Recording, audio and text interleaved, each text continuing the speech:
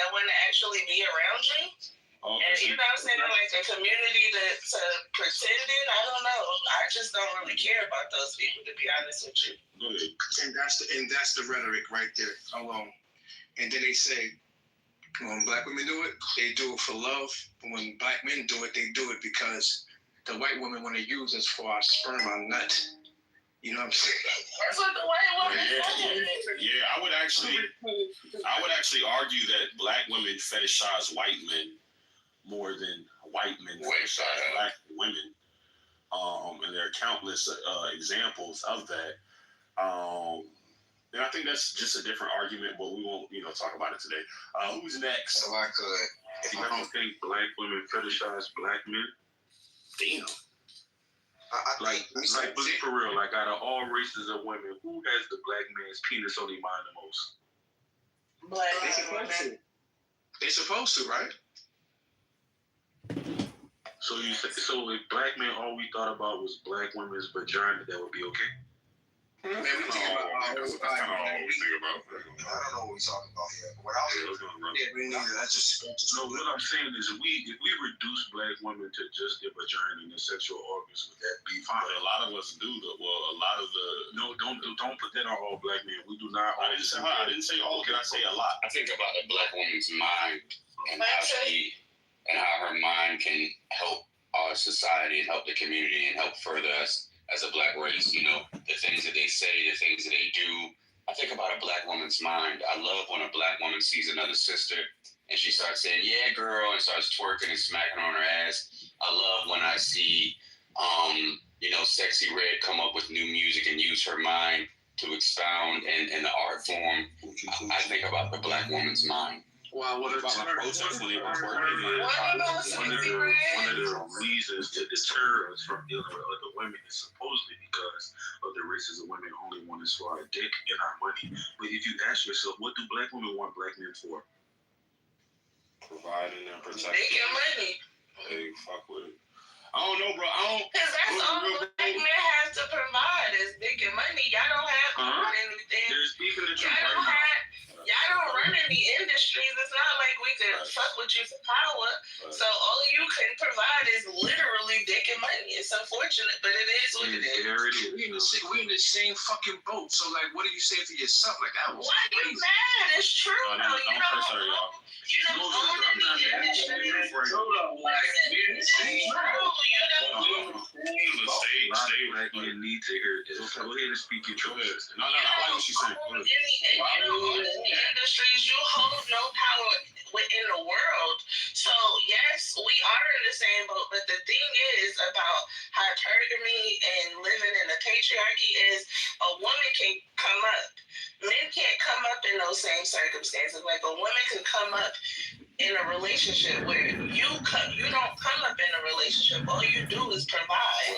So when you go to a white woman, you're providing for her. If a black woman goes to a white man, then he's providing for her, meaning that she's getting some of his power. If a white woman goes to you, they get nothing. They don't get nothing. But a baby, and all they get is some dick. And a little bit of money. You just ran. No.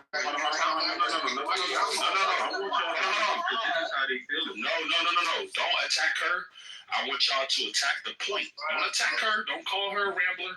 Attack her point. Can you rebut it? Go ahead. Yeah, it's like not all white men got power. Like you got white trash. You got all type. Go ahead, Rico. My bad. Provide no evidence the way she's seen white men in a lot of power that have passed their resources and put black women on insurance policies that they by default left up their companies, their businesses, their stocks. None of this. In fact, out of all the black women that are so-called missing this country, when it comes to the resource locating those black women, white men don't react. When it came to the Crown Act, white men did not vote in support of black women. The truth is, there is no large amount of white men actively seeking black women. It's a lie. It's not true. Yes, it happens here and there, but for the large point, you don't see white men on Saturday nights, on the weekends, say, "Hey, man, let's go get some black women." It does not happen. Usually this happens in a few instances when black women out-educate themselves outside of their dating market, and she becomes a professor of this, the leader of a hospital, and there's proximity to white men. That happens. But for the most part, white men are patriarchy.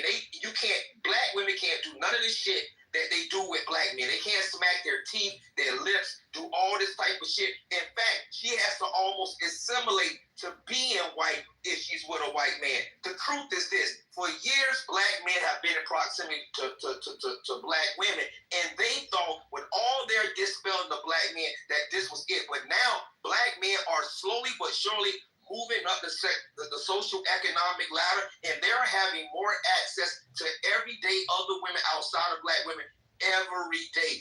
And while black women want to push this thing about all black men do this and black men do that, there's other women that are actively, in some instances, starting to rub shoulders more and more with everyday black men, white women, Asian women, Latino women, and all different kind of women. And this is just a fear rhetoric of black women, because if you look at, and I'm gonna land here, the dynamics and the numbers alone, black women already, black men outnumber black women for the most part. So for now, if these men start to find anyone outside themselves, they try to come on social media and make it seem like, oh, nobody wants you. You guys are the lowest of the lows in the Vegas society. And it's really just not true. What are those numbers you just talked about? You just said something about some numbers. I'm talking about in relation to the amount of single black women that would need a black male counterpart as a mate. Those numbers are in an imbalance right now. If any black men start to go to white women, Asian women, or Latino women, it's going to further create an imbalance inside that checks and balance.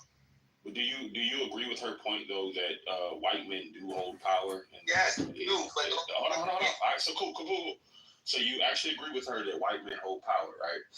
Do you also agree with her that through marriage, that black women would inherit that same power through their husbands? Yes, they would. Okay, hold on. Let's walk. Yeah. So would you then, Rico, actually see the benefit in black women dating white men? It doesn't matter if I see the benefit. No. Rico, you gotta answer the damn question, Rico. Is it yes or no? It's not a yes or no answer. It's not a yes or no answer. Yes or no? It's not a yes or no answer, brother. Okay, because theoretically what you're saying is correct, but reality-wise, for what that woman would have to represent before that man, that's why I asked you, where can she point out black women that are married to powerful white men that have already put them in power based on virtue? Meghan Markle. Now they own companies. You don't see it. It's no. One of the black women that married to Walmart. We have another speak. The only reason I say to my brother, let me say this to Brandon real quick. The only reason I would disagree with Meghan Markle is because he denounced his. Yeah. You're right. I mean, You're right. Stupid. You wouldn't think she was a black woman. Candace Owens. Yeah, it's another example. Another bad example. Candace Owens was the breadwinner. She makes more money. What I'm trying to realize is that their complexion alone has more power than you niggas holding y'all hand in any fucking day. So, and that's to say a lot because I'm damn. So their complexion holds more power than me too. I get it, but you're not seeing the bigger picture. When a black woman, whenever she does, I know it doesn't happen a lot according to you all, but when it happens, when she goes to the white man, however that shit goes, that power alone, her proximity to that whiteness, gives her more power than you can ever have. Even when you decide to marry or get with a white woman, you don't hold that kind of power. You actually bring her down. You actually bring her down, whereas a white man brings the black woman up. You understand? So it's a difference. Y'all can't compare. What she's saying is 100% false. That shit is all untrue. False. Niggas, you work at you. No. Don't attack her. Hold on, Mr. Brooks. Don't attack her. Attack the point. The baby nigga, he work at 10 different warehouses. No personal attacks. No, I'm just saying. To support his white wife. Brooklyn. Hold on. Submit to a black man. Hold on, fellas. Be composed. It's on dark next. Hold on. It's on dark. Brooklyn is being nice. Hold on, Brooklyn is being very nice. Land your plane, no Brooklyn, and then we're gonna go to dark next. Fellas, be composed because we are black men. We are strong. Hear me? We're very strong. No, yes, you can, brother. Can't shouldn't be in a man's vocabulary. I just want to use a nigga on the stage as an example. Baby, for example. Please don't use me as an example. He's probably married to a white No. Don't get personal. Leave your stuff out of there. It's not personal, but it's a good example. Let's have a show for 150 hours a week to support this white woman. 150 hours a week. No, she's not When going to he stop. said a black woman marrying a white man ain't working 150 hours a week to support him. You see the difference? The power dynamic is bigger. Like, come on now. Like, I feel like this is Listen. Hold on. The more y'all cut her off, the more time she gets to speak. Y'all gotta be composed. It's on Dark Smart next. Go I ahead. don't feel like crackers. I don't like how they smell. I don't like how they look. This is not a me thing. Don't ask me about me, okay? I'm just saying, in general, when a black woman get with a cracker man, she comes up, and y'all don't have that same fucking proximity or power, and that's just All right, cool. I just want to say this real quick. I want to let Doc have it, but I just want to say this one thing. And I actually would agree with her because a black woman who gets with a white man, she actually saves some money because she doesn't get her hair done. She doesn't get wigs. She doesn't lay down her baby hair. They usually go natural. They usually have bad wigs or rock the natural. So I do want to point. All right, cool. Hold on. It's going over y'all heads though, because White men don't want black women. It's on Dark next. I just want to say, right, as a black woman who dates a white man, if she does, however, divorce this white man, especially if he's wealthy and she has kids, she does take a lot from that relationship. She's gonna come out on top, right? That's if you're divorcing. Now, if a black man is divorcing a white woman, Hold on, brother. if a black man is divorcing a white woman, he's gonna lose a lot more than gaining anything. Okay, now name the. No. Hold on. It's on Dark. Hold on. We gonna let you get in there, brother. Before Dark, one time Boogie wanted to play a clip. Man, fuck that nigga. Yeah, fuck you. Let's go Go ahead, Boogie. Go ahead, please. Yeah, you can go first if you want. Go ahead, if you want to.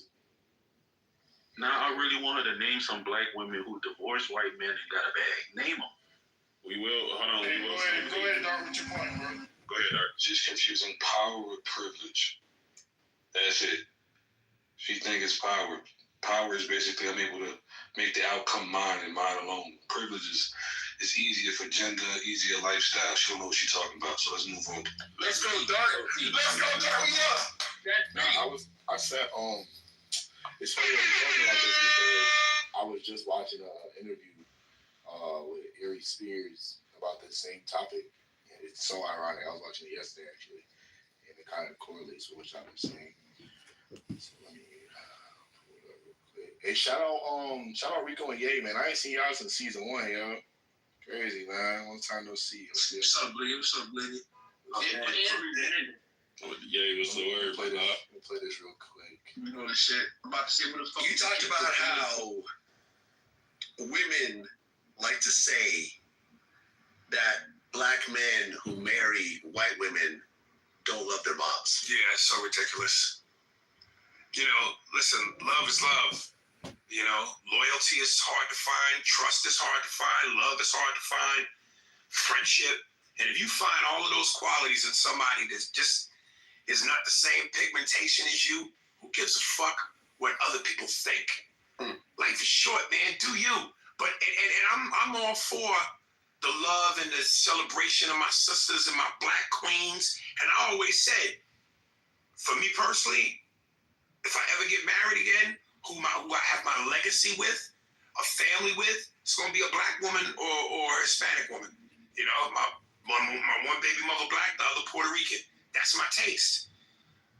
But if it just so happens to not be a black women, stop. That's because you don't like your mother. What a ridiculous fucking thing to say. That you don't like your mother just because you choose to procreate and share a legacy with somebody who is not black? That is ridiculous. I don't love my mama. That is the most asinine thing to ever fucking say. That's crazy. Deion Cole said this in his stand-up. We talked about it in our last interview. Do you feel that black women give a harder time to black men who date outside the race as opposed to black men giving a hard time to black women who date outside the race? No, men don't give a fuck what pussy you get because we know it's pussy. You know, and black women only get upset when it's a black man of value. When you're Denzel, when you're Michael Jordan, if you're this.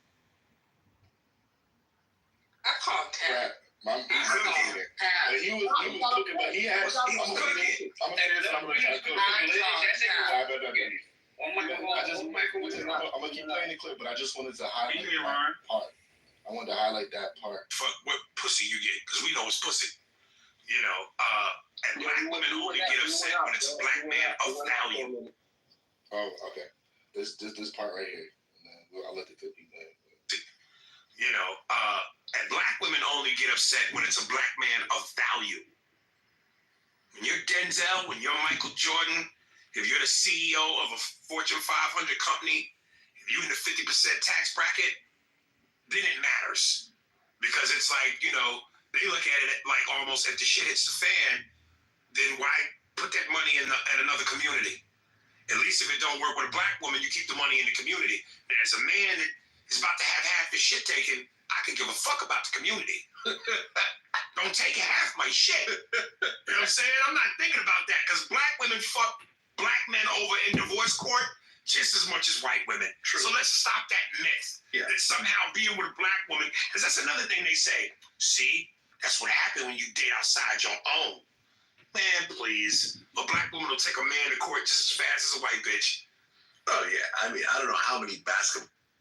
I'll stop that and let y'all cook. That man was fucking. We gotta take a black man with money to I'm gonna put the court. link up top if y'all want to check out that interview. But I know earlier somebody was asking about some examples of what I was talking about with black women winning when they date outside their race. Serena Williams, for example, Eve, for example. They had money already, like they had money. Eve, for example. Okay, and so thank you. You're right. A lot of those women had money, and a lot of those men have even more money. So what is the Wait a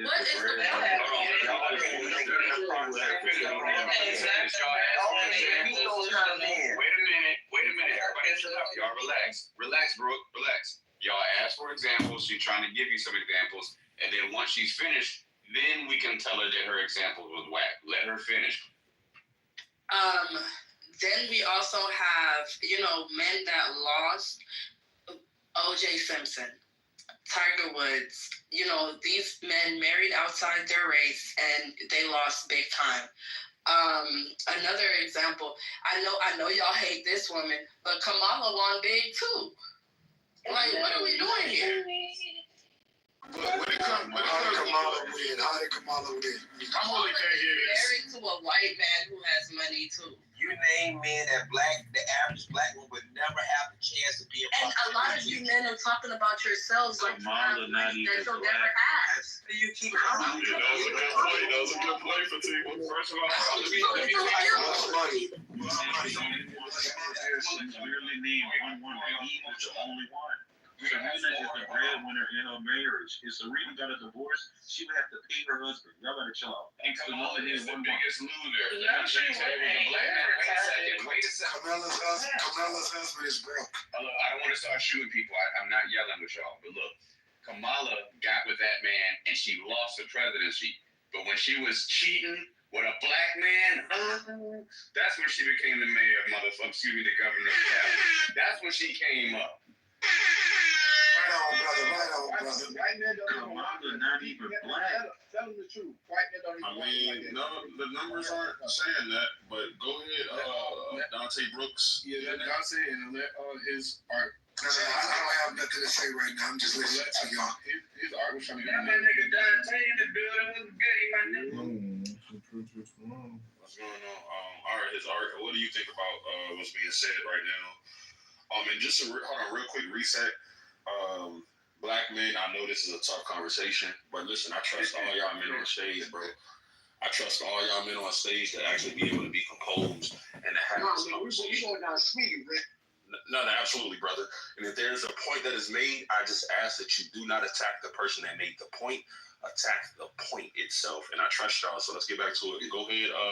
It's Art. Dark, go ahead. We don't have to go down swinging, gentlemen.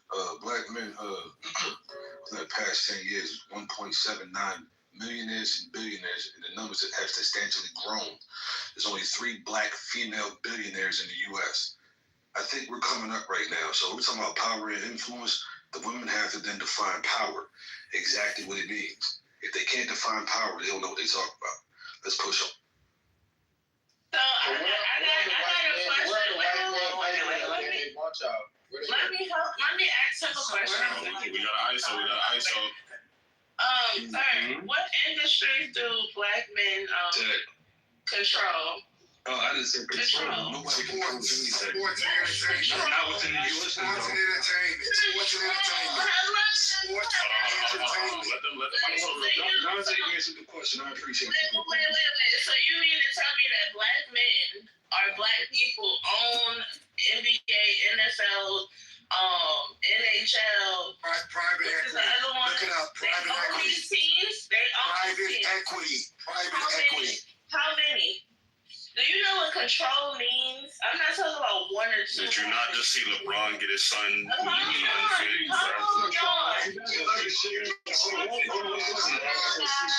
on. She the conversation from. I'm not shifting anything. You said that it was all of these billionaires, and I'm trying to figure out, well, what industries do they control? You said sports, but I'm trying to figure out what teams are owned by black people. Hold on. There's ISO between her and Dark. Go ahead, Dark. It's interesting. I'm not attacking you, Dark. I understand, Princess. Listen, we're talking about simply control. Then black men don't control it, but we're talking about influential, powerful people that happen to be within those industries. A lot of them are definitely black men, and they really in the past 10 to 15 years, it just so happened to be black men. Athletes are the number one exponent. So y'all don't understand. Hold on. But we shifted the conversation from power to control. You don't know this control because in order to have control over in order to have power, you have to have control over something. And you don't have this. You don't have control over it. You don't have any power. Black men do have control because they make up majority of the team. So without the black men, that's laborers. That black men don't control. Black men will not boycott the system that controls them. That's the only point she has of power. Those particular infrastructures are racist driven. They're going to block out black people. There are a lot of black people that have enough money to own teams. They just blocked out. And blacks won't boycott their NFL NBA teams. So Dante, hold on. So Dante, can I come with her point? Hold on, really quick. Her point is still, I think, would still be valid, right? Because if, let's say, even with all the money in the world, they can still keep you out of ownership. That still means that they hold the power, right? We've seen it with athletes that have been blackballed, like the Colin Kaepernicks and shit, right? All the talent in the world. But once those white men got together and said, nah, fuck dude, it was fuck dude, right? So I don't think you all, just because we can say that black men dominate in basketball and football and shit like that, that we have that power, because guess what? The moment that they want to get together and get you the fuck out of there, they will get you the fuck out of there. That's all. So go ahead, go for 2 minutes. The only point that we had was about the money being made. Right? I just want to add some insight for you all. So I looked up the percentage of power, right? Because there's a difference between power and control. Power that black men have in America. Black men in political representation hold 4% of U.S. seats. That is 3 Black governors as of 2021. No Black men currently serve as governors right now, right? Federal cabinet, 2 of 24 cabinet members were Black. Corporate leadership, only 4 Black CEOs as of 2023, down from 6 in 2012. Top 25 companies are just 2 Black men. That's Ken Frazier of Merck and Al Kelly of Visa. Oh yeah, he is. Then in judicial and law enforcement, 1 Black justice, Clarence Thomas, out of 9. Police chiefs, 14 of 25 largest police departments are led by people of color. The wealth gap. Median black household wealth is $24,100 versus $188,200 for white households. Black men face higher unemployment and wage disparities. Entrepreneurship. Black-owned businesses receive 1% of venture capital. Media and entertainment. Black men dominate in sports and music, but hold limited executive roles. Example, only 2 Black studio heads in Hollywood. Political takeaways, so that's just that. I just want y'all to remember those things. Well, there's more Black studio owners and studio heads now. And you just named just Hollywood. They're more than that. I mean, I can go and do a deeper dive, but I'm just doing the surface level right here. But hold on, Fatty, and that's a great point. I'm glad you brought out all those stats and facts. So why are Black women then so mad when a Black man goes out and gives him some milk of magnesia?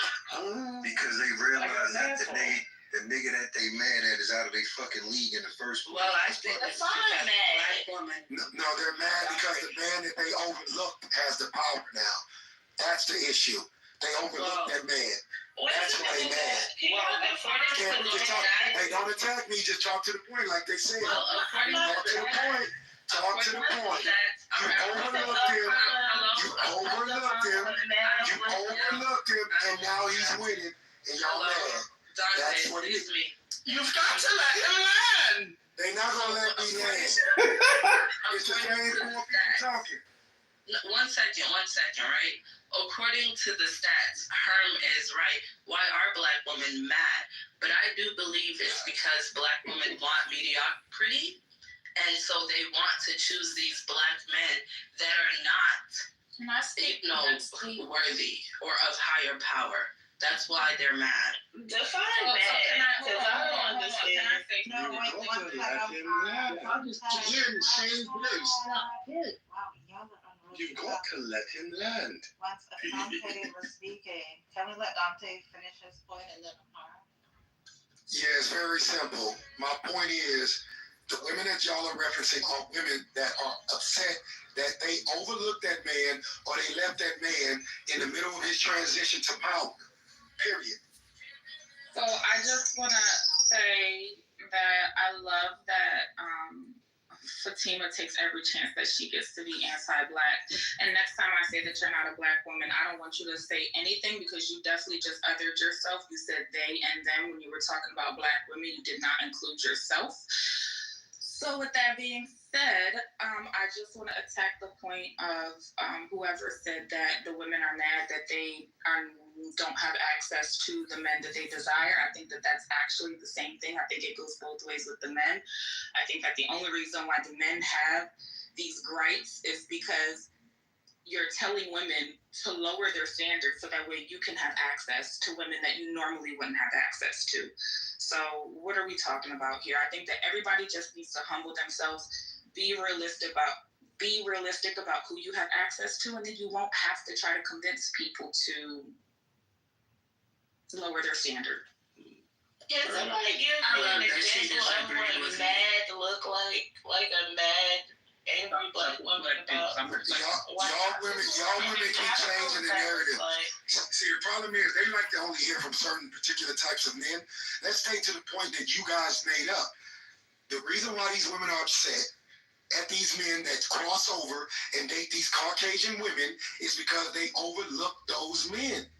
Let's talk to that point. But what are they overlooking though? They overlook what he does not have, what he did not have. Let's look at Childish Gambino. Why did y'all overlook him? Childish Gambino, he doesn't have enough power and status. The Russell Wilsons and shit. You talking about Donald Glover? Yeah. Nobody overlooked Donald Glover. No, that's what I'm saying. So you want Donald Glover? City. He was with Janae Aiko. I get it, you guys all. If we're focused on just like money, because the power thing is irrelevant, to be honest, because it's not there, it's not on our side. On average, black men out-earn black women. Black women might be more educated, but if we're looking at the numbers, black men do make more money than black women. So what's the issue, black women? Like, how are black men at the every race of men make more than the women now? And black women are starting to make more money than black men. Y'all are saying that shit in reverse. Black women are in the banks, getting real money, starting businesses, and black men are lacking. Let's just keep it supposed to make more money than women. All right, so they don't. They're not. Hold on, Dante. So what do you think the solution is, right? When you're saying that, okay, you're saying that black women are starting to earn more, but then you also acknowledge that black men are starting to get their shit together and earn as well.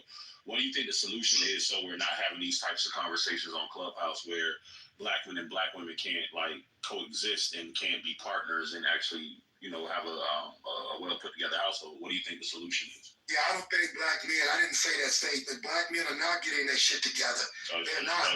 Black niggas ain't shit. No, I ain't saying that.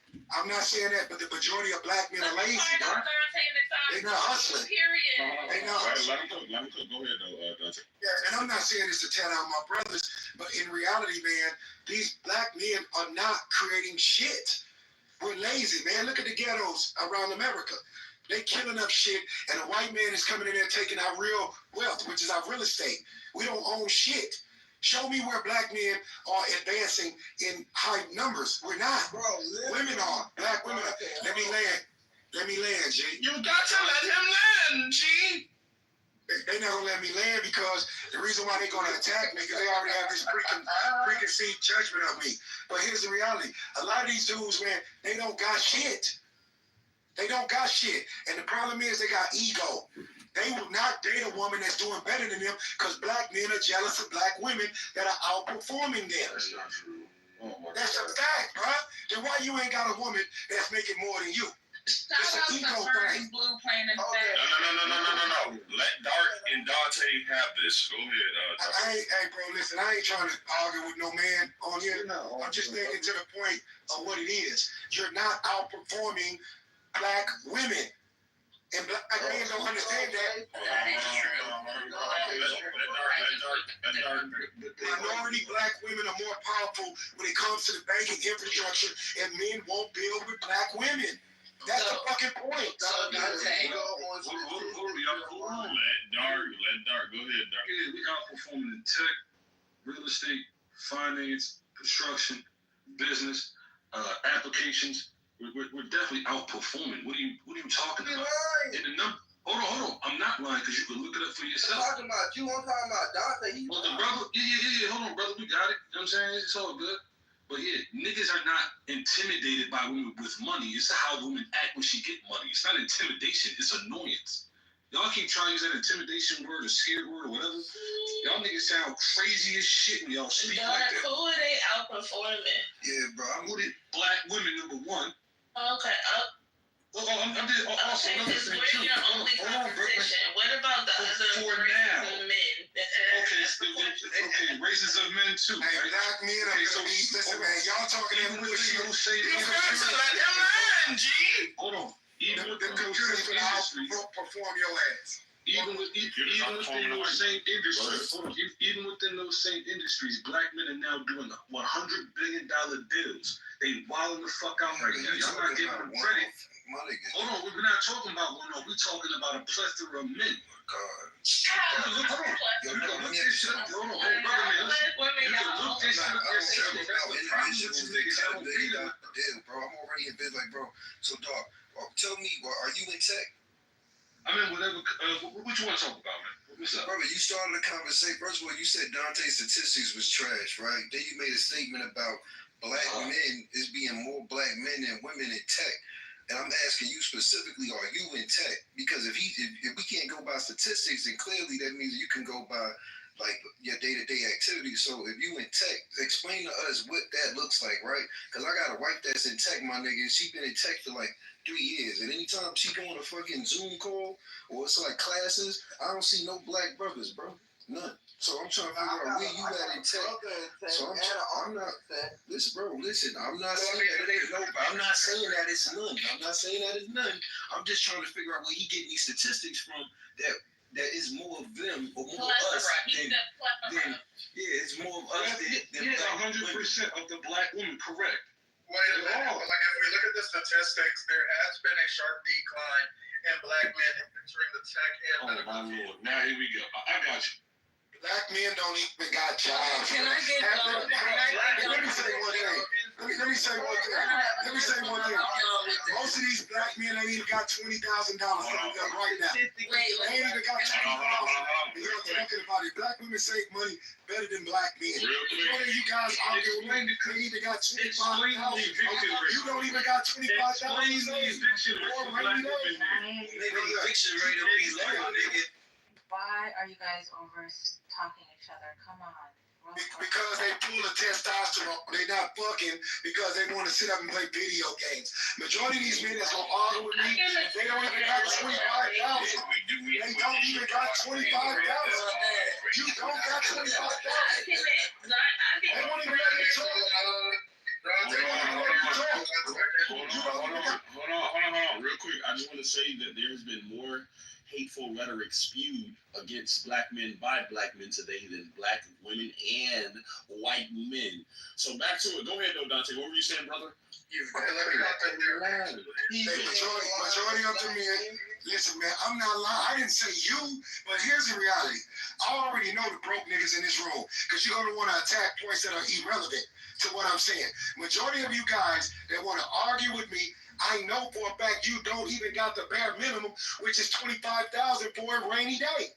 So how can you say that you're outperforming black women when you don't even have the thing that make you a man? $10,000. You couldn't even show it, bro.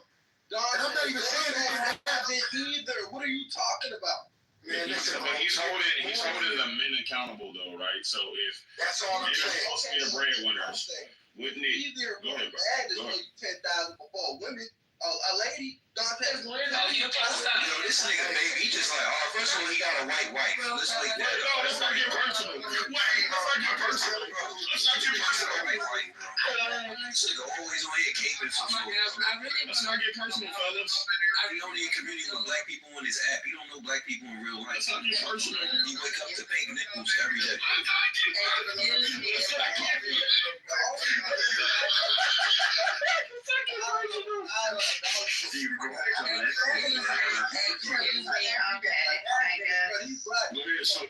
get personal. Guys, one mic, or we'll just start shooting to the goo and bring you up by 2 by 2. This is annoying. Can I hop in here I just want to say, can I just break it in real quick? Because the black men wasn't wrong. Because all of you are right? All of you are right in your own points. Black men typically earn more than black women, reflecting broader gender and racial wage gaps.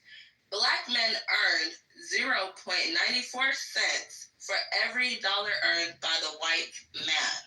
Black women earn 0.67 cents for every dollar earned by the white man.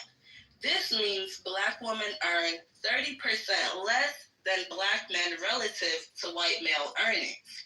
However, unemployment and labor force participation, Black men unemployment rate 5.6% lower than black women 6.1%. Higher labor force participation 69.2% versus 61.2% for black women. Black women lost 304,000 jobs between February through April 2025, worsening their economic position. Black men more likely to work in higher paying sectors like construction, transportation, or skilled trades. Black women overrepresented in low-wage service jobs, healthcare support, childcare, and face a double penalty from gender and racial bias. Black mothers earn 64 cents per dollar paid to fathers, exasperating the gap with black men. Fatherhood often boosts men's wages with the fatherhood premium, while motherhood reduces women's earnings. Can you do some sound effects with this shit, bro? I can't. I don't have a child. It's information. If you have custody of the child, right? When majority of the women do, don't y'all get like between like $5,000 to $8,000 per child? Not black women, though. No, per child is crazy. No, niggas is barely making it. But that barely making child support, baby. Saying that black men were doing better than black women. I hope we can comprehend that, right? No. Yeah, there goes. Just going back to what Dante was saying, though, he wasn't wrong whatsoever. If we look at the wage gap between black men and black women, it is decreasing year over year compared to that of white men versus white women. Why is that? We can look at the statistics. Since 2021, black men have decreased in attending and graduating college by 14.3%, while black women have increased by 11.9% in the STEM fields. We're not graduating or attending college as we used to. And due to that, we are seeing the wage gap decrease. And I think that's what Dante was speaking to. Black women are starting to do better than black men. It's not that they're doing better across the board, but we are starting to see that trend of black women attaining their degrees and entering high-paid sectors. Did y'all not just see that? You got to let him learn, pussy. You've got to let him learn.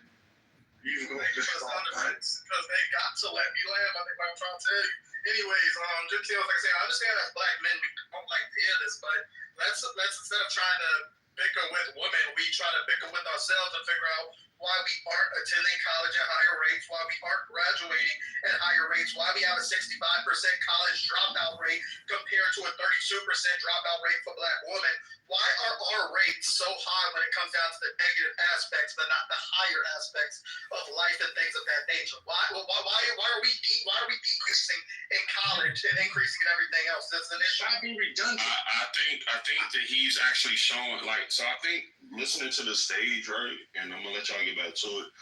I think you all are proving a point by trying to compare the men and the women, right? I think that the women and some of the men on stage are saying, no, don't compete with the women. Don't show how you're doing better than the women. Show how you're doing better than the men. Or to the brother's point, speak about how black men can improve, right? Hold ourselves accountable, I guess, guys. But go ahead. Who's it on? Okay, so we're talking about. Leave your mic low, bro.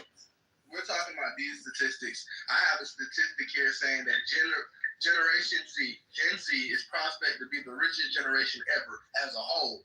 That's the whole generation, the richest generation alive. So when we talking about all these statistics, and I have this statistic saying that the whole generation is supposed to be better than the people 10 years ago. All right? This whole generation of Gen Z is supposed to be better. Okay. I would, bro. It's gonna be easier. It's gonna be easier to get money. Like niggas, y'all got. I mean, let's be honest, bro. We talk about tech and all this, bro. Like, you got AI. You don't even have to go to business school no more. You can literally prompt AI. But he answer all your fucking questions as like a Yale business graduate and shit. Like, it's no excuse. Yeah, like it's no excuse for like niggas to not get to a bag no more, bro. Yeah, but so of course y'all gonna be the richest. Y'all got somebody that did that. You just can't be like. Let me say this real quick, y'all. Let me say this. Hold on. Let me say this. I think y'all are doing a great job. Let me reset real quick. Shout out Shucks for this room, for this topic. You see the title: Black women and rainbows love white men, but shame black men for their type or their preferences. I think we're doing a great job of this conversation, but y'all have to let each other land. Try not to cut each other off because I don't want to have to shoot anybody. All right, we got the guns locked and loaded. But I want to keep the conversation going. We want to get some folks who haven't spoke yet, haven't had an opportunity to speak, to give some input. But I just want to applaud you guys because y'all are doing a great job. My hands are up. Don't shoot.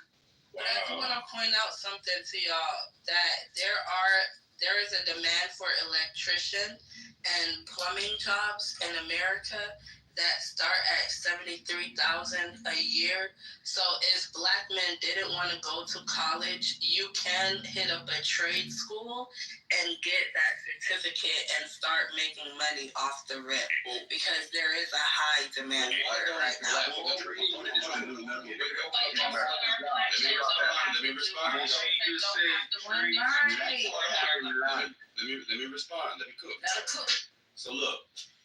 Why is it that black men have to take on those jobs, right? Y'all always talk about patriarchy, and it shouldn't just be the bulldaggers taking those jobs. Why don't y'all women tuck your baby hairs down off your forehead, tighten your wig down, and why don't y'all get some because it's all kind of social media influences that take on blue collar now. Like, that's the new way. Honestly, like I'm gonna be able to. You've got to let her learn, Amara. Jesus Christ. Hold on one second. Fatima responds to everyone. Oh my goodness. We're done. He was talking to me though. So can I respond? Yes, and then Amara, go ahead. Because I don't think Amara is going to tie them locks back and start getting into nobody's toilets, fixing no toilets, fixing no drains, and none of that. She ain't doing that. So I'm saying to get these jobs are in high demand, yes. If black women wanted to get into those demands, then they could. However, black women need to be at home to be able to take care of the children, to be able to rear end the house, to be able to make sure that a man has a peace of mind when he comes home, right? And so we're allowing black men to go out and get these jobs. And it doesn't mean that you have to go out and be the physical plumber or electrician. Then create a company and start teaching others. And the black woman could be right by your side helping you build that company up. But you got to be able to, start these things, have that initiative, because there's too many black women at home right now with their babies.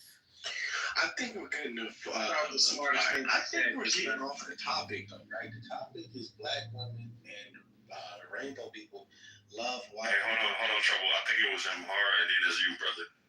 Okay. Yeah, no, my bad. Bring it back around to get us back on track, Trouble. Let Amara reply. And then it's on you, Trouble. Yeah, so actually, I'm not even gonna respond to that. I'm gonna bring it back to the point. Me personally, and Herm, I'm not going out there and doing no hard labor jobs. I'm a kept woman. I don't know who fought for feminism.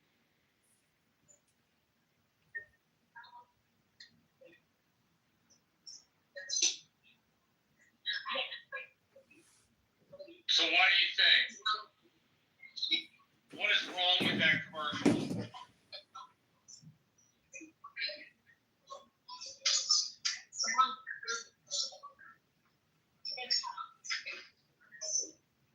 Okay, I just finished watching it. So what do you think? I think it bothers you. I think you're whoever's anonymous in my room. I don't like it. If you got something to say, get up on the stage. Leave my room and leave it now. What you gonna do? I don't know who's anonymous sneaking and peeking. I don't like people sneaking and peeking in my room. So if I gotta cancel you, I will. I know who you are. You already announced yourself. Sneakers and peekers. I don't like sneakers and peekers. Get the hell up on out of my room. Anyway, you don't like that room because you don't like that commercial because of the fact that it paints these all illegal immigrants as criminals. No, it's a brown nosing ad. She thought she was important enough to be on national television and had to kiss the president's ass. There is no need to produce a commercial with taxpayer dollars that kisses the president's ass. She can do that on her own fucking time. I think it is so tacky. I think it is like white trash in the trailer kind of tacky behavior, personally. You know, I don't understand why I can't figure you out, Marshall. That's a commercial that spreads a message that needs to be spread. You need to let people know, stop coming into the country illegally. I'm sure Trump approved it. And I think you don't like it. Absolutely. For a very petty reason. It's a very good ad. I'm not saying we shouldn't settle. I'm not saying we shouldn't say that part. I'm more pointing out that it's a brown nosing commercial and that she wasted money brown nosing the president even though she really didn't need to because he's already doing it like a fairly decent job. Very annoyed by that, but I mean it's a small room, so I felt like I could express my annoyance without being particularly too petty. Right, I just still think I can't figure you out. I know you're a very particular individual, but Dr. Adams, if you watch the YouTube clip that I pinned to the top of the room, Marshall thinks that's a commercial that is brown nosing, should not have been taxpayer dollars should not have been used to create it. Absolutely. And she should have done it on her own time. And he called it a white trash situation. I don't understand this, Marshall. I really don't understand. So Marshall. Can you hear me? Yes, you can. Okay. So Marshall, as you know, my mom is not a indigenous American, right? And as you know, Marshall, I have family on that side that is serving in Senate. So for me, listening to you talk about illegal immigration and having family members that have been deported, right? And family members that are serving our country, I personally find a problem with the fact that people look at this as trolling. This is not trolling. This is restoring order. Do you understand where I'm coming from with that, Marshall?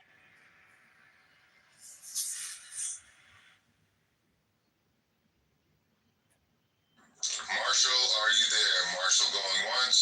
Marshall going twice. I'm here. I'm just trying to use a stall right now, so sorry. But yes, Adam, thank you.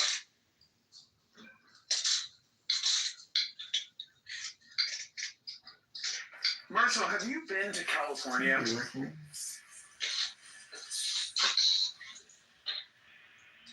I was a kid, I've been back since. Right. So, do you know that when you drive from Orange County down to Riverside, there's signs on the freeway that tell drivers to watch out for people that are, illegal and, could potentially run across the freeway? No, but I'm not surprised.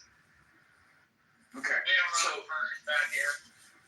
Right. So this is my point, Marshall. The illegal immigration situation looks a little bit different in Texas than it does in California. It looks a little bit different in, California than it does in Arizona. Right? So I feel like, again, the illegal immigration issue and the, how should I say this? Like the symphony of people getting along is a little bit different in Texas than it is in California. Like Los Angeles is looking more and more like Tijuana every single day. Like, I'm not talking about the food. I'm not talking about the culture. I'm talking about the crime, the graffiti, the vandalism, and, you know, the issues that come along with living in a third world country. This is now being imported into the United States.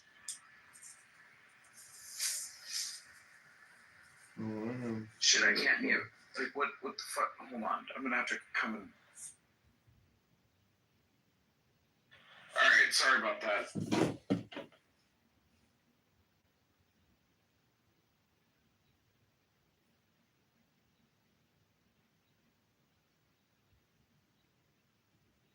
Hi, Isabella. It's John. Hope you had a lovely Sunday.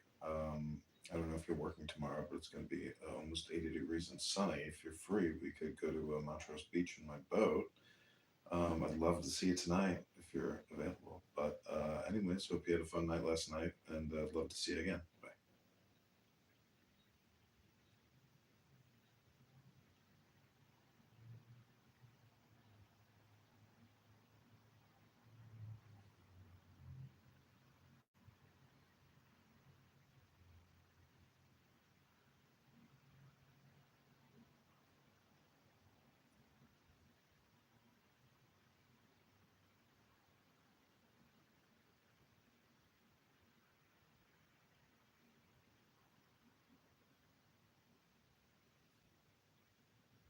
You know, he's like fondling his balls really hard. Yeah, I tried to watch like the 3-hour long video that he did on the theory, and it was like the most like, I mean, I'm not like a grad level physicist or anything, so of course like I don't like totally understand all these things that are like brought up in his theory, I guess. But like he's acting as if the video is supposed to be like understandable to people, and it's just like fucking completely indecipherable. It's like one of the most like incoherent things I've ever watched in my life.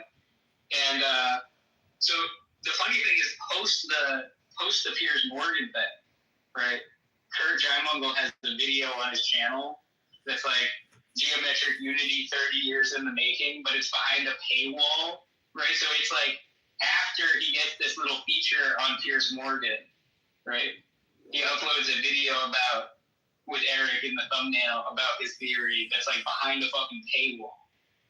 You know, that's the craziest shit I've ever seen in my life, dude. They are such shills. They're such scumbags.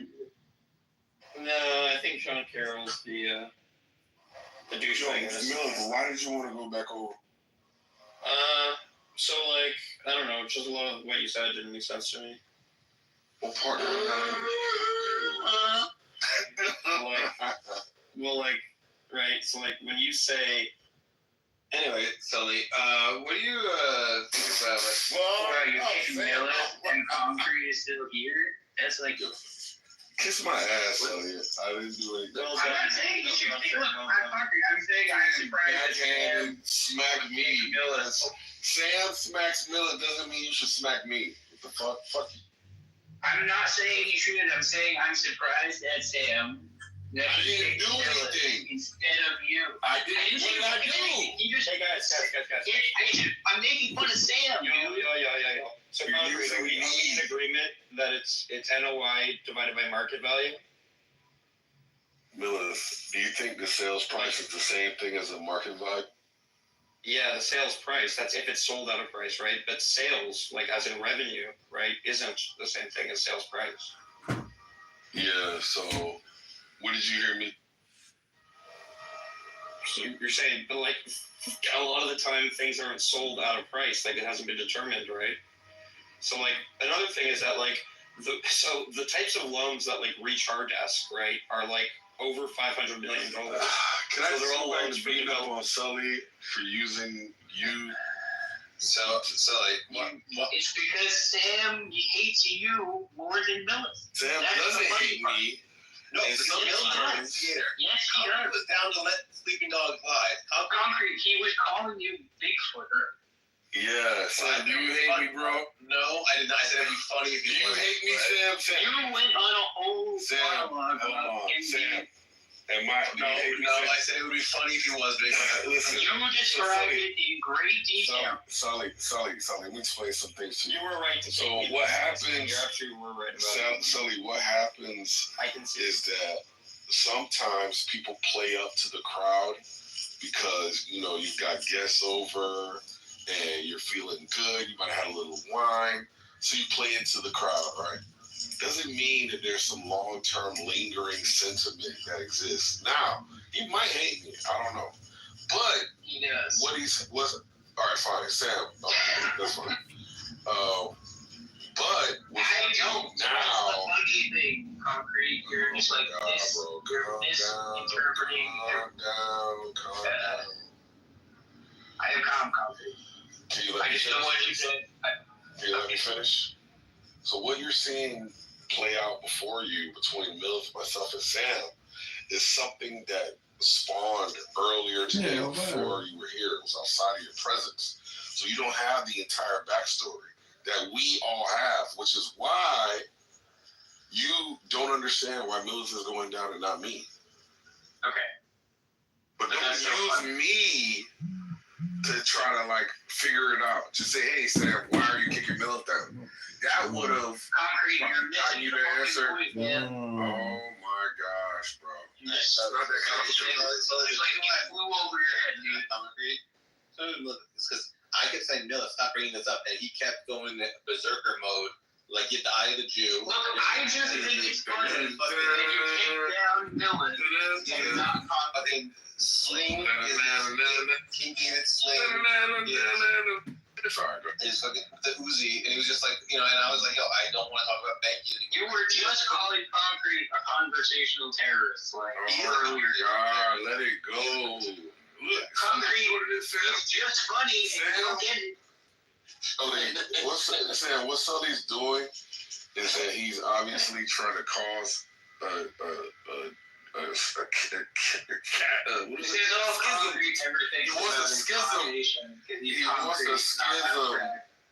He wants a schism between you and I when there is no need for a schism at this moment. I don't even and for think some causation, Concrete. The whites have figured out divide and conquer long before. People accuse the Jews of divide and conquer, but it's actually the white colonialism that they made Irish. How do you I'm Irish.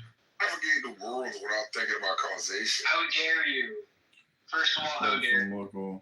How do you navigate the world in existence without thinking about causation? You just see a bunch of phenomena and you never wonder why. Experience all of these, events, and you never say, where is this coming from? Why is this happening? Mark doesn't believe in causation. He also doesn't think he persists. All these fucking, you know what? Here's a screen to get his curiosity, Sam, since you, yeah. You're the Concrete love star doctors, by the way. Anyway, so let's go on a screen. I do love him as a Christian, but he has a very prickly personality such that you can never actually get close to him in any real way. And that's the sad part about it. And he was a good debater, Concrete? Oh, he's fucking one of the best. The fuck? He's one of the best. He's a motherfucking machine.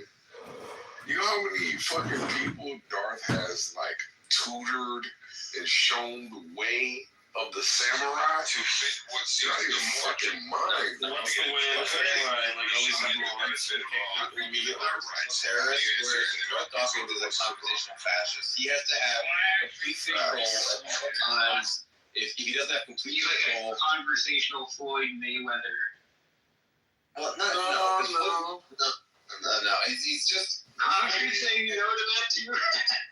He has to be in complete control of everything, or else he fucking starts pissing himself and crying and fucking whining. Whereas Concrete doesn't need total control because he has enough explosive capacity that he can just, he can cause mayhem in the moment. Now Sam is finally realizing things, Concrete. He's finally realizing things. Stop being such a fascist. Well, I'm not a fascist. You are a fascist. Are you an intervention? We're having an intervention right now. No, tell him he's a fascist. Wow. Sam is 100% a fascist. Sam has a. What about people who he he thinks are arguing for his points, especially? Sam has mixed. He has two different schools of thoughts.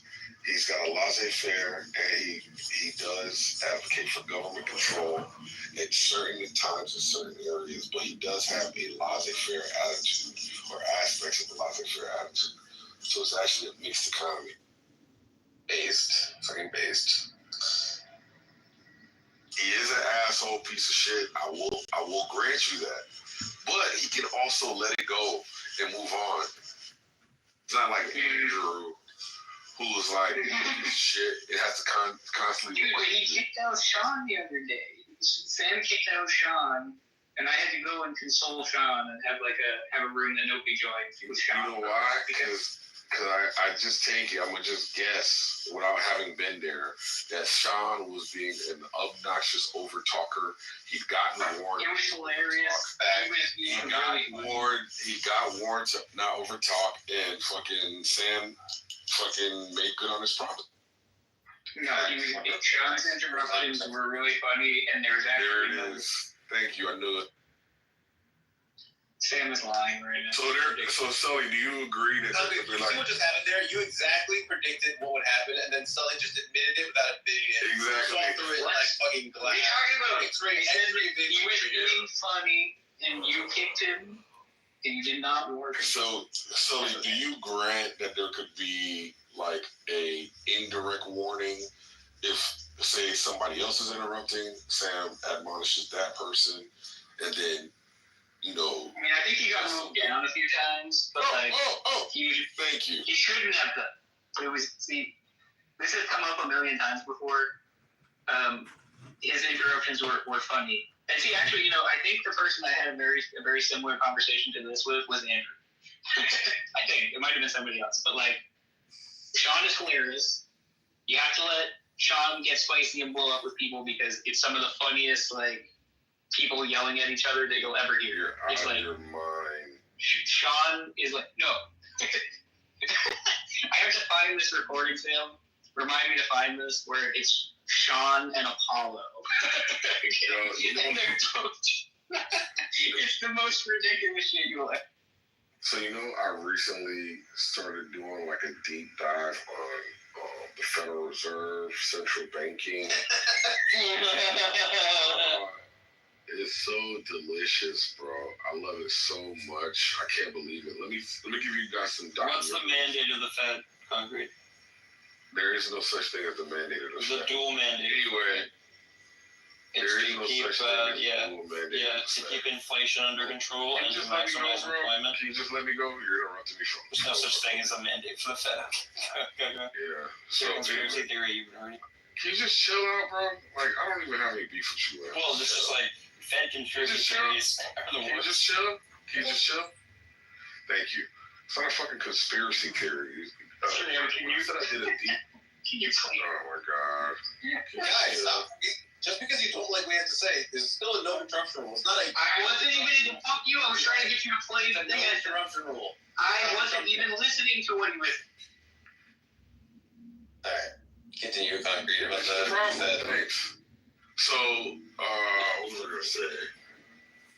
Doing a deep dive on the Fed doesn't mean conspiracy theory realm, because obviously there's multiple ways to look at the Fed. And you can do so in a purely academic, historical way versus a conspiratorial way. Or you could, like, combine the two. What I did was, I just wanted to look at... You're such a faggot, Scully. What is going on, bro? This is boring. Yeah, you think what the fuck you were trying to argue with Mark about was interesting? You think that was the shit that we needed to fucking hear for today? Anyway, so the whole point is... We have a hostile audience. You just cut the chase. Like, is it the Jews to blame? No, listen. You could look at the Fed in this way. Fucking or you could Shut up. So, the documentaries that you want to watch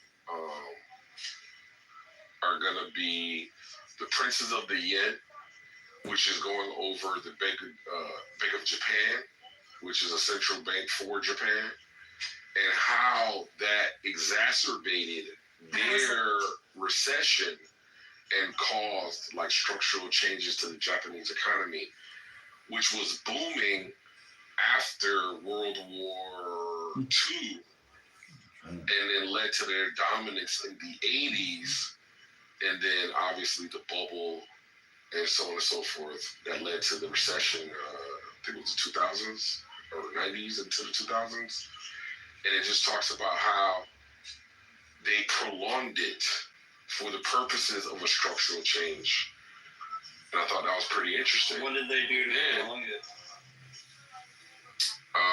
They didn't stimulate the economy. Exactly, that's right. So, have you seen The Princes of the End? No, I was just kind of like seeing it. Okay. All right. So I would recommend you take a look at it if you were interested in seeing. All right, that's fine. As a banker, yeah, you shouldn't fucking watch documentaries about the Federal Reserve. I'm sorry, about central banking and how it affects economies. Yeah, okay, great. Anyway, all right. And then the second documentary, I'm almost done.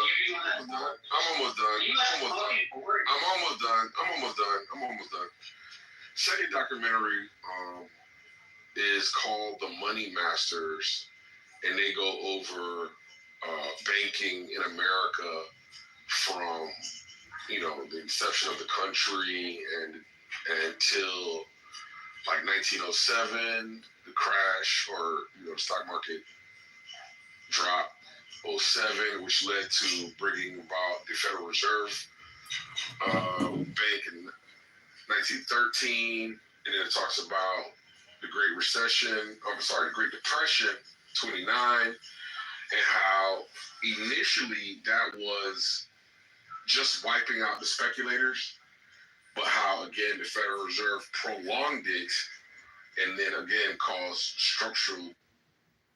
If it is the case that it is a justification present.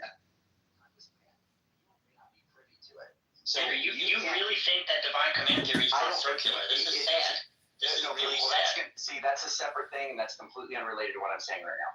I'm saying if it's the case that God says to do this, you don't have access to all of his reasons. You don't either. Oh, that's that could apply to the fucking thing that he's telling you. You don't have access to a reason. He could be deceiving you. No, I've already stipulated. I already stipulated that what he says is true. Okay. Your God could be a demon. Okay. How about that? Okay, so what you want is a scenario where there's no question, like we're not even able to think about it. That's what I said from the beginning. And now you're just So what are you trying to question is that? Is it just a rhetorical one? And now you're tripping. No, what it is, it kicks the conversation back to where it should be. What the fuck are you doing in here? Hold on. Sully, Andrew's losing his mind that people think you can deny that if God says you can do something, that you should do it. Don't try. He thinks that divine command theory is like this ironclad reasoning that I have to just accept. Everybody disagreed with him. Now he's losing his fucking mind. MJ's speech was in the back. Sully, please hold on. Cloud, quit trying to preemptively recruit Sully and do this nonsense. He's already on my side. No, I want your side. He's already going to be on your side from the get-go, so don't worry about that. Now, look, if God exists, then objective moral values and duties exist. Period. But they don't, so that's not real. That's the argument. Okay, so Abe, go ahead and go. And Cloud, I love how you characterize what Sasha and Bob said. Everybody agrees. They do agree with me. Yeah, they do agree with you. They just said that. They agree. Bob just said that he agrees that trivially it would be true, or it would be true in the circumstance where he says X to do X, you're probably the weakest link. It makes sense to say, well, if you should do X, if God says you ought to do X, then you ought to do X. Yeah, but that's not what I said. So you're that is what I said, because when I very first said it, you're not even listening to me. You're just talking now. I'm just going to talk over you now at this point. I didn't say that's what you said. I said that's not what I said. Cloud, at the beginning when I was talking to Abe, you came in and said No, Abe, you weren't saying, oh, and some, philosophically, some distant thing, you can try to do that. You said Abe is correct in what he's saying. Abe is not correct. It's fine for him to say that. Yeah, it is not. It is not fine. That's not all you said. It is not. That's not all I said. Yeah, I asked you. I said that is not right, and you said yes, it is. It is not right. What you think it's always is the case, and I said no, that came later. That came later. Yes, I'm right. At the beginning, you said that he was right. He is not right. No, he said he's right. Okay, so if God says the right thing for you to do is X, is it the right thing to do? And you're saying when he says it doesn't have to be. Yeah. No, I didn't say that it doesn't. We're not talking about whether it has to be right now. Yeah, he gave the scenario where he thinks it's wrong. Yeah, he may think it's wrong, but he's wrong. If God says that guess what? In your scenario where you're positing, you think it's wrong. No, in my scenario, no. Bingo. In my scenario, if God could always say true things, they'll be doing. Yeah, what if one of the true things is a false thing?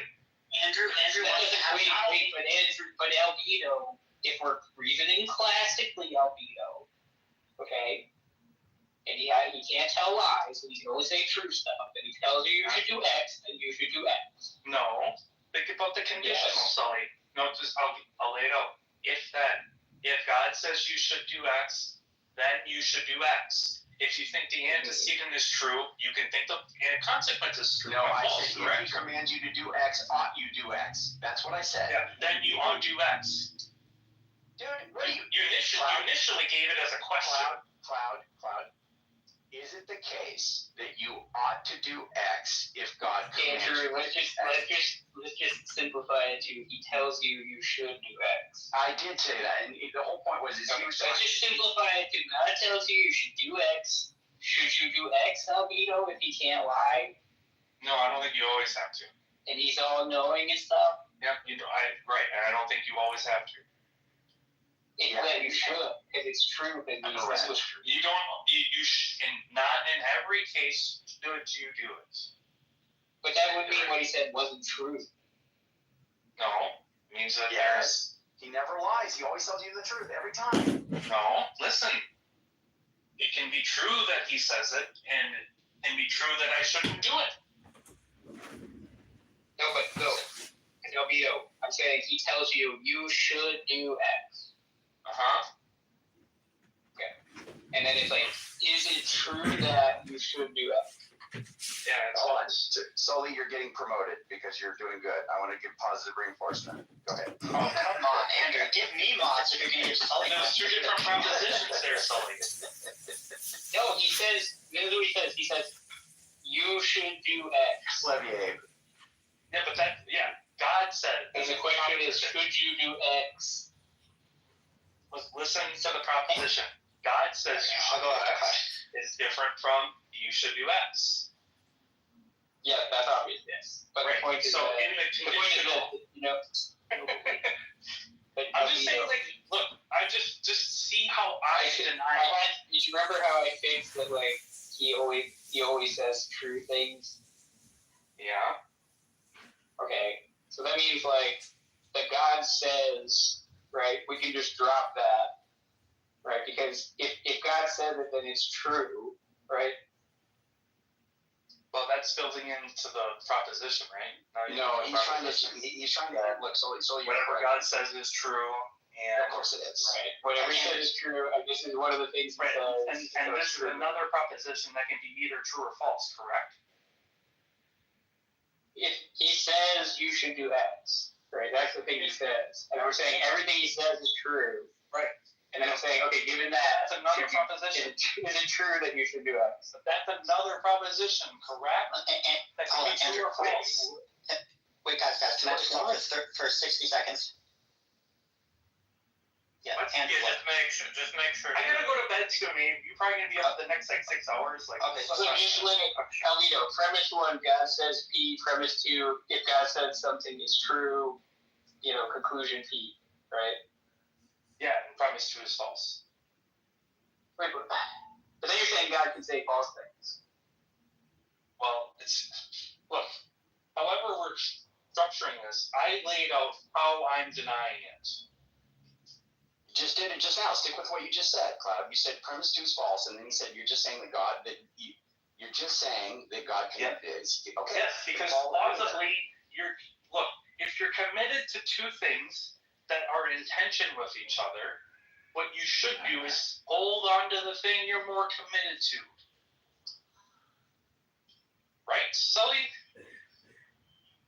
Wait, if you're saying that you don't know if what God says is true, and I'm not holding that thing, and you're just saying somebody tells me something that I think is false, right? Should you think that then everything they say is true, right? And the answer is no. Well, right. I mean, because they said something that you think is false, right? Rather than I don't want to do stipulations here because you're right, though. Not in you're not using your brain here. You're committed to the truth of a few things. There is a God, and we're going to build in all the things that Andrew said. Okay, but that's what we mean by God. And He says to do something. Okay, but one of the things He says to do is something that you think is not something that can be justified. And He says you ought to do it. Keep in mind, okay. But do I know that this is what I want you to assess. Do I know that God said it, and do I know that when God says something, it's true?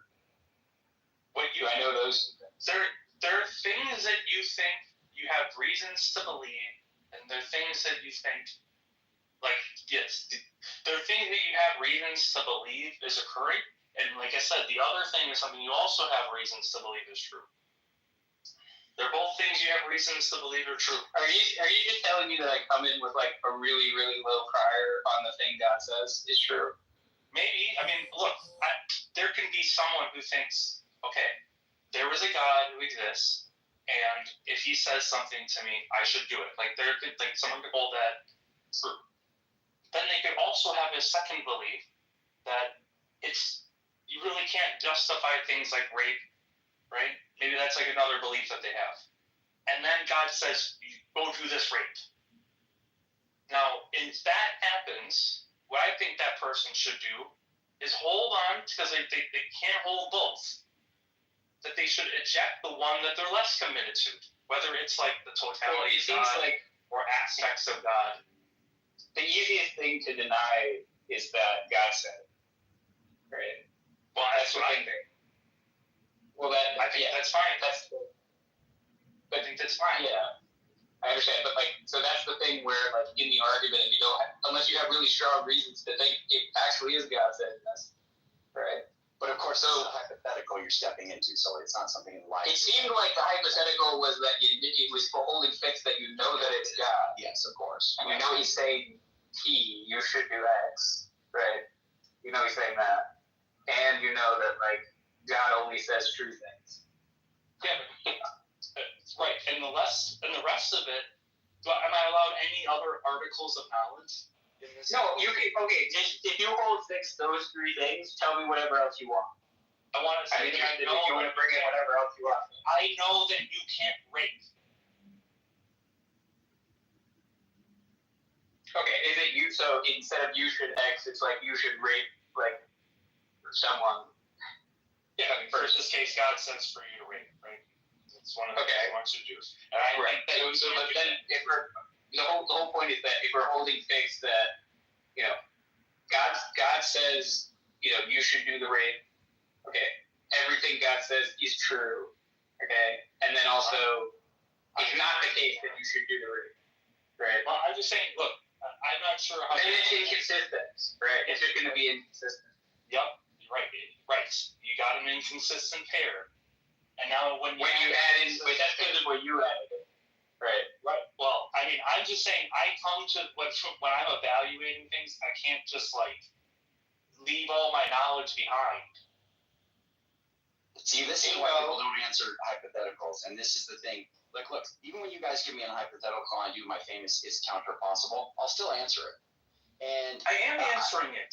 Yeah, no. Is it the case that when God says you ought to do X, ought you do X? So God commands something. The answer is no. Not in every case. Maybe some cases, yes. Really, and by God here, He never lies and He's always right. Yep, that's right. So God's always right, and you're just saying no. He's not always right. I can tell you the way that you're evaluating it. Well, it's obvious to Sully. it's obvious that he's so strongly committed to the truth of those things, that God exists and all those qualities. It's irrelevant. He's so strongly committed to that it doesn't really matter what the inconsistency on the other side is. He will eject that side. Because that side is not part of the hypothetical. These things are fixed and unchanged. You don't get to change them. What's that? Not really. Oh, sorry. Just one sec.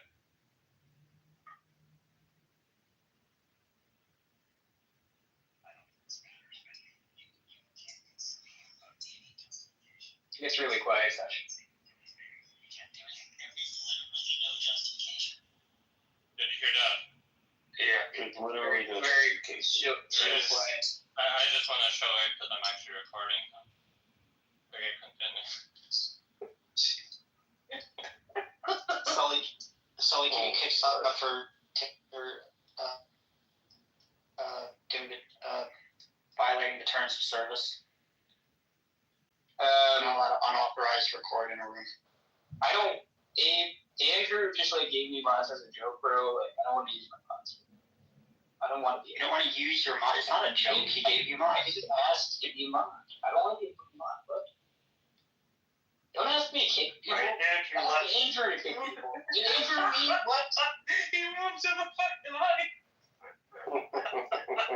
Don't move me to the audience, Sully. Why would you do that, dude? Come on. Don't mod abuse. Don't mod abuse, Sully. That's hilarious. Wait, are you not allowed to record here? I don't know. I'm technically. Anyway, just I want to make sure this is all fucking wrapped up. Dude. So you see what I'm saying? He's just so strongly committed to that truth that doesn't matter what's on the other side. He'll just check that. And for someone who comes into this hypothetical, even though it's being quote unquote stipulated, that doesn't mean that they should just stop using their brain about it. They can think that you could say, oh, it's true, but the truth is still you can come in and say, well, I think this thing's true. I think you should wait. And if God says it, even though you say that's true too, that's just attention. Yeah, you can more shift. You can more shift, but for the sake of a hypothetical, if I just say, hey, imagine a hypothetical a lithiameter that in every possible world, everything it ever says is true. It only says true things, right?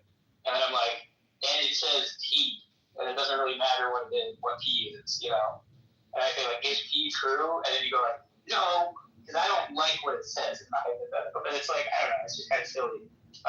If it says that it's that the lithiameter is false, what if it says that? Yeah, well then it's a liar sentence. Sure, that you can have a dilethia. Yeah, but that's not what Andrew's hypothetical is. So. Well, it can be. It's not clear that it is. No, it's not. It's clearly.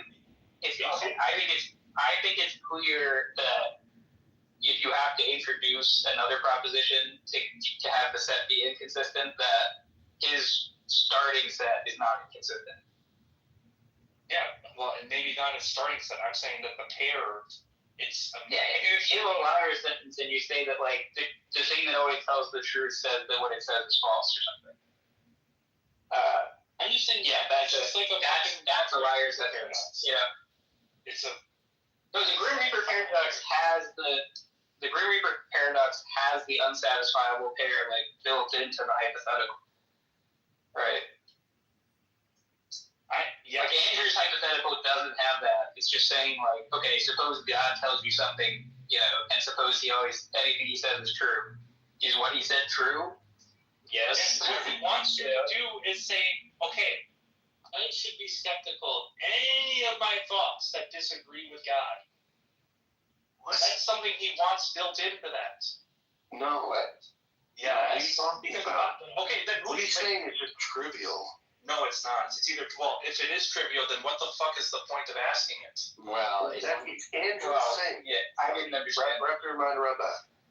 He's saying that if God says something and God is always truth, speaking, it's going to be true, right? Right, and since that's the case, then it would apply in this case as long as I can show that being exists. That's where the conversation should turn. Now, if you just deny this, then you're just not stepping into the hypothetical. And I think that that's something you guys don't want people to it's an impossible hypothetical. Like, what's wrong with saying that? You can say it's an impossible hypothetical, but you can still answer it. Yeah, it's an impossible hypothetical where it's false. No, it's not false. Yes. No. Because impossible situations are false. No. Okay. In the hypothetical. Logically? Yes, logically. But it's logically impossible in this circumstance. Listen to what I said. If it is a contradiction, then it's a fault. Then it's false, and that is true under logic. What does logically impossible mean? I gotta stop being asked for that word. All right, well, we're gonna wait a second on that. We'll explain it to you. Hold on, it's good to have you, brother. You did say it was impossible, Albedo, and I think Daniel just wants to know what the modality is. Yeah, in this case, it's like a metaphysical one because we're obviously saying that like God exists, but yeah, I mean, like, you have two things that you hold, and they're inconsistent, and you have to reject one of them unless you think that you can have two inconsistent things be true. Yeah, but you're like, okay, look, Andrew didn't, okay, it's God says P, and then it's if God says P, then P is true. Then it's like P is true, it's just like modus ponens there, basically. Yeah, you can have modus ponens. That's false, like the conditional is false. What's that called when you can have two opposing thoughts? What's it called? Look, again, that was the thing we were on like 20 minutes ago, where the idea is that if the conditional is false, then if the conditional is false, then you're saying like, then it's true. He could be wrong. God said something, and yeah, he said something false. Yeah, what's wrong with that? Like, that's why I'm just trying to say, look, Sully, I know what you're trying to get at, and in that way, maybe I'm not disagreeing, but I was very specific about the way that I disagreed with Andrew. No. Yes, I was, and I'll tell you, look, that room wasn't, as far as I know, wasn't recorded, but I specifically said, go talk to Andre. And Andre said you shouldn't do that. Yes, I said I don't care what Andre says. Here's what happened. I said if it's the case that this being exists and this being cannot lie, okay? The being that has all the attributes that we're talking. Hold on. It's the We being can call that God. Can we just call that thing God? Yeah. Sure. Just for those that haven't heard, the being that cannot lie knows all things and is morally perfect, without fail, without flaw. Okay, and it is the case that this being said you ought to do X. Is it the case that you ought to do X? And you said that it doesn't have to be. Yeah, so then you're just not stepping into that. You're literally just not giving an answer. It's false. It's false. Wow. Yes, I can. Like, there's nothing wrong with saying that. Okay, so Sully, that's what makes it counterpossible. So from now on, when you guys give me hypotheticals, I'm going to set the precedent here so everybody's on the same page. From here on out, if you guys give me a hypothetical where I have a commitment that is in conflict with one of the things that you're stipulating in the hypothetical, I can just say, not only is it impossible, it's false and not provide you an answer. Is that right? Yes, you can do that. So then where do you go from there? Like, talk to Andrew. I don't know if you know this. This is like the whole point I said to go talk to Andre. Is he was trying to talk to Andre. Okay, then listen to what I'm saying, so I'll just repeat. Yes, please quit. Please quit quoting Andre. Because he's a Christian brother, Sully. And I don't want to persuade you necessarily. And I feel like I missed a lot of stuff. Yeah, you did a little bit, but no. What I mean, I don't have much time. Just let me explain. Cloud, can you say just for you? They're gonna tell me that shit after we leave out being so try to like really Iron Man yourself. No, please wait. Please wait, bro. Andre was trying to say that you can have semantics, in which case far away possible worlds conditions like that don't hold, but there can be conditions where it still does hold. So some things you can say in this counterpassable scenarios, it is true, and in other counterpassable scenarios, it is not true. It is false. You can answer either way under counterpossibles. Okay, so Sully, again, so just to be clear, are you going to be fine? Just to be clear, you have to jettison classical logic to do all this stuff, Andrew. Okay, cool. So Cloud, that That's pretty crazy. And if that's what you're committing to, then obviously we're not speaking the same language. That's so stupid. So stupid. And if that's what you're saying, which is not what you said, if that's what you're saying, then go ahead and be forthright. Daniel, don't stir the pot. You're jettisoning. No. I said that's so stupid. Stop, Daniel. You're jettisoning classical logic. Is that right, Cloud? When you're doing I don't believe in classical logic anyways, but like that's not even the point here. Is that no. It's required to do this. Yes, if you use the way that I just said in reference to Andre, which is what you were saying with A, which is not what he's doing, and it's not what he confirmed. I gave you different versions. Like there's at least two different ways. Listen to me, so I can tell you. Yes, in the way that I just framed it, you don't use classical logic. That's true. I also framed it in a way where it's fine with classical logic when I talk to Sasha. Okay, do it where it's fine, and please present that to Sully. Well, that's the one where you just have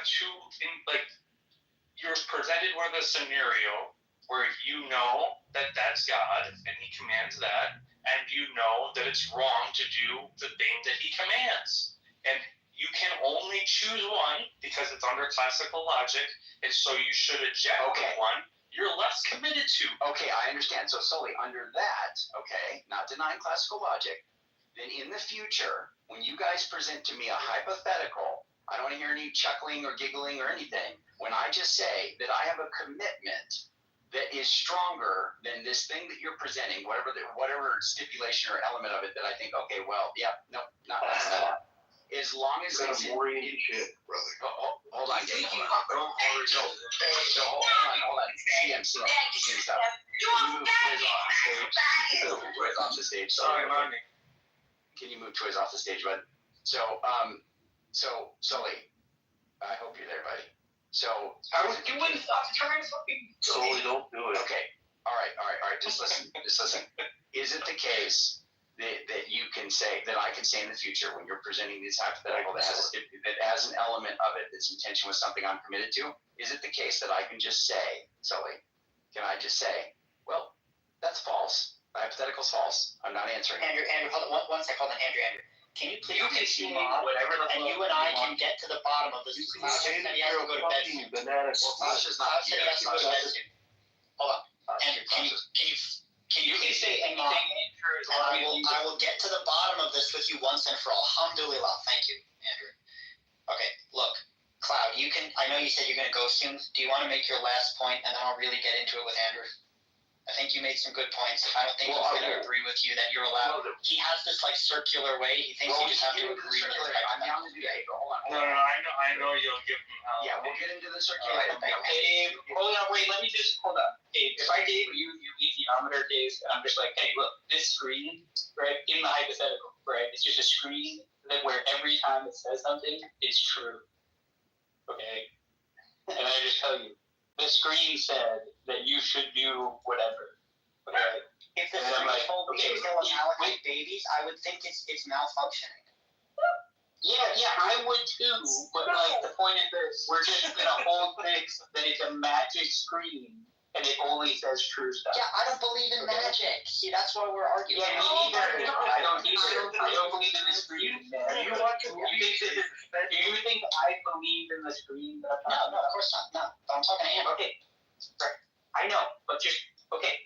I would say if the screen that always said true things said to kill Amalekai babies, then that would be true in my hypothetical. But so not even interesting. There's nothing at all interesting about it. The argument against that is that it's circular. The argument against that is circular logic. It's just trivial. It's not trivial. Nothing. It's not substantive at all, right? And so it doesn't do anything to convince you of any fucking point of any kind, and it's just something you should agree with. Otherwise, you're just spinning your wheels, arguing and tilting the windmills. It's a waste of time. What I'm trying to do is point out. Abe, screen always say true. Screen said say X. Thank you. True. Thank you. Hello. Thank you for Screen always say true. Thank you. Premise Conclusion. That's true. Yeah, well, premise one can be false, Daniel. That's the problem. Yes, it can. It's a conditional. But if it weren't, then it would be true. But it isn't. But it could be, and if it wasn't, it would be true. No. And it's got ambiguity. Oh, but then what if it was? Correct. Okay, look. Hold on. Daniel, Let me make my last little thing. Yeah, Cloud, don't ever do that again, please. That's so stupid what you just I don't believe in this like thing that you're doing right now, which is like it's the team game, and because you just No, it's not a team game. No, I care about the truth. Yeah, I care about the truth too. Okay, Cloud, if you care about the truth, then why is it that you're telling Abe that it's a reasonable answer for him to say if something that always tells the truth tells you something is true, that you can say it's false? Wait. You already I do think someone should things that stop talking Seattle. You already give me mine right now, Sully. Give me mine right now. Right now, Abe loves The next person who interrupts me is just going to get moved down because I'm leaving right after this. Just shut up. Andrew? I do think someone can reasonably say what you say. I think someone can give both answers reasonably given the commitments that they might have. I didn't say otherwise. No. I said with Abe, what Abe was saying was false, and he is wrong. Okay? Given his commitments, you know he's wrong. And instead of you saying... No, I don't. I don't agree with that. Oh my gosh. Okay. It's obvious. It's like so clearly the case why it's like true. Sully, can you look, Sully, I know you're normally against me. And Sully, I know you're normally against me, and I know you love Cloud, and I love Cloud. No, I'm not debating anymore. No, that's fine. You don't have to debate. But if you love Cloud, you tell him the truth. You don't need to say it. He doesn't need to respond. But can you please say, without denying classical logic, that this is a nonsensical approach? Because this literally makes all hypotheticals inert. If somebody stipulates something that you disagree with because you have some fundamental hardcore principle you hold to or whatever, then you just say, or some, whatever it is, then you just say, well, that's just a false hypothetical, so I'm not going to answer it. Can I explain? I do think that you should stop. I think this is a rather trivial thing that, like I said before, nothing substantive is going to turn on this. I already answered that. I said, yeah, you're using it in its like acuity sense. So there's no point in bringing it up. No, there is a point in bringing it up. No, there's not. Hold on. Classical logic. There's not. Andrew, no, that's fine. That's fine. That's what it's vacuous. That's why it's so vacuous. Sully. That's why it's crazy that y'all are having this debate. Sully, is that I was not making. No, Sully. I was not making. I was not making a case for it. Sully, is that vacuous? It's trivially true that like Timothy always tells you. Yeah, but it's vacuous. Like, look, I don't care.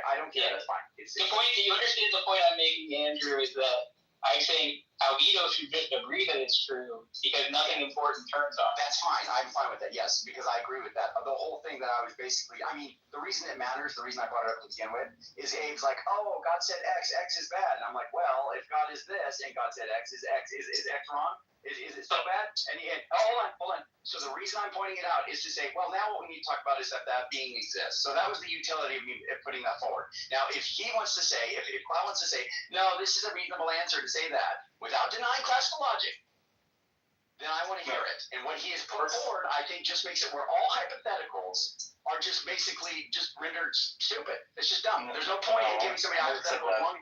I answered that. Your argument is there's just different analyses for all of these. I'm making you to wait. It's not like your hypothetical doesn't build in specific analyses. It just doesn't even build in classical logic. It doesn't. No. You did not say, "Oh, I'm stipulating classical logic." No. You said it on classical logic, which, by the way, that's just being completely uncharitable and almost borderline. That is not cool because we're having a discussion, obviously within the confines of classical logic. He's not appealing to anything outside of that. No. It is obvious with Abe, and it is for me as well. I did not classical anything outside classical logic. I do not agree. You don't even know what classical logic is. It doesn't matter. You don't even know what you're accepting when you say that. You're right that Abe probably. Yeah, I don't think Andrew understands. No, I don't think Abe knows what it is that he'd be accepting. Yeah, but he would be just as obstinate as Andrew on this one. Yeah, no, that's probably true. Yes, that's what I'm saying. So remember what I so this is the important part. I did try it, and I don't think I actually even got it out, but either Andrew's hypothetical is vacuous or like trivial, or we can say reasonably that Dude, it's obviously okay. Well, I don't know what. Obviously, look, if you're an atheist, the fucking hypothetical is false. It's about God. He's saying like in the hypothetical, God says be, and it's like okay, well, that's not the way I did it. So obviously, I think obviously, look, I think the things that he's stipulating are false. I think a Christian can say it's false, Sully. Oh my gosh. He could. Wait, I don't understand. A Christian could say a contradiction out loud. Christian could say a lot of stuff. Think about what you've heard Andre. Andre is a Christian and he says, no, you shouldn't do it. Andre's wrong on things. It's okay. Look, hold on. I just want to be clear that if what we're saying is, like with certainty that God said it, and also with certainty that if God says something, then it's true, and classical logic, modus ponens is valid. Okay, then it's and you know that you can't do it, and you know that you shouldn't do it. If you introduce and you know that P is false, right? Then it's just an inconsistent set of propositions. That wasn't what Andrew said. Well, I think. Then how can you even like derive things?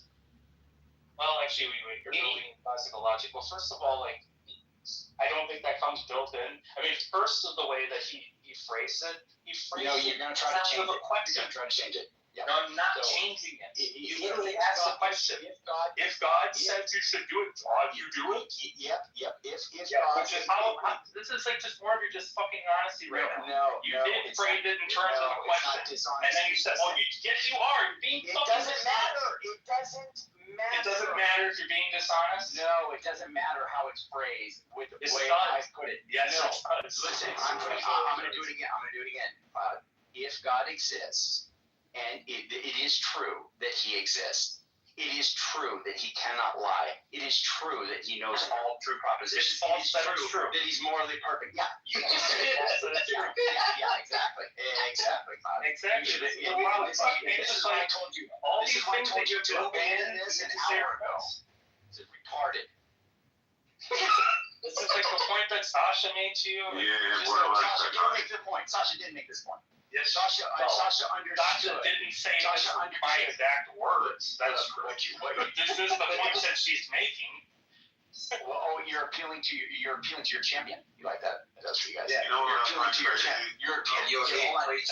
Nope. I want to get into whatever it is you want to talk about, bro. I'm totally. Cloud's, I don't think it's relevant to what we're talking about. Cloud's getting ready to go to sleep. Are you going to bed?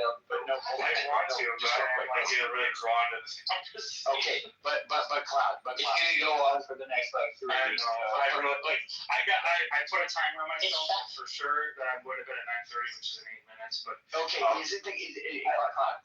without denying Cloud, we have a lot to say. I just keep waiting. I know that. This is kind of why I just want it to end at a certain point where we just like leave it someplace. Is that fair, Amber? That we you're gonna keep talking after you leave. No. But I want to leave. So can I just get a clear answer? All right, that's fine. We'll leave it somewhere.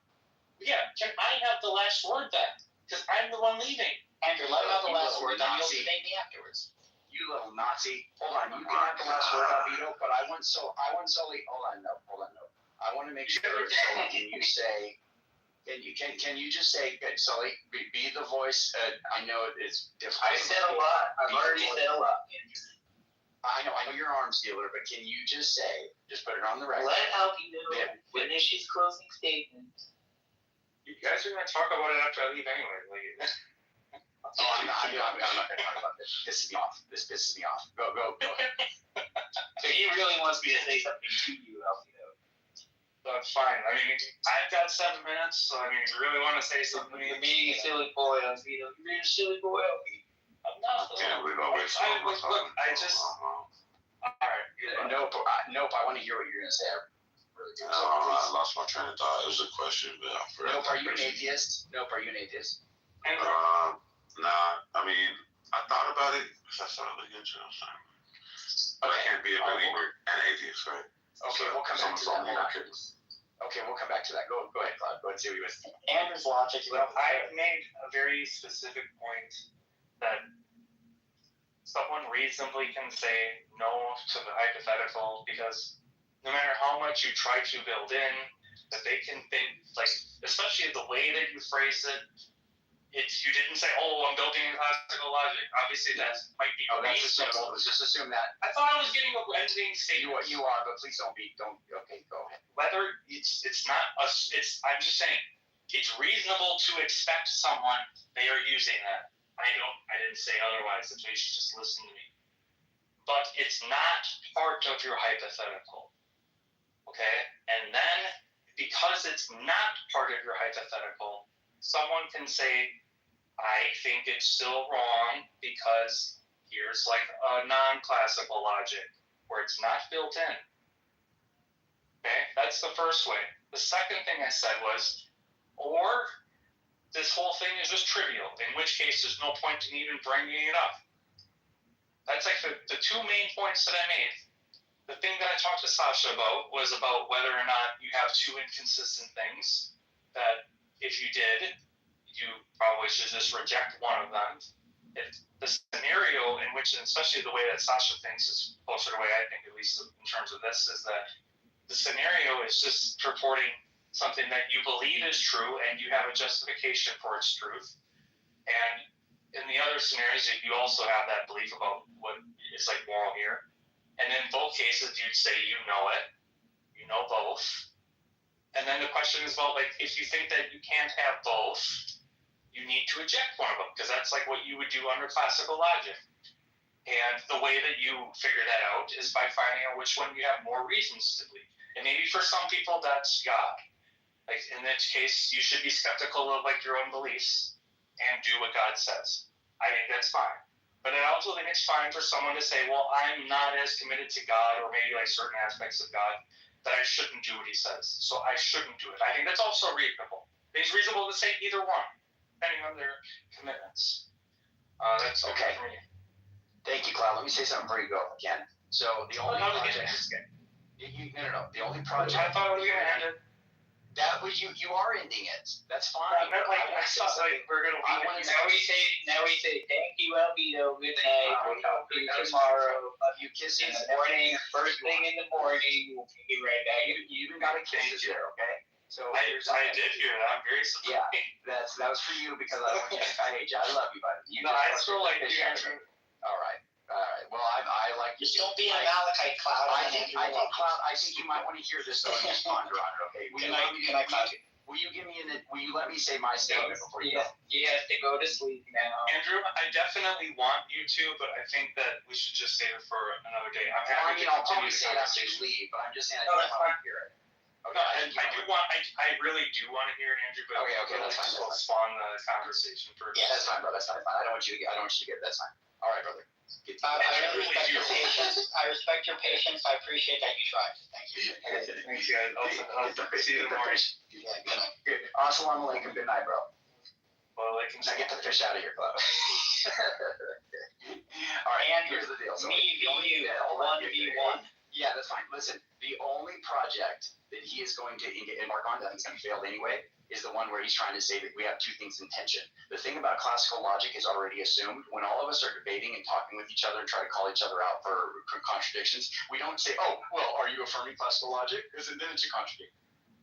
No, we just assume that. Most of us operate by that. Even if we think the true contradictions are possible and all this other stuff, we just assume that. It is just the MO that we have when we are in dialogue. So he should be, and by the way, he never denied it on those grounds. He never said, oh, I'm appealing to something. Yeah, but you know who did, though, was Agamemnon. And he was like, you guys were fighting over Agamemnon. Well, that's fine. But I told him, don't. You know who he got that from? I can send you the paper. It's from like a Grand newspaper.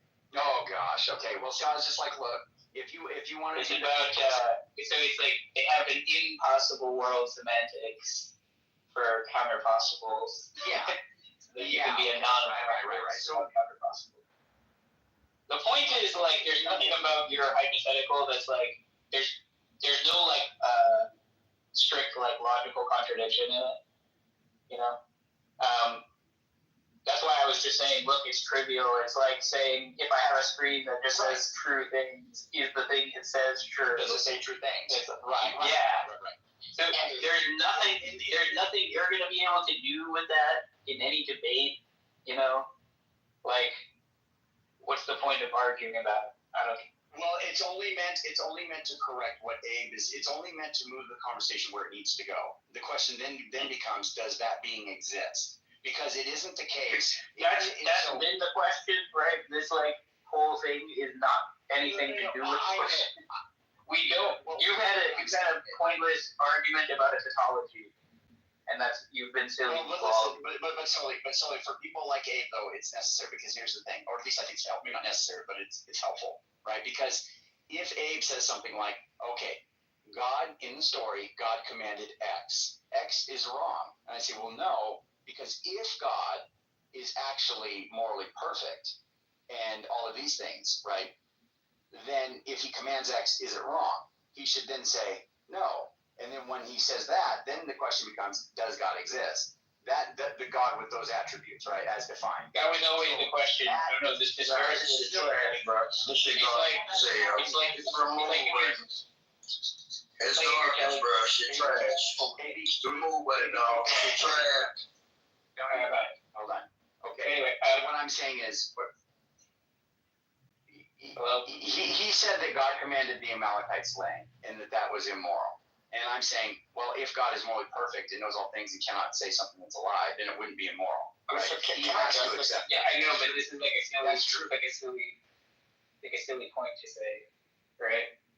Well, it's saying that, like, in the book, it's because the point is it's just a topology. Like, you're saying, like, well, if it's true that he said that and it's true, then it's true, right? And it's like, well, yeah, but yes, but you're saying, hey, I'm reading the book and it says this thing that I think is false, and then you tell me that it's from a being that always tells the truth, right?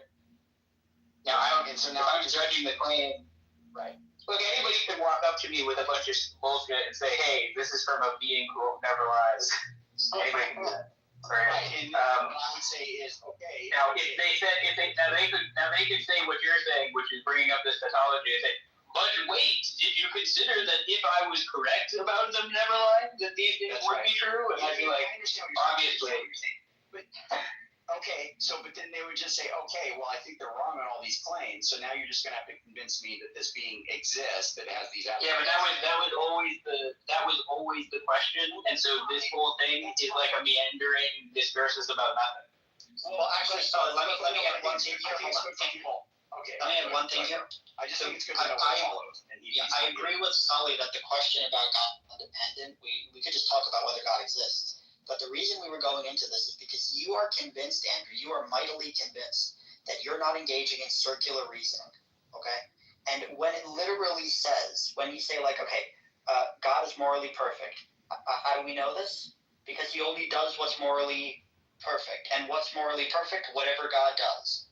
Like, no, that's not what I said. By definition, this is circular reasoning. When I told you, when you said God is morally perfect, and then I pointed to your story. Does not understand this. The blood is the life in the Old Testament. I pointed out that according to your story, in the blood in the New Testament. Okay, sorry, we'll move you down, brother, if we have to. I'm gonna move you. Hold on, brother. I don't know if we can move. The point is this. I don't say circular reasoning, so I don't know why you're saying. Okay, it's circular because of this, right? Look, I gave you an example where it is an immoral action being committed, murdering children, infants. That's not murder, right? It is murder by definition. No, they are completely innocent. They don't know about the blood. It is unjustified. Yes. How do you know that it's unjustified? Okay, Andrew, you are embarrassing yourself. You are embarrassing. Hold on, last. Did you get banned, J4? J4 again? Oh my god. Yeah. He's as far as control. So look, The point is this. Let's do 4, but yeah. We are in a room, Andrew. You're a grown adult in 2025, right? You don't need to do the rhetoric, brother. I'm just putting it in context. And well, when I you're say a grown adult, it is the obvious. 2025. Okay. I don't deny the obvious. I deny bullshit. Yeah, God exists. That's obvious. Okay. Right. It is not so obvious. we're just gonna argue that's all blessed. The point is this. The point is this. Bring it on that. You are claiming when I bring down from your Bible a story that is obviously immoral, instead of pumping the brakes and saying, let me revise my argument.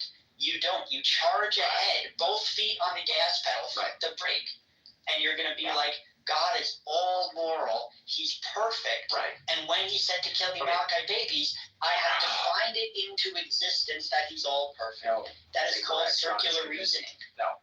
You're not revising your definition based on data that contradicts your initial definition. This is the problem. Please stick with your claim, babe. Please stick with your claim. Don't lose it, okay? You're claiming that I'm employing circular reasoning. No. Yes. I believe circular reasoning. Let me tell you. Hold on. Tell me how this is circular. I think I have evidence that God exists, overwhelming evidence. Okay. I believe that I'm in a relationship with that being. That being has revealed to me the truth of the Scripture. Oh, hold on. That's fine. But just let me finish. That being has revealed to me the truth of the Scriptures. The Scriptures say that God is morally perfect, cannot lie, etc. And there's various things that He has done in Scripture that convinces me even further that is the case, that He is a morally perfect being, cannot lie, and does what's good for humanity. He has us in mind. He's not doing things out of spite and just being vengeful, etc. Now, literally says your God is a vengeful God. It literally says that in the Scripture. Hold on. I said just being vengeful. Please listen to my words. He's not just being vengeful.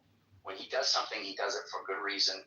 There are moral justifications for the things that God does. Show me where any of that stuff that I just said is circular. That's not circular.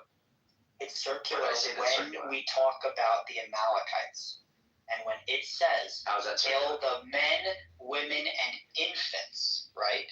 And I say, Andrew, this is obviously evidence that your God is not morally perfect. And you say, instead of saying, Abe, you made a great point, these are obviously brutal, barbaric, genocidal stories from 3,000 years ago. I agree it's brutal. No, don't say you agree it's brutal. If you actually think it's good, it's not brutal by your lights. That doesn't follow. Something brutal can still be good. Okay, let's stick on the morally perfect point. Well, you think it's morally perfect? Yeah, fine. But look, you think it's morally perfect to murder innocent Amalekite babies? It's not murder. Okay, you think it's morally perfect to kill innocent Amalekite babies? It can be, yeah. If I did it, sure. This is a problem. You just said if God did it. Yes. Because again, when you said if God did it, you are remarking on God's actions. You are literally saying whatever God does is by definition perfect. Right, because I'm convinced that He is. And then when I say to you, how do you know He's perfect? What are you going to answer? He revealed that to me. Okay, and how do we know that He reveals the truth? You may not know it, but I know it. How do you know it? I know it because He revealed it. He's the justification. And you revealed it because He revealed it. It's circular. That's not circular. It is circular. No, He revealed that He always tells the truth. How do you know His first revelation was truthful? Look. Regardless of how, no, that's not circular. Regardless of how. If I say to you, how do you know? Listen to me. And you say because He revealed it, and I say, how do you know His revelation is true? And you say because He revealed it. That's circular. No, the mechanism by way of which God convinces me that He is who He is not something I need to be able to describe to you for it to be the case that it's true that He has done that. Okay, so if God has done that, of course it is. Of course it is. That's the very thing that we're arguing about. No, you think His revelation is perfect and good. I don't. You think I need to hold on. So again, let's do another hypothetical, Abe. If God exists, which yes, He does, but if God exists and He wants to reveal something to me in a way that I don't understand how He revealed it to me, can He do that? Andrew, can you please answer? Can you please just answer me? And He what? Can He reveal to me information about Himself, who He is, whatever, in ways that I don't know how he revealed it to me, but he did. Can you do that? Is that possible? I don't. Maybe I don't. But look. Okay. But Well, here's the problem. Here's the problem. Even if he could, then you can't fucking believe. You're literally. You have. What do you mean? I can't believe it. I do believe it. Then you can't explain to me.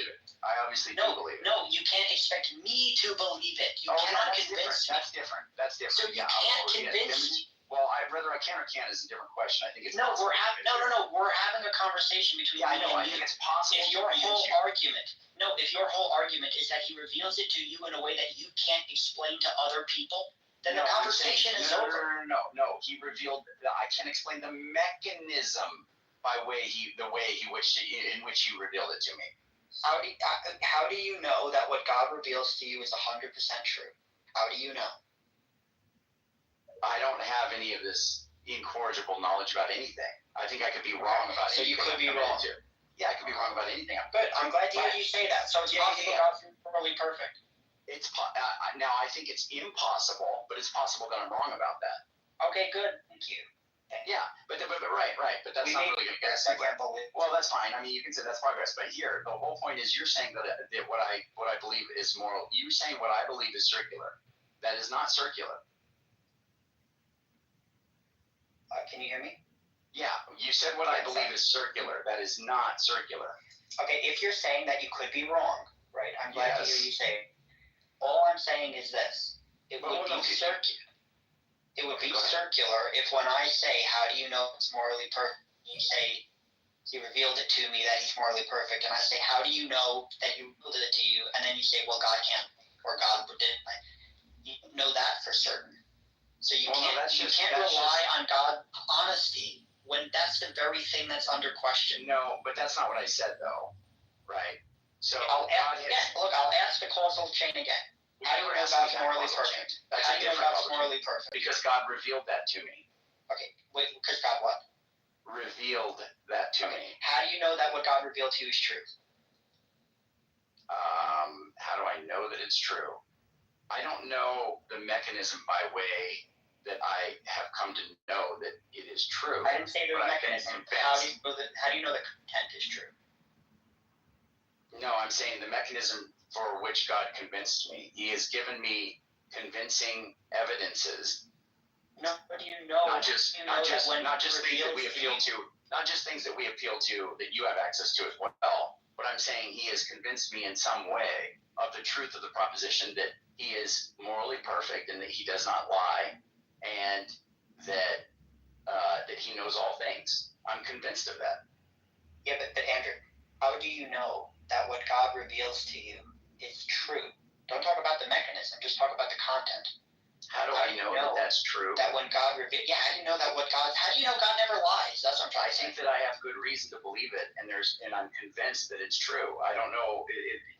Explaining how I know that it's true. No, you're not following my question. Forget about the mechanism right now. You believe that when God reveals stuff to you, he reveals true contents as opposed to false or ambiguous or unethical contents. Yeah, everything, yes. Why do you think that's the case? He has convinced me of that. Why? Because it's presumably a good thing for us to know him. No. I said, why has he convinced you? Look, I look at the Bible. I will take the parts where God is good, okay? I'm willing to admit there are parts in the Bible where God is good.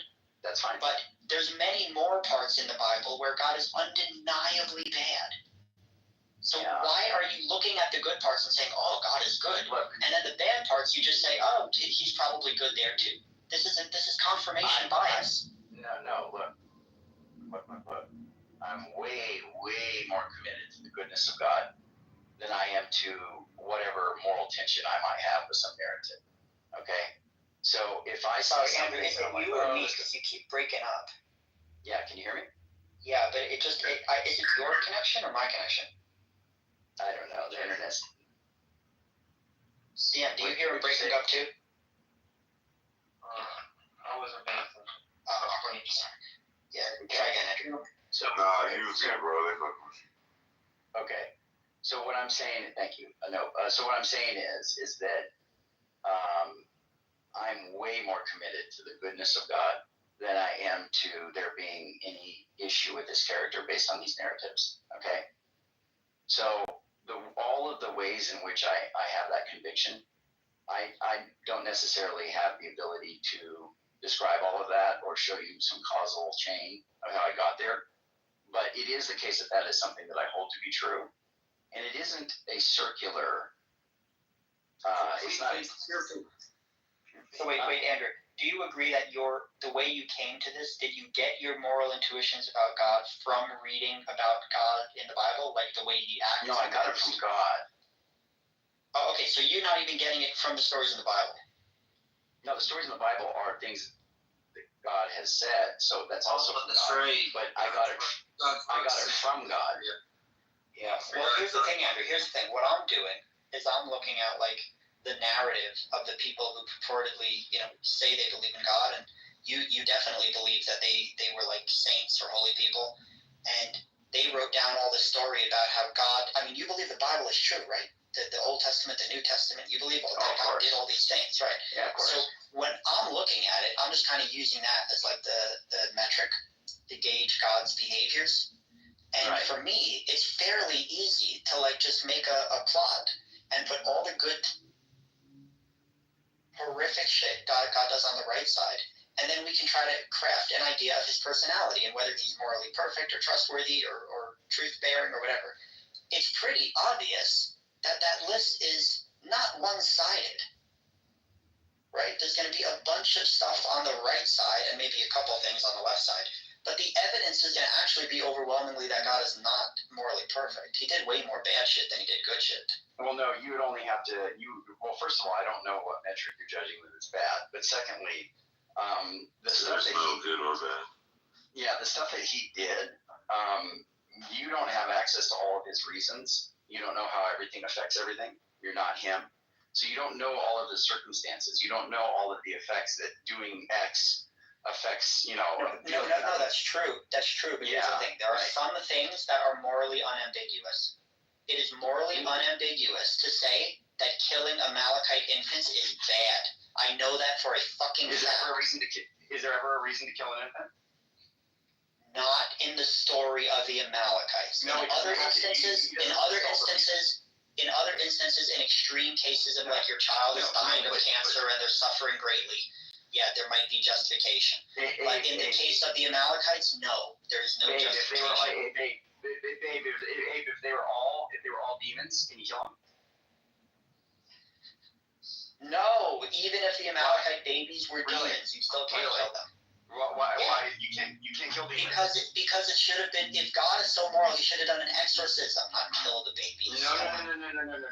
It's just part of their nature. It's who they are. No, Andrew, you believe God created them with free will. You can't fucking believe they have free will. No, I don't know. I never said that. I said humans have free will. I didn't say Amalekites have free will. You think God created Amalekite demon babies that didn't have free will? Is that what you're saying? Abe, is that possible? This line of reasoning is really sad. Please answer me. No, brother. You don't in the story, okay, hold on. I know the Bible. Hold on. That's what it is. Always is that. I know the Bible better than you, Andrew. Nowhere in the Amalekite scripture does it even imply that the Amalekite babies were demons. You're just making shit up. It doesn't have to. It doesn't have to. It doesn't have to. It does have to if you're going to use it as justification for God's decision. You don't have to know. Look, first of all, there are. Andrew, is this how you read the Bible? Is this how you exegete the Bible? Please listen. It's really sad. Please listen, Abe. You're not thinking correctly here. Okay. There are demons in the Bible. There are six-fingered giants in the Bible. There are polluted bloodlines in the Bible. God floods the earth. And the Amalekites were none of those. They were just no. Actually, you don't know that. So the whole point is, how do you know that? Oh yeah, really? How do you know that? Because everywhere in the Bible it refers to the Amalekites as the nation. It doesn't say they're men. Hold on. It doesn't say they're men. Yes, he flooded the earth. It doesn't say they're men. Okay. And he burns it. Yeah, thank you, brother. Hold on. It does not say that they are humans. You are assuming Of that course they it are not. does. No, It it doesn't. says Where the does it nation say? of the Amalekites. The nation doesn't mean humans. Nation Of doesn't course, mean humans. of course, they're humans. It refers to a No, it bunch of doesn't. other nations.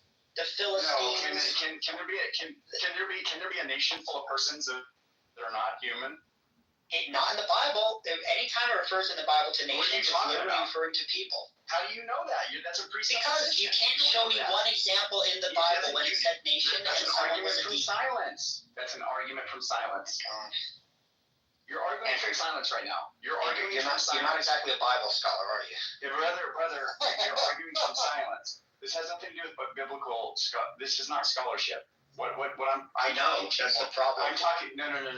It's not even in that field. What we're doing right now is we're just talking about what's possible, and how arguments work, and what you're constructing an argument here that is an argument from silence. You're saying because the Bible didn't say that they're demons or some kind of hybridized person, because it didn't say it, therefore it follows that they weren't. Andrew, your argument is an argument from worse silence. You're saying there's no evidence in the scripture that it literally does not even imply that they're demons. But since it doesn't say that, you're going to assume that it's possible. No, that's not correct. Converse went through a lot to show that actually it is the case that they are. And the Bible does teach something like that. I'm not even making that strong claim. Tell me the verse. Tell me the verse if you think they're demons. Brother, hold on. You're missing my point, and this is why it's frustrating. It's possible, and you can't rule it out. And you know what else is possible? It's possible your God is not morally perfect. That's also a possibility. Yeah, that's fine. You'd have to show that. No. Look. I disagree that that's possible, but I could be wrong. Okay. Now here's the thing. Here's the thing. You can't say that it's impossible because you don't have grounds in the Bible to say that they are not demons or whatever. Andrew, you don't know it that. says in the Bible the nation. Now, if you're going to say, since it doesn't say explicitly human nation. Well, I think it talks about tribes, but whatever. If you literally wanted to say human nation, it doesn't and have then to it's say not. human. I know. Can a group of persons be a nation? Yeah, of course. Okay, can a person be an angel or a demon or something like that? No. Really? You don't think angels are persons? Where does it say in the Bible? Wait a second. There are nations of demons. You don't think? Hold on, real quick. No. Hold on. Don't change what you're saying. You're telling me that a angel that has volition and will and can act, has a mind. You're telling me an angel is not a person? An angel is not a person, no. And a demon is not a person? A demon is not a person, no. And God is not a person?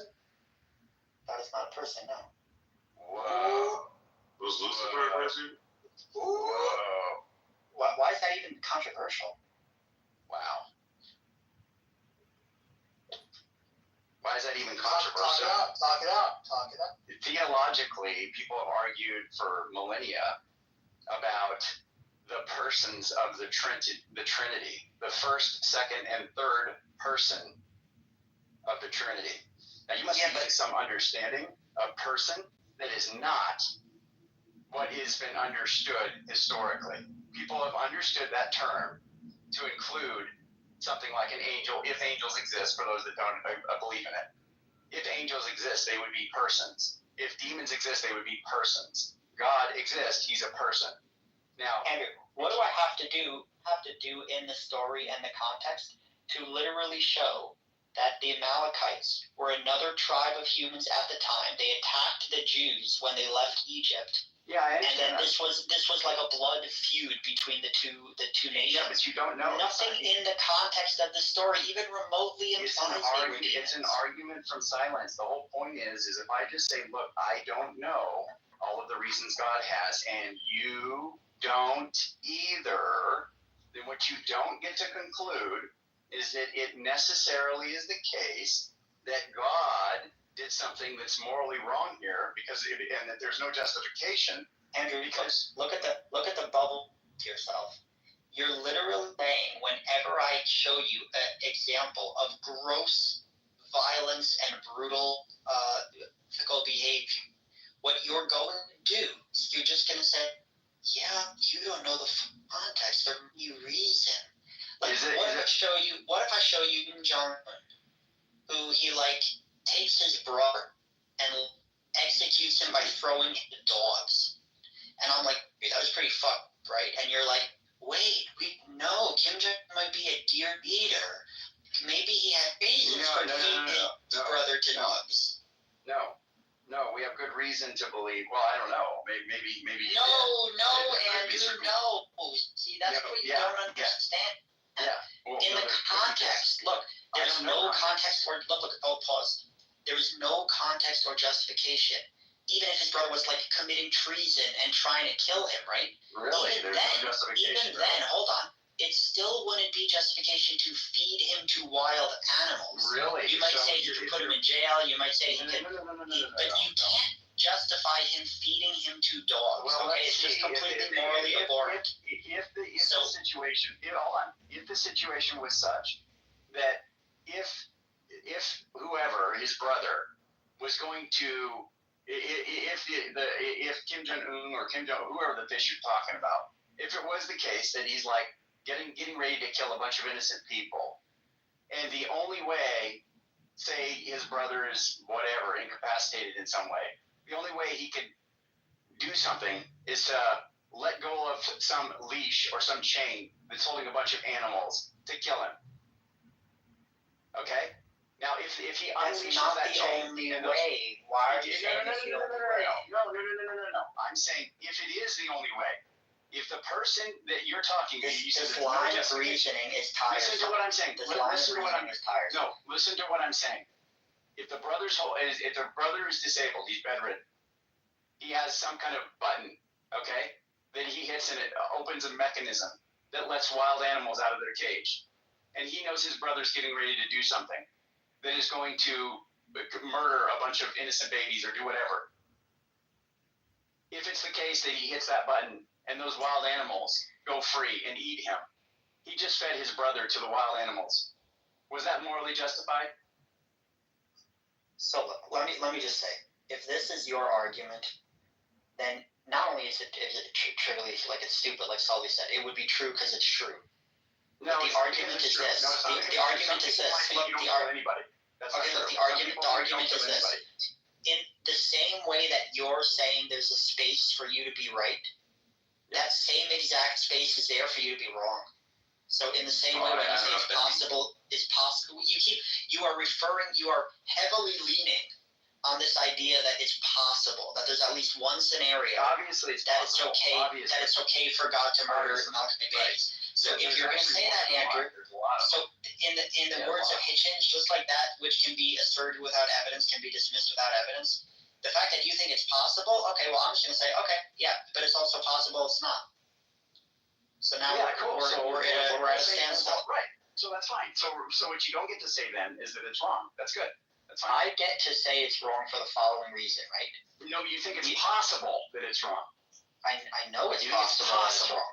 I know that for sure. But I'm going to take the that's right. And now, how do we adjudicate between both of us? How do we do it? We're going to just have to talk. We'll probably have to do something that's more fruitful, which is deal with the existence of this being. If the being exists, look. But we can talk about the existence of the being then. But look, from my lights, I'm taking all the possible context that I'm aware of in the scenario of the Amalekites, and I'm saying, wow, this overwhelmingly looks like a human nation, that they were in a blood feud with the Israelites, and not only did God say to revenge them and murder them, which, okay, we could talk about whether that was okay, but then he said murder the women and the children, and that is morally abhorrent given the circumstances of those times. You're saying given the context. That's all I need to know. Hold on, you're not taking all the context, because the context, including the text surrounding before and after, says that God is upright in all of his ways. Abe, are you accepting that?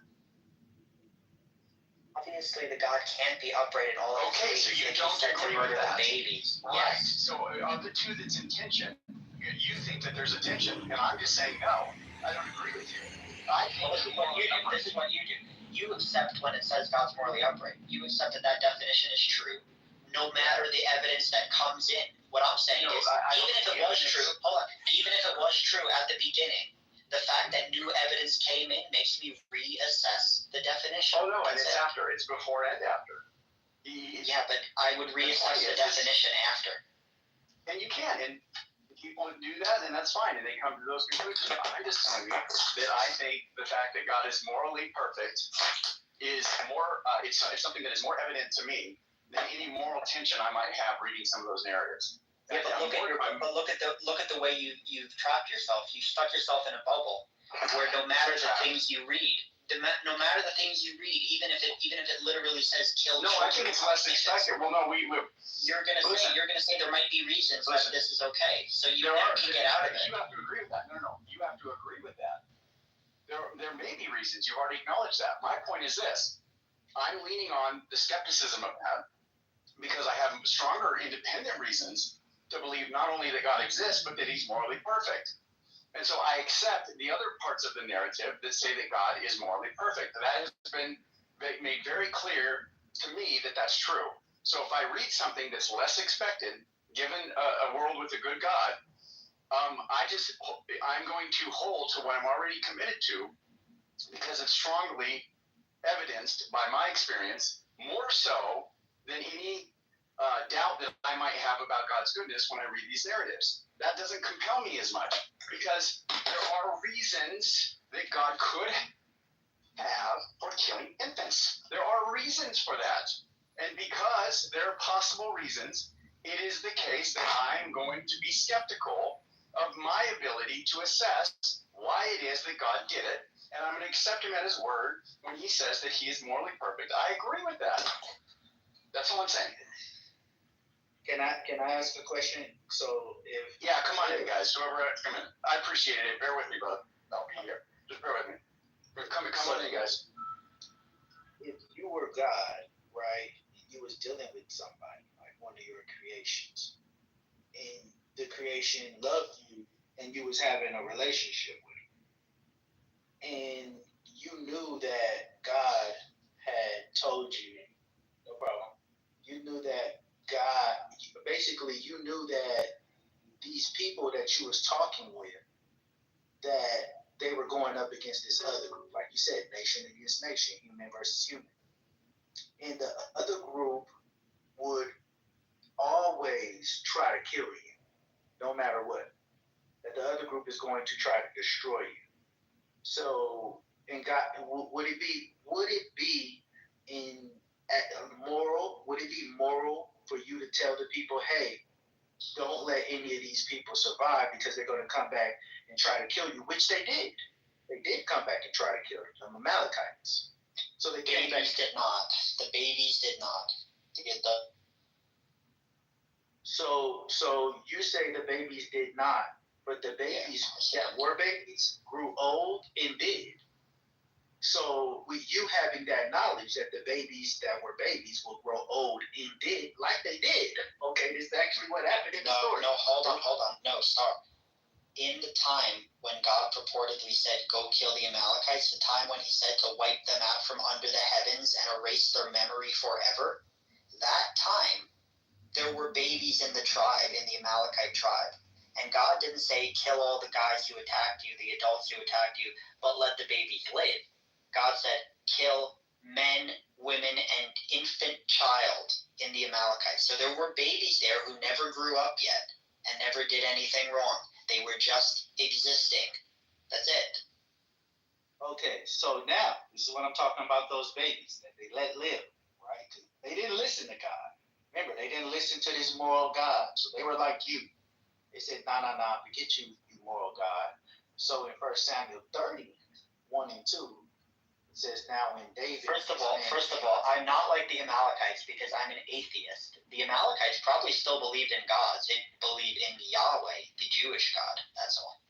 Yeah, no, you're an atheist, but you are like the Amalekites. You're a prophet. No, I don't think the Amalekites were atheists. Well, I don't thinkist, right? So you're a proplyist. This guy is too smart for me. Hey, let that man talk. Hey, talk to me good.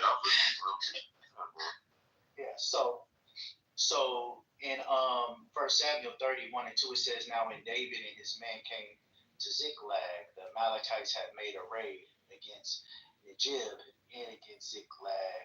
They had overcome Ziklag and burned it with fire and taken captive the women and all who were in it. Now, if God knew the Amalekites would do this, like if you were God and you knew the Amalekites would do this, would it be moral of you to tell the people that the Amalekites would do this too? Like, hey, man, you got to handle it. And I'll tell you how. If God is so moral, what he could have done, just by his foreknowledge, is like stop the Amalekites from doing it, or maybe not create the Amalekites in the first place. Like, he has foreknowledge. He doesn't need to tell you, kill the Amalekites, when he could have just prevented the whole thing in the first place. Well, you say prevent, right? So now you're saying you want, so what you're saying is you would rather have a God that makes all the decisions for you and don't give you the ability to make a decision. No, I'm saying if God exists, he purportedly loves to murder the Amalekites after they attack the Israelites. But if he's that powerful that he can murder people, he could have also just stopped the Amalekites from attacking the Jews in the first place. The question would be, would you want a God that actually, like, if God exists and he created all beings, would you want God to like create robots that only do what he say, or would you want the ability to say no to God, thus giving you some type of sense of free will? Would you want free will? Well, God by definition created us. We don't have free will, so there is no free will. No. Saying no free will means you can't lift up your arm right now. You have no free will. So now let's not put limitations on it. No. Okay. We're not going to get it's getting too philosophical if we start arguing about free will. But the point is this: humans are robots, right? Everything we do is determined by a causal chain of prior causes and effects over which you had no control. When you say you can lift your arm, some people can't lift their arm; they're paralyzed. So they don't have free will to lift their arm. Some people. So but what I'm saying is even normal humans who lift their arm, they lift their arm for various reasons that have to do with things that are not under their control in the past. So right? What you're saying is we're not going to get too deep into the philosophy, but there's no free will. So what you're saying is what you're saying is, as a human who does not believe in God, you believe that something is actually controlling every movement you make. Well, it's not something. It's a causal chain of events, and it extends backward in the past, and we don't have control over the initial causes, so we don't have control over right now. I just checked this out. I really just twiddled my fingers right now to see if I could do this. I still have them twiddling. Are you saying some stars twiddling my fingers for me? Your ability to twiddle yes, it's based on your ability to not be paralyzed. You have to have an intact spinal column with nerves that extended to your brain in order to twiddle your fingers. The fact that that set of affairs is in place is not fucking under your control. You could become paralyzed. That's a possibility. Hold on. Become paralyzed is one thing, right? But now I'm saying free will. I freely chose to twiddle my finger. Now, the fact that you twiddle your fingers doesn't prove you have free will. Hold on. If I'm paralyzed from the waist down, I can't twiddle my toes. I can still twiddle my fingers. If I'm paralyzed from the neck down, I can't twiddle my fingers. I can still blink my eyes. If I'm paralyzed from the head down and I can't even move my face, right? If I can't even move my face, I still have a will that would let you know when I'm hungry, when I'm not hungry, or if I want something, I can still want something. All of those things are beyond your control. Yeah. No, well, I can still ask for something. So when I said free will, I didn't say total free will like you were God. I said a sense of free will. See, I'm glad to hear you're coming around. What you guys mistake I did say a sense in free will. That was my first prediction. So what you guys mistake free will to be is being God. That's not free will. No, but you do need robust free will to get out of the moral problem. You do need to your actions to not be determined by causes beyond your control in order for you to be morally responsible in the way that theists are asserting. That's right. You're saying wait. You're saying I need basically a blanket free will of God. I need the free will of God. No, you just need to have the ability to choose between two other options before you, for you to be able to choose freely between them. Okay, hold on. I don't want to. Hold on. Wait one sec. Between two options. I don't want to change the whole title of the room and go into free will. We could debate free will another time, or if you want to go into it, it would be a complete change of topic.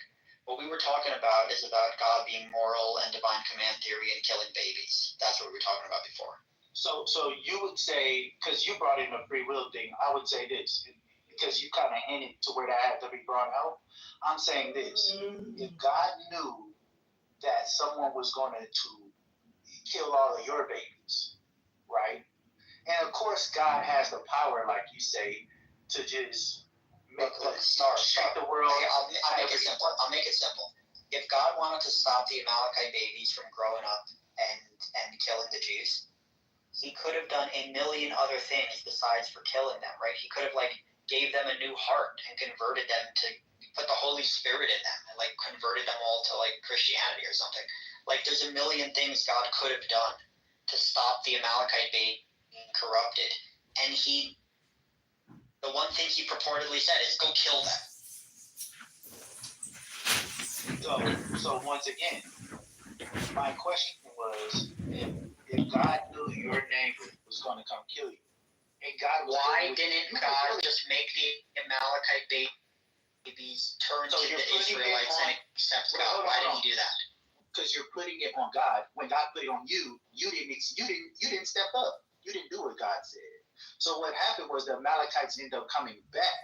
Are you going to answer my question? Are you going to answer my question? Why didn't God, instead of murdering the babies, why didn't he just convert them all to Judaism? Well, I'd like to answer. Yeah, one sec, Selah. Star, why didn't he just convert them all to Judaism instead of killing them? Well, for one, there was a defying happening. The first defying was that they weren't even going to listen to God. So when God hold on. But God can control everything, right? No, that's what God said. No, it is not. Wait, hold on. We want to listen. It is not morally conscious to do what you're saying. That's unmoral. You would have no morals if you did that. If you were God and you were God, you would have no morals because you would just be everybody would be your robot. You would so by your life, you'd rather God murder the babies than to forcibly change them. I'm done with this conversation. Thank you. No, I'd rather do with. Go ahead, Salah. Well, wait, Star Power's a logician, right? Hi, Abe, by the way. Hey, Selah, how are you? Hello. Look, I just wish you wouldn't have kicked my friend CM before. He was in your room. He was making good points. Come on. No, honestly, I appreciate CM. I like CM. I was just too low energy to combat with trying to speak over him. He just wouldn't stop. And I messaged him and I told him. Yeah. Okay. So, anyways, let me ask you this, Abe. Is there any... Do I need to have background music? Angela, leave one room in the past. Please. Let the past be the past. Okay. All right. So, Abe, is there any conceivable, is there anything that you can conceive, any scenario possibly that you can conceive that it would be justifiable to kill the Amalekite baby? In the story as it's presented, in the Amalekite story, no. Is there any scenario that you can see that it is warranted? No, not in the way that the story's told. Okay. Well, I'm not just talking about the way the story is told. I'm saying, is there any predicament, is there any scenario that you can that you would say was morally justified? Just remember, he's arguing from silence. I know, hold on. I just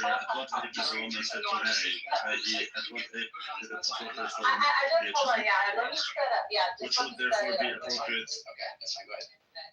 Is there any scenario that you can conceptualize that it would be morally justified to kill the Amalekite babies? Can you think of one? No, because like I said, they were. If you had knowledge of what was evil and bad, if you hadn't eaten the fruit yet. So again, it seems unfair to punish her for doing something that she can't have known was bad. The third question I've raised is why the serpent is there in the first place? If the serpent is this evil creature, that's what crawling around Eden, why is the serpent in paradise in the first place? Why would God? Would you think it's justified to football kick the zombie toddler? They wasn't ready, so Sarah, are you? I know, are I'm you really saying, making this analogy right? I am, because first of all, I want to establish, I'm just establishing, first of all, that maybe there is a scenario, right, that you can fathom it. So first, restricting liberty. right? That's And the then the specific second- argument. Yeah, Hey, well, there's no real plan for this. I think there is a good plan. We're shipping people from that came here illegally to South Sudan, okay, which is a horrible place. And This guy went to prison when he was 16. Absolutely. Yeah, but see, but see, the thing is the Democrats and the media are saying, well, they're not using due process. The Trump administration is using due process. There's a wide range of what due process is. It may be you go in front of a judge. Do you have papers? No. Do you? Oh, we did catch you with a Mexican passport. Is this you? Yes, it is. Sorry, you're gone. But even court. Okay, so when it comes to due process, people who cross the border illegally or not don't all have to see a judge. Okay, I mean, as well as people who if you were like for certain requests, you got drugs on your yeah, side, like Border Patrol can do a lot of different shit with you. So it's like if you're you can technically appeal decisions made, but I mean after you've already been deported. But I mean that's a whole different story. I just think that realistically, when it comes to due process for a lot of, and I get where you're coming from, because I know that you're not like a mean-spirited individual, Marshall. They did use the quote-unquote due process bullshit against us. Like it is in a way they're trying to say like, for humanitarian reasons, we must put all of these loopholes in place, not for them to come over here illegally, but for them to not get deported. And it's like, at what point you just say like, okay, enough is enough. Just fucking get rid of these people. Because they're watching their voters walk away or be driven away in a van or a plane on a daily basis. Obviously. Right. And now they're trying to come up with, there's never any good intentions when it comes to this. They can give a shit about the brown, the white, the black, the yellow, whatever. They can care less about those people. We have more interaction with them as Republicans. And so they're looking at it as, we're never going to lose our election again if we allow ourselves to continue. So they don't look at it, they can throw anything that they can think of. And you gotta think about it. Like the one thing about, the Democrats probably realize this is that they had, who's the chairman of the DOC, or the Democratic Party, and like, you look at this white faggot, this fucking piece of shit that like says he's a school shooting survivor. He wasn't even there when it happened. But that's another story. But like this super soy beta male piece of shit. No, because he said he could pump. And it's just like who's going to be their voting demographic? I mean, the manliest amongst the Democrats are the fucking immigrants. To be honest, like the hardworking fucking Hispanic people are far more fucking manly than the white faggots they have working as their mouthpieces. So I do think that it's going to be a problem for them. And did you see the DNC speech from David Hogg after Trump's election? No. Did you watch his speech? It was like a condolence speech. It was terrible. It was okay. That white faggot needs to get sent to Africa to be a fucking sex relief doll for I don't know, somebody. That's all I'm gonna say. Fuck him. The thing is, like, watching somebody like that, the part that the stuff that he says, the femininity, that's one thing. It's like the complete unawareness of where the country is at today, because you only speak to people that agree with you. Like, the complete shocking lack of self-awareness for the Democratic Party was what really stood out at that speech and every other Democratic speech in the last 5 months. That's the part that really gets me. And I've been, I'm friends with some like pretty, very anti-Trump people. They're liberal or even progressive, but they're not. But these like probably the person I've spent the most time communicating with online in the last few years is actually a progressive. He's a former Marine. He's a veteran. He disagrees with me on a lot of shit, but he's what's really weird is like, so first of all, like he's somebody who's in complete agreement with like this is just such, he didn't use the word, but I'll use the word, like faggotry. What, like, why are you doing this with like David Hogg? Like, you're just asking to lose. Like, the guy is basically he was saying he's a beta male, he's a bitch, he's worthless. But I was just talking to him 2 days ago, because we maybe talk like every couple of weeks, and he was saying like, yeah, like the most responsible thing you can do with homeless people is to institutionalize them. Like, holy shit, you're like more right wing than me.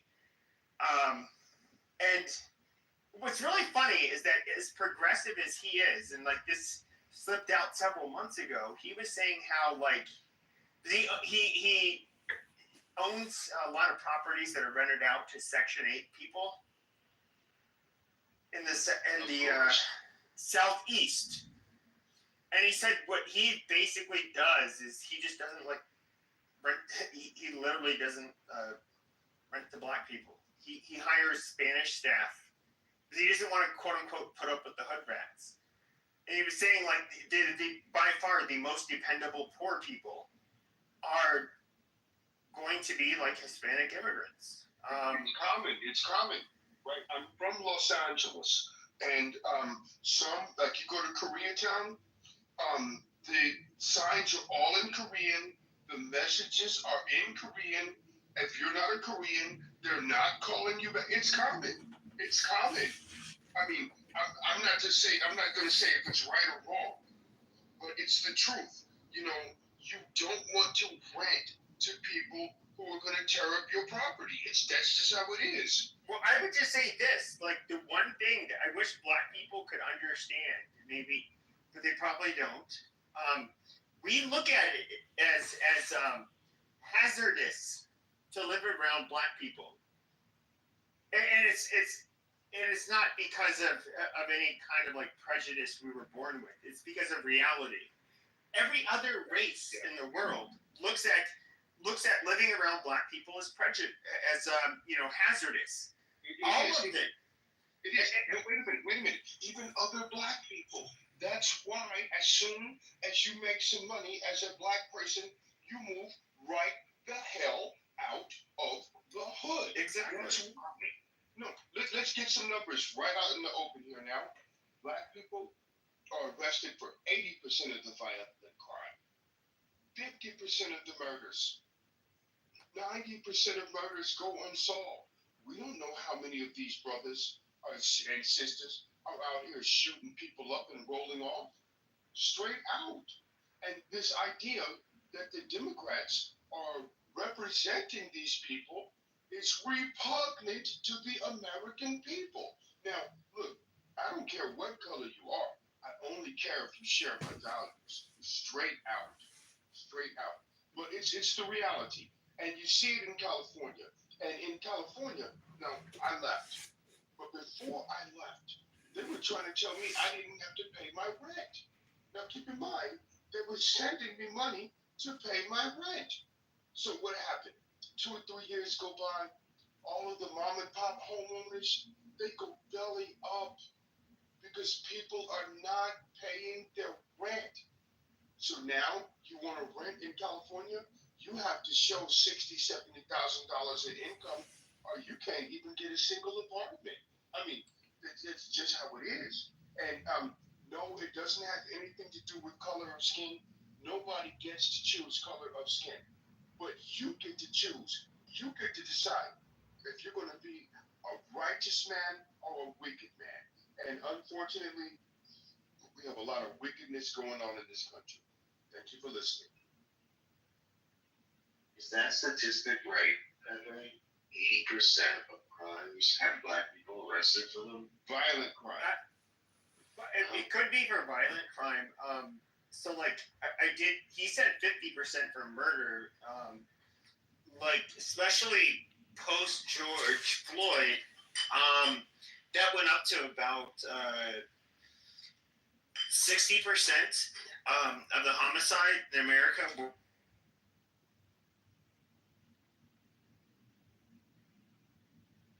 Hey, Pepe, you're in the Matrix, man. Oh, my bad. Can you hear me now? I can hear you now. Okay, so I would say I don't know if the 80% is correct for all violent crime. I don't know that statistic. When it comes to homicide, yeah, it's generally been around half of the murders in the United States have been committed by black males. Post George Floyd, it went more to closer to 60%. It would, in fact, I think they breached 60% for 1 year, and so it is a. Here's the thing: is like what is mind-boggling to me is that they're saying you racist, you scared of black people, you scared. No, like I'm not scared of tigers for the most part. So I'll shoot a fucking tiger, just like I'll shoot one of you fucking monkeys if you try to. Commit violence against me. Down. But with that being said, if the stats are true, I mean, the fact that they always try to, instead of being, the biggest problem with black people in the United States is instead of trying to be grateful, which they're the most prosperous black population on the planet. Instead of that, they focus on grievances and they bitch and whine and complain. They act horribly. They're just a fucking shit show. Now, my personal opinion is that blacks and just like how not every race is the same. I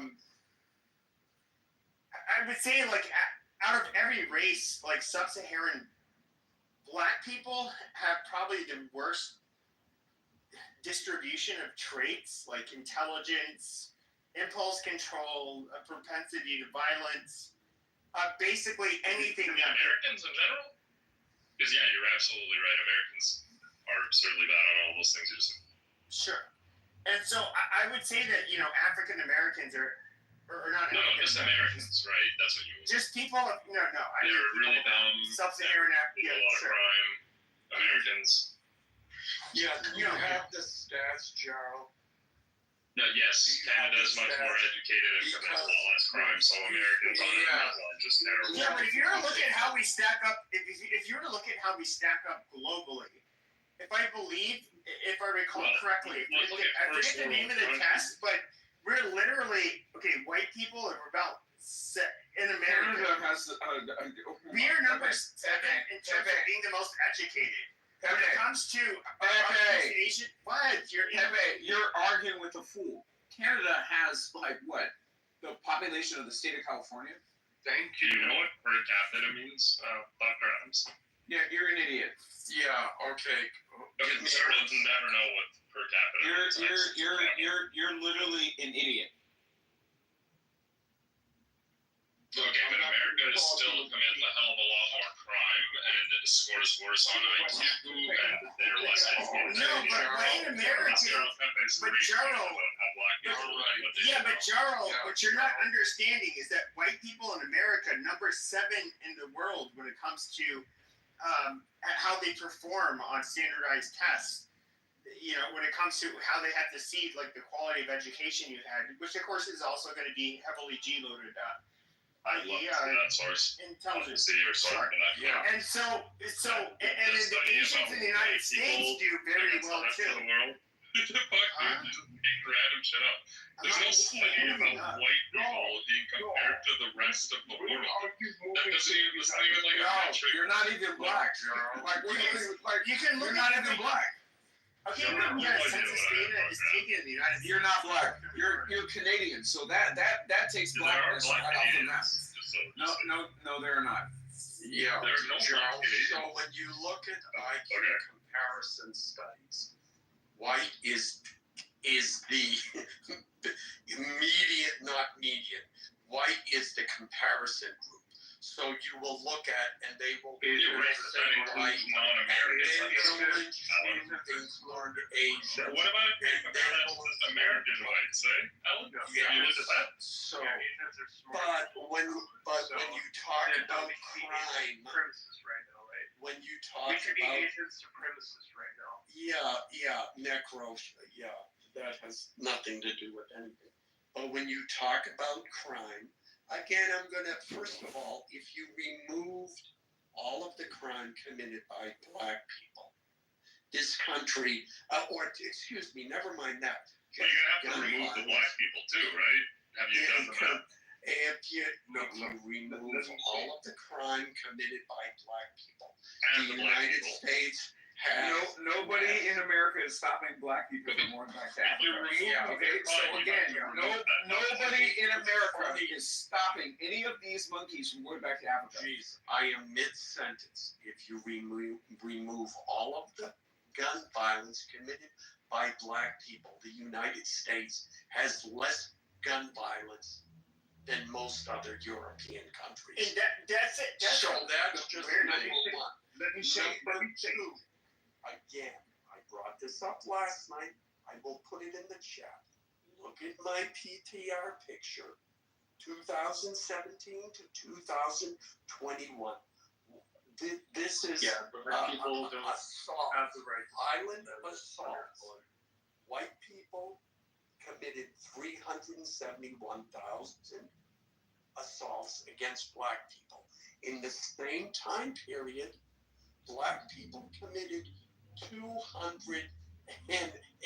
Well, I can't read the numbers because it's small. Right, but it's right. like 282,000 violent crimes against white people. It's true. Now that is a huge disparity, and if you want to go by per capita, Jarl, we can do that too, because I will put a link in the chat. And for everyone who will look through it and see the little note that says, oh, you can't take this number. You cannot use this for any serious comparison or something. That's a footnote only for Pacific Islanders. It's not for the whole study. Can I say something real quick? The confidence, it's 95% confidence with the black and white. Maybe upload their music from their rooms or their TikTok, stuff like that. Yeah. Marriage. In other words, to marry her, and he married her. She was taken in marriage by him. Would you like? Okay. Does it mean consummation as well? Yeah, because he betrothed her when she was born and then consummated her. It doesn't matter if he did or not because it tells you other places that you can fuck her before 11. So you can, basically, it doesn't matter. It doesn't matter. According to the other rabbi, what's his name? Rabbi Meir. It's okay. Oh my God, Mikhail had to get a new PTR. I'm in a new account. Hooray! Are you gonna report him, John? It did. He called me a faggot kike. I reported him. So you're the reason he lost his account? I don't know. Oh, nah, you reported everybody. It wasn't No, I'm fucking with him. Probably wasn't me. Yeah, he does. John, I love you, but I didn't take you for a faggot, man. Oh. And he goes around just telling people to report. You don't have to like someone, dude. Oh, I go around telling people to report you, huh? No, I didn't go around telling. I reported you. I reported you once, but I doubt that it was even me. People told me you made it. People told you. Yeah. He made it his PTR, and he was telling everybody report. No, I wasn't telling everybody to report. I reported it. He's gay. He's definitely. Why did you report? Projection. I mean, you look like a faggot, anyways. Like I don't have to lie. I know you called me a faggot kike. You're a faggot kike. Oh my God, I'm gonna report you again. As someone who has had to create 50 accounts, I hope you enjoy creating accounts. You literally coming from the guy who has 20 accounts. There's no reason to report people, but that's okay. Yeah, I know it's good. Report away. Okay, let's find out. Let's see what You're happens. proving the point, though. You're a faggot. So, John, we're exploring the Talmudic age of Rebecca. You have to admit that this guy, dude, super guy. So, Rabbi, do you now agree that the Jews believe she was 3? Yeah. It's crazy. Yeah, but that doesn't mean he fucked her. However, according to them, there's nothing against that since we read that in the other part, 45b, verse 9. You can fuck her before 11. So basically, you can fuck her anytime you want. I hope they didn't have sex. That would be awful. Well, he didn't really marry. What I think is that 3 wasn't really 3 for them. No, it was. Like, they weren't counting every year as one age. Of course it was. They knew how to count. Come on, they're lunar people. It was, but... You're just projecting, Princessia. It doesn't matter. What do you know? That goes against the words of the prophet. I'm telling you, she said she didn't give it up with Diego in Vegas.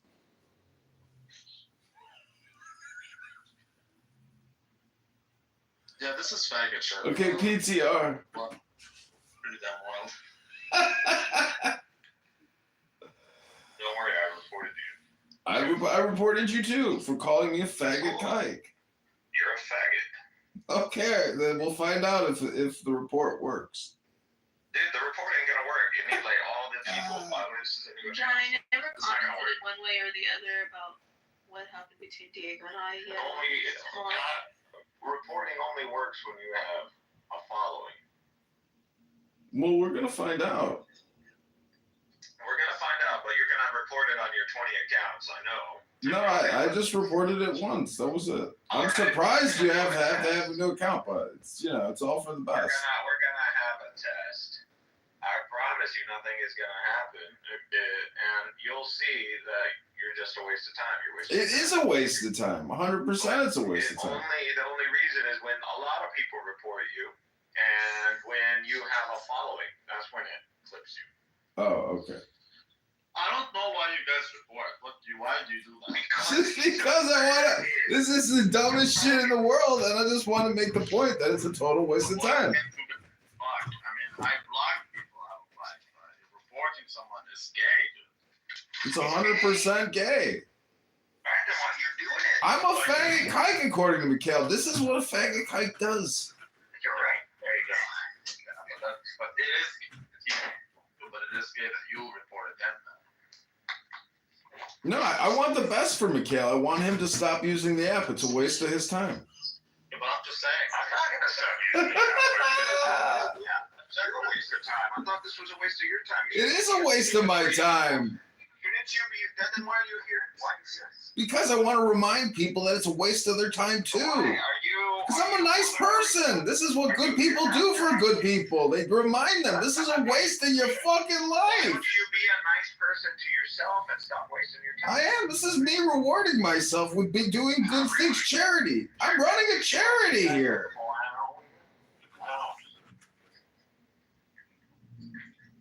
Why you gotta talk in a high-pitched voice? Why you gotta talk the way you talk? You sound nasally too. No, not at all. No, you don't have a nasal overtone? You're talking in a high-pitched voice. I don't know, I can't even do it. Well, you and Rabbi both have canopy nose, so it's called an overtone nose. Well, that's because I'm a Jew. Well, what's Mikhail's excuse? I'm sorry, we sound much more manly than you. You sound more manly than me? Well, all right. If that's your opinion, though. Princessia, what do you think? Who has the more manly voice out of the three of us? Diego. No, Diego's not here. I'm talking about Rabbi, Mikhail, and myself. All right, that's the cringiest answer you can give. Cringiest answer. Somewhere right now, Diego's. You know, that it bothers you so much. It's just cringe. It's just fucking cringe. One day you'll have a girl obsessed over you too. Dude, that's just not. I hope to God I'm kind of this shit. Yeah. No, thank you, nigga. No, thank you. Yeah, I don't know if. What do you think? Do you think Diego reciprocates your love? In my heart. But just not in the real world, in your imaginary heart world? Maybe. Well, that's Maybe delusional. Videos didn't make me go viral. Yeah, you made yourself go viral. Everybody here was like, couldn't even believe it was you because you catfished us all. So we were like, that's Princessia? No way. Oh my god. Oh, you got a cold flu too, huh? No. She didn't do anything crazier. Nothing that's gonna get her any trouble. No legal trouble. Oh, really? No legal troubles? You got court coming up. That kike in Florida that went and shot his own people when he would fucking thought they were Palestinian. Did you? But none of y'all made a Did you see the video of the IDF soldier that shot the Palestinian guy who converted to Judaism? Did you see this fucking video? I saw that video. That's fucked up. Yeah, because Jews are fucked up people, man.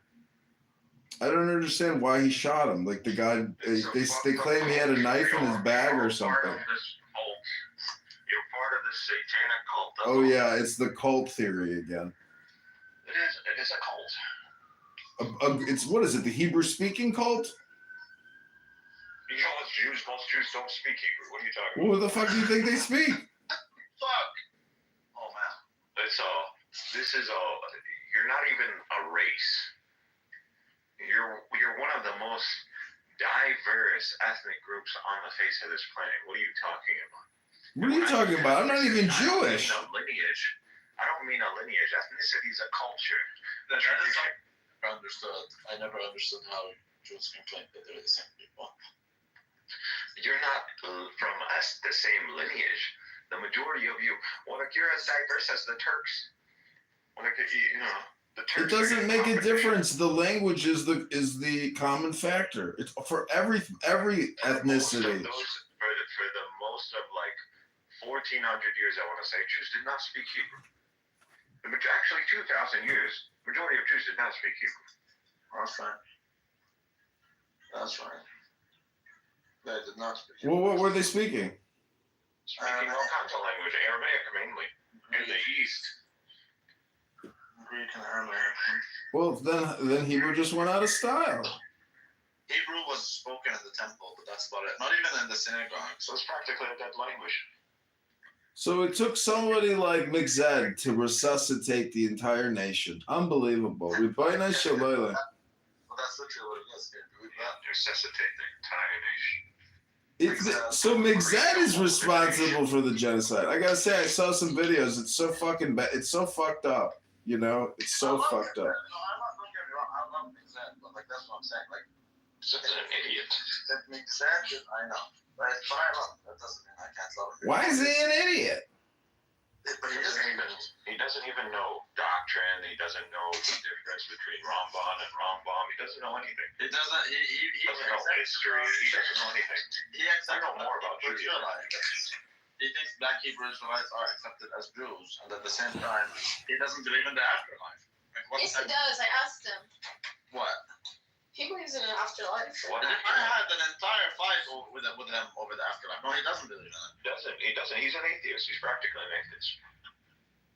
He doesn't believe in it. And I told him you're going against all the rabbis, dude. And he insists that that's not the case. It's like, dude, the Sadducees are known for not believing in the afterlife. The Pharisees, who are the parent group of the fucking five rabbis today, they believed in the afterlife. Dude. They do believe. The whole fight between the Pharisees and the Sadducees is over eschatology and the afterlife. And the Pharisees were killed in the thousands before the Common Era because of this. The Sadducees persecuted them. And when the Pharisees saw an opportunity to switch up the authority and get rid of the Sadducees, they did. And that's why they adhered to Roman authority. They wanted the Romans. The Pharisees wanted the Romans. So it makes I love him, but he's retarded. You know, They don't know shit, man. that's just what it is. But no hard feelings. I mean, I would even invite Mixed over for. I will do the best l'chaim. I'll invite him for fun. I'll even invite him to do real teshuva in my yeshiva. But it's to fix that shit. You know who I like among the Yiddish guys? I like Nathan. Nathan is someone I enjoy talking to. Nathan was good because he adhered to religious orthodoxy. Who's Nathan? Nathan Eck. He's the Toronto Jew. I had a lot of beautiful discussions with him. We did the Torah studies together. We did a lot of beautiful things. See, I mean, you guys act like it's not 2025, and you're sitting there criticizing the Pharisees. Like, what fucking kind of time machine do you guys own? I'm not criticizing the Pharisees. I'm saying that modern Jews follow rabbinical Judaism based on Pharisees, and the Pharisees do believe in the afterlife. So if you like reincarnation? You're literally going Oh my god. three rabbis. That's nonsense reincarnation. No, I'm saying when you say they believe, That's a cult that came out in the 17th, 18th century, started talking about reincarnation. No, but when you say afterlife, is that reincarnation or like afterlife as in like a Christian retirement center? Forget what the afterlife does. It exists. They believe in the afterlife. They believe in hell. They believe in heaven. They believe in an eternal dwelling place. They hold to eternal damnation. It's in the Talmud. But it doesn't matter what the If afterlife. you do usury against Jews, if you perform usury against Jews, you will end up in eternal hellfire. In the Talmud. Why is that so complicated? Oh, you don't think that that's just like a metaphor? Why can't you understand that they believe in an afterlife? It doesn't matter what it looks like. No, I agree, but I'm just saying like it's such a ridiculous concept. My only point is that Mixed doesn't. So that's the problem. And he cannot handle it when I tell him no, that there is an Well, afterlife. clearly neither does John. And John doesn't know what he is. He doesn't know what he is. I mean, I'm just a Mishling. I'm just a Mishling here to record, observe, and just go have a hot dog. I don't know. You guys are the subject matter experts here. You claim you read to Kabbalah. What do you understand from the Kabbalah? I don't know. There's a lot of information in the Kabbalah. You don't know anything about an afterlife from the Kabbalah? No, it's all about the now. John's a convert. he is converting to Judaism, but regardless, I'm just telling you, man, Mixed just doesn't know what's up. Like, he's not. If you ask Nathan is much more in line with the Jewish beliefs, which are my humble opinion, but he is not retarded. He just subscribes to it. Well, what do you think about those ridiculous Jews that are like pro-Palestine and side with Iran? What are they called? I don't care about Palestine or Israel. Do you have an Those exact are law? real Jews. Those Jews, they are willing to adhere to an authority, just like the Pharisees with the Romans. They are willing to adhere to an authority that allows them to practice their way of life. I know, but I was wondering if Rabbi thinks that they're cucks. No, I think I don't care. No, because they choose. See, you have to understand who you're talking. I'm more in line with the Natura Carta. I believe that Zionism is a direct attack on Judaism, and there's a lot of Jews who believe that. Yeah, but then there's the opposite who think that Zionism is what's preserving it. Dude, I get that, but I'm telling you, I'm not troll. I always troll about these things, but right now I'm being super honest with you. My perspective is that Zionism is a hijack of the Jewish identity. I do believe that. I get it, but I mean, the soldiers who look at these Orthodox who think they're cucks because they're siding with Iran and Palestine. Yeah, I know. If you check the writings of the early Zionists, they said the same thing about the disgusting Jews who are so weak and pathetic. Like, that's the most anti-Semitic people are the Zionist writers. Just read what they say, dude. Right. I mean, they're nationalists. They're nationalists. Well, yeah, but the problem is Jews are not a nation in the modern nation sense. Like, the Jews are the people who accepted the Torah and the Old Covenant with Moses. They're not people who are belonging to a certain nation of sort. They don't belong to a certain country. They don't belong to any of that stuff. I know, but a lot of countries are artificial. So what's your point though? They still have the principles of a modern country, even if you think they're artificially constructed. My point is that this is a hijack of the Jewish faith, turning it into a sort of modern nation type of idea where it's not about Torah. It's about some sort of fake ethnicity where they're not really even part of that ethnicity. And it's just, it turns the Jews into something that they're not. That's the issue. Well, I mean, that's like saying people who go to Comic-Con aren't entitled to go to Comic-Con and do whatever they want to do at Comic-Con. I just don't understand why you're wasting time. I know you're not wasting as much time. I'm just saying, if it's all fake and bullshit, why spend so much time talking about how it's fake and bullshit?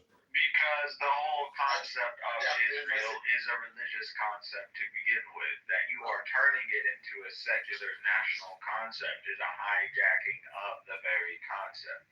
You are changing something. If I take Islam and I say, well, now I made a country called the Islamic State, and now I say to be a Muslim, you just need to be a citizen of the Islamic State. I know you. Then you're just hijacking Islam. That's all you're doing. I know you. You are hijacking Islam if you turn it into a. Like, if you say you have to believe in Muhammad to be a Muslim, that is a hijacking. Just like if you I'm using an analogy with what happened Judaism and Zionism. That's all. Oh, I know. You're so anti-Semitic. It's the same thing for. I'm a Semite. You're not even a Semite. It's the same thing for Christianity. Like if you say I don't. I'm probably white. You're probably white. Really white. Wait, I'm white. Okay. It doesn't matter if you're white, if she's a nigger. It doesn't matter. All these things don't matter. What matters is that you cannot separate the faith from the group. Whether it be Jews, Muslims, Christians, doesn't matter. It does not matter. You cannot be a Christian who doesn't believe in the crucifixion, resurrection, and etc. You can't be a Muslim if you don't believe Muhammad is a prophet. You cannot be a Muslim. You can't be a Jew if you don't believe in the Torah. No, that's not true. Yes, it is true. Dude. No, it's not. That's the the exception is Judaism. Oh, but it contradicts itself. How are you going to believe in something that tells you how you became a thing? The only thing about the Jews because it's ancestry. It's like an ancestry. You're not. You don't have the ancestry. Yeah, true, but you don't have to believe it. You're still a Jew. Wait a second, please.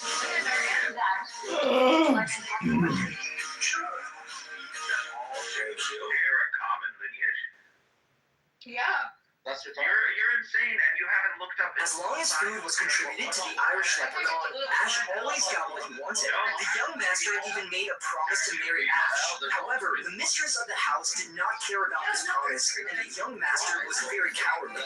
Ash is sentenced to exile for I mean, you are wanting this. You're in love, and he will talk all day. And you can ask the flowers, I see for hours, telling all the bluebirds, the billy cougars, baby. You can ask the flowers, I see for hours. And the culture. Take that away. And the culture. Away with the Torah. We don't need the Torah. You guys are not. You're talking about the culture. Dude, what culture? What culture? What culture? I don't need anti-Semitic assholes on Clubhouse to tell me. Tell me what culture first. What culture, dude? What is the Jewish culture? The Torah. Culture. The Torah. That's insane. Oh, there's like so many different types of Jews. Different types of Jewish cultures, but there are things that bind all Jews together. Which What is that? things. It's the Torah. And other things too. Do your lips show which country you're from? Is rebar necessary for every concrete project? That's the religious understanding. This is a residential sidewalk. You need rebar? No. We've heard it. It's a religion. It's a great product. Exposing the illegal tricks car insurance companies use to profit from you. Number one, they are not allowed to ask you for your race.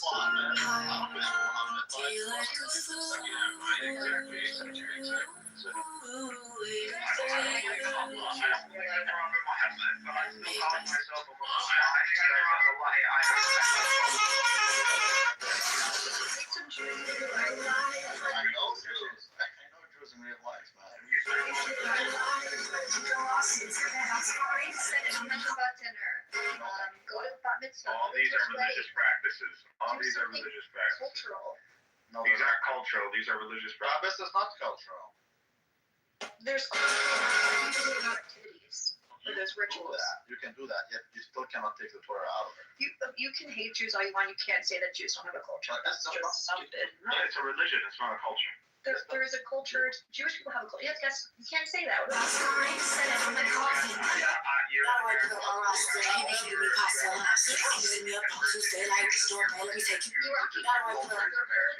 Their own cuisine. What culture? What food? What about Iraqi Jews and their food? Did they That's Iraqi culture. That's Iraqi culture.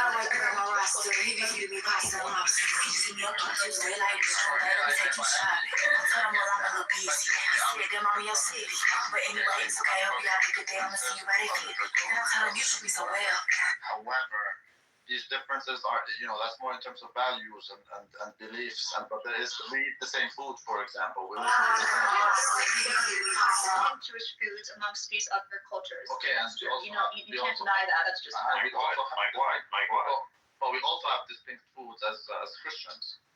What does that mean?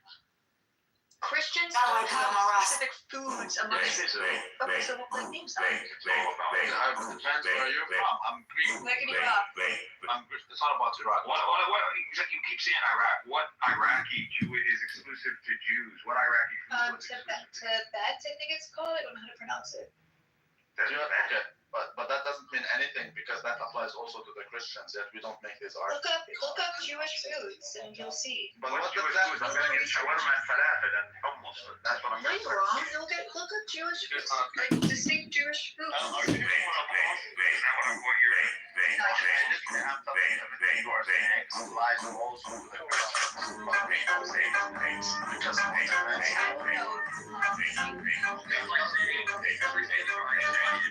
Is black culture, fried chicken. much more? Look at the foods, for example, that the Greek Orthodox do versus the food that the Orthodox do. So there are differences even between each other in terms of food customs and whatnot. So Yeah, I'm just trying to prove. I don't know why I'm trying to prove to you that Jews have a culture. I don't need to prove it, but I'm trying to. What about Jewish music? But you're just blocking. You're blocking the incoming info. That's all What you're about doing. Yiddish? What about that's not in the Torah. What about the way So we Yiddish get is that. spoken by Jews all over the world?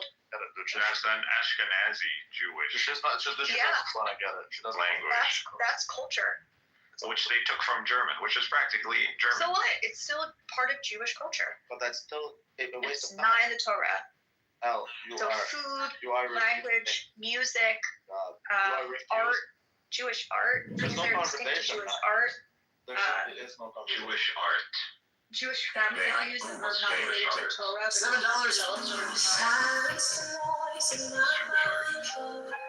I'm not an expert for sure.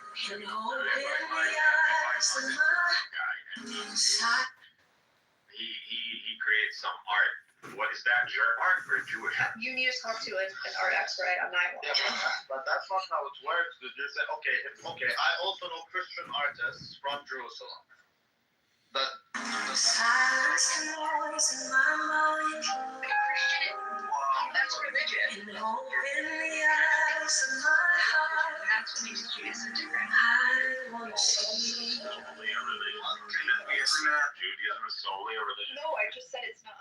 But I'm telling you that's what you want Judaism to be. I'm disputing that. No, I didn't. Anyone that has, gone through any real education in history would agree with this. Let's just not talk about it. Okay, If you're unable to talk about it, let's just simply not talk I about am talking about it. I don't think you like No, what you're I not.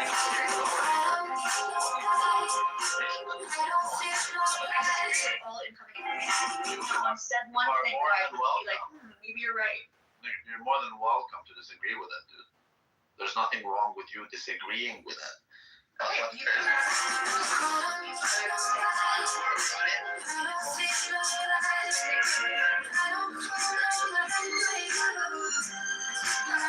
I know Christian artists from Jerusalem. That doesn't mean this art is Christian. Now you insist that when a Jew doesn't, it's not Jewish art. If a Jew is an artist and he does it, whatever, musical, painting, etc., that's not Jewish art. That's art done by a Jew. Huge difference in this, like these two statements. Huge difference. So listen, I don't have enough knowledge on art history to really speak on this topic. But I'm guessing. talk about I don't like my hair. It's not okay. I don't feel like my house, but like if you don't, Neither of us, I feel, are credited enough to speak on No, I am art, but I'm confident. sure there are distinct Jewish aspects to art. I am 100%. Characteristics too. I am 100% confident about it when I say it. Cynic, do you know? Talk about yeah, of course. Okay. Okay, she's a Christian, but her music is that Arab music. No. Okay, that's music by a Christian artist. That is Arab music. That's Arab culture. Exactly. So that is it. So you insist on coining it as Jewish art, but it's not Jewish art. You have that as coming ground. I'm not sure we can have a convo about it. Okay, let's go back to food since art is a little quirky because neither of us really know anything about art. Same thing. Let's go back to food. Okay, then explain tabit, an Iraqi Jewish dish made only by Iraqi Jews. How is that not part of the culture of Explain Jews? burbara. Explain the burbara, which is a Christian dish, but that doesn't mean. Okay, so that's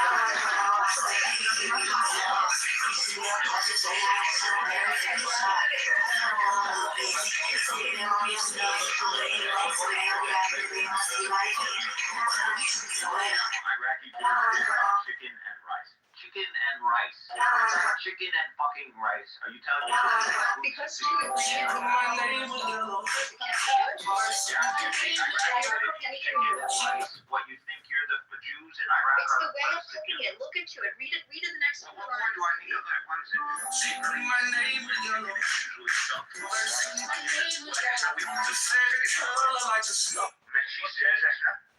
Commonalities amongst dishes.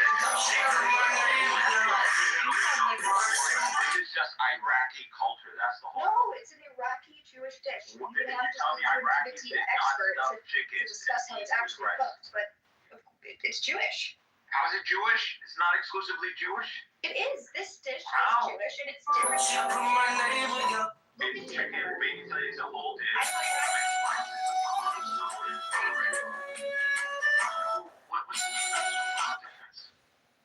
You'll have to ask an Iraqi Jewish grandmother. Okay. Doubt you'll ever come across one, but if you do, ask. I would love it if you can check the link about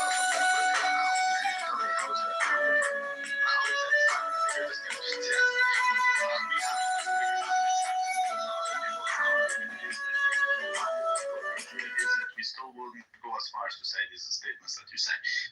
Check this thing in the link above. Muslims don't have that. I'm not checking it right now. Hold on. Well, it's just a dish called burbara, for the saint called burbara. So check, that is a dish we have as Greeks, because the Greek Orthodox. The Russian Orthodox don't do this. So we have differences like that with other Orthodox Christians. Muslims don't have this. But we still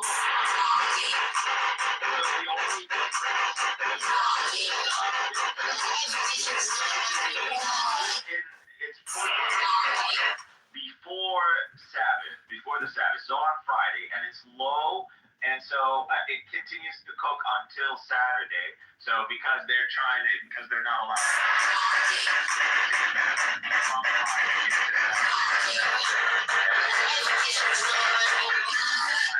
Still cooked chicken, still rice. So if you look into, we still have dishes very much the same.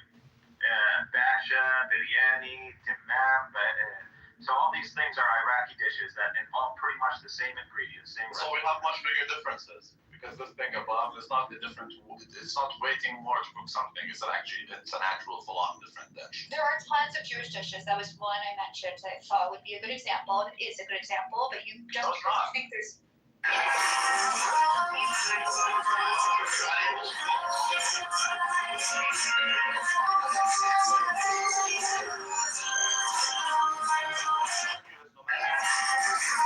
things that they had that they do their own customs. What I'm telling you is the biggest difference you find that they have relative to the other communities they live with will be smaller than the differences we have.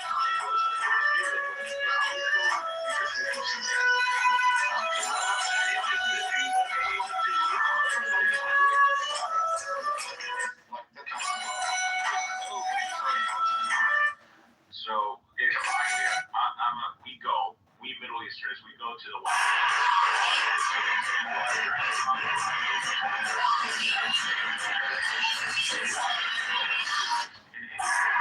There's no everything they'll recognize. Everything that host nation recognizes. There's nothing there that is wild. That's between like Middle Eastern cuisine and like Western cuisine.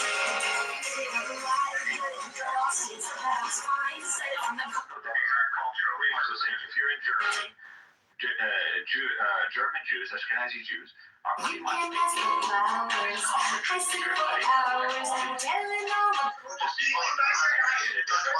you're trying to deal with your law or deal with the Sabbath. But that's it. See, that's the problem with Jews is that, well, not Jews, that's the Zionism bit, because Jews don't really believe this shit. That's just the Zionists who are most Jews, unfortunately. But they turned Judaism into that whole nationalistic thing, so Okay. it cannot be Iraqi. Basically, I would say I'm Palestinian. I would say I'm Christian, as if that is a And they do that in Israel. They do that. They say I'm Christian Arab. I'm a Christian Israeli. They do that. And they do it in Gaza. And amongst others,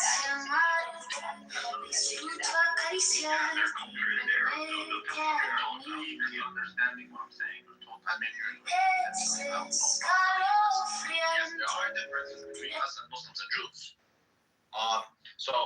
But we are not a nation. So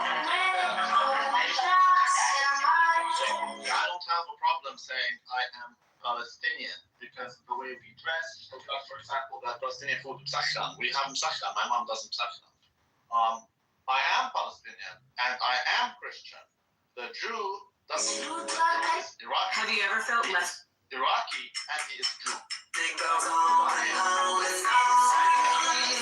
And turned it into something that is Peoria free. And now, no, the Jew is not Iraqi.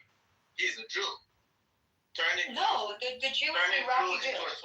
Ask Jews how they identify around the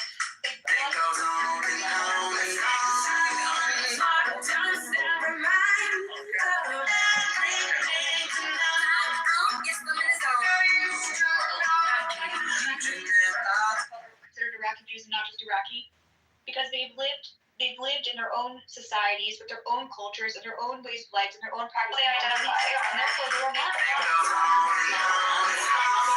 even accepted as just their practice of Judaism. every other place that is. I'm not saying that Iraqis. I'm not saying that. I'm telling you, they are Iraqi Jews. Just like I'm a Palestinian Christian. Exactly. But Zionism it changes things here. You can cloud it up. The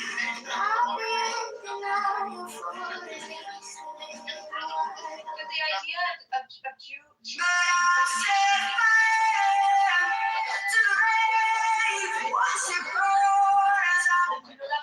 I love you so much. I don't want to call you a nigger. Can you?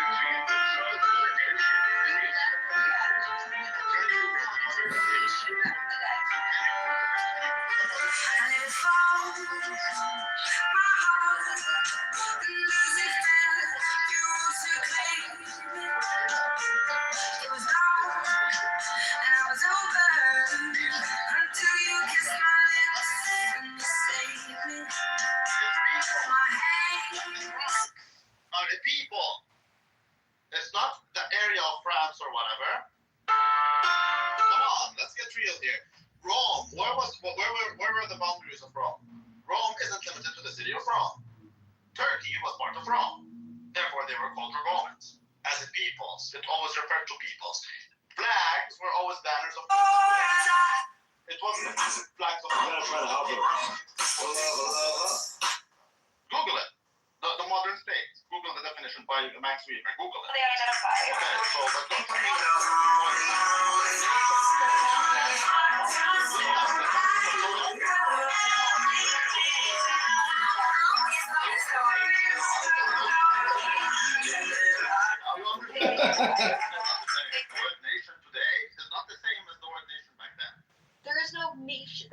in the Torah, it's in Hebrew.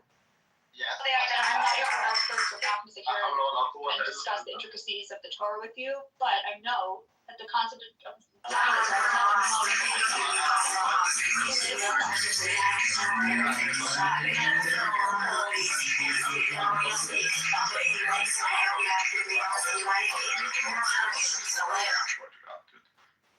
It's just crazy. I mean, I'll put it flat. It's not that hard. If you have an American Christian, you have a rabbi, a Middle Eastern Christian. Are you gonna say these two are part of the same nation? Lies. He always tells you the truth every time. In their own, but they're a nation.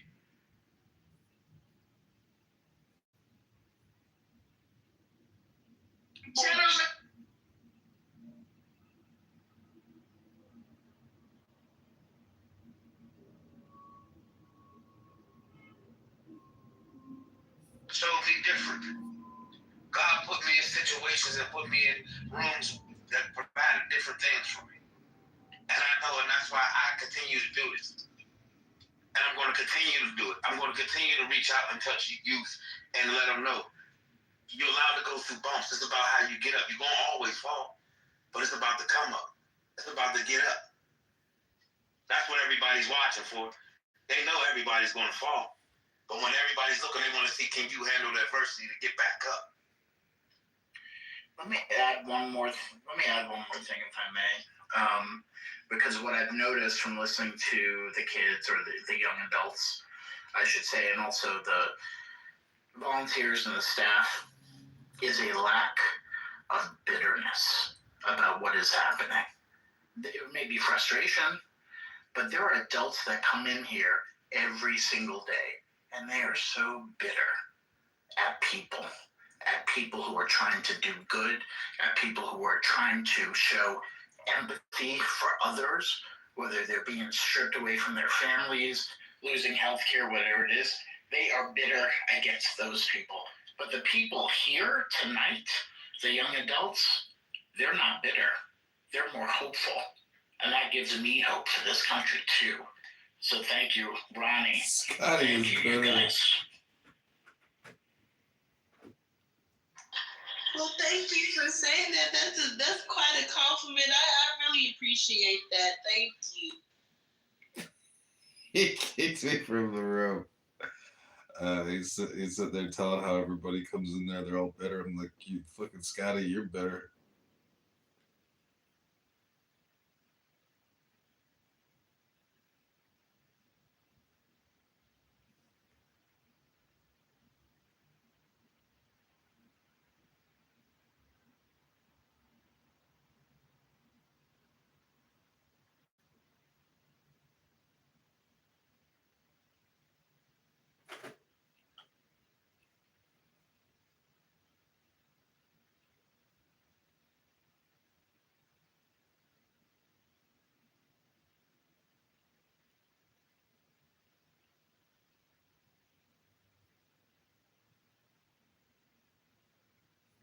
Stop.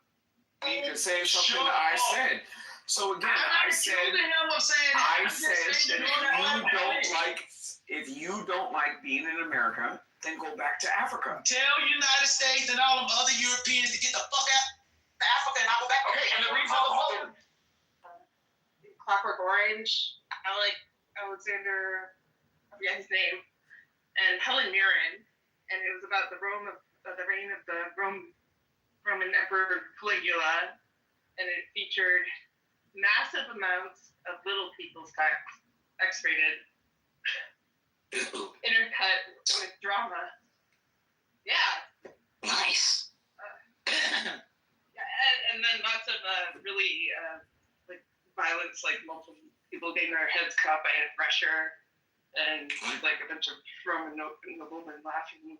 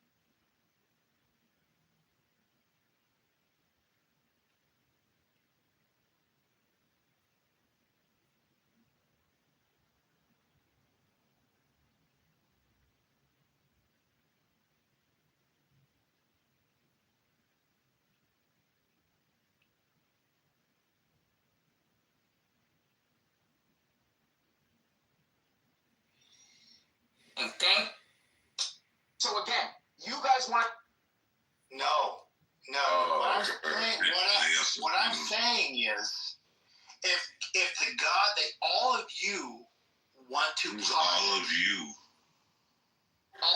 Anybody that wants to posit a God for a reason for anything is existing. If there is a God that is a reason for anything is existing, and you going to call that God all good, it is not possible for anything to be not good, to exist, if that God exists. Yeah, that doesn't follow. Yes, it does. That doesn't follow unless it's God, bro. Wait. Concrete. How? If God were to make something corruptible, then obviously it could be degraded over time, such that it is not the same quality as God. Let me ask you guys this: Is it true? Wait, hold on. Is it true that if God creates a bro? Is it true that if God is good and He creates something, right, that is good, that it cannot be perfect as God is? It cannot display perfect goodness as God. Okay, so if it cannot display perfect goodness as God is, no matter what He creates, it's not going to be the level of good that you guys are putting on God to His creations. You can't say God is good and everything He makes is good. No, He would only make God to make something that is perfect in goodness. Otherwise, it can be good in one thing and bad in a thousand other things. The argument is even more powerful than that. The argument is even more powerful than that. The argument is, if the God that we are talking about is the originator of all possible conceptual content. Talking about Yahweh, sort of like talking about Yahweh. Right. So if everything, there's a common theme, and I don't know what it is. I'm figuring it out. If everything. No solutions. They're only here constipated, and they want to make us all constipated. Right.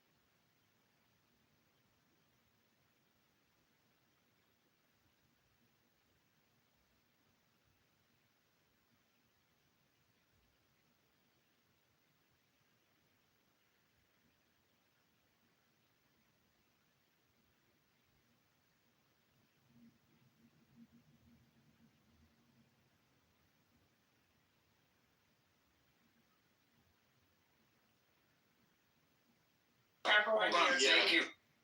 Thank you. Go on you. Thank you. Go ahead. Aren't buying the 400 years anymore. And I've said this before. Carmelo Anthony raised, what, $550? That was a lynching. That was a lynching. Yeah.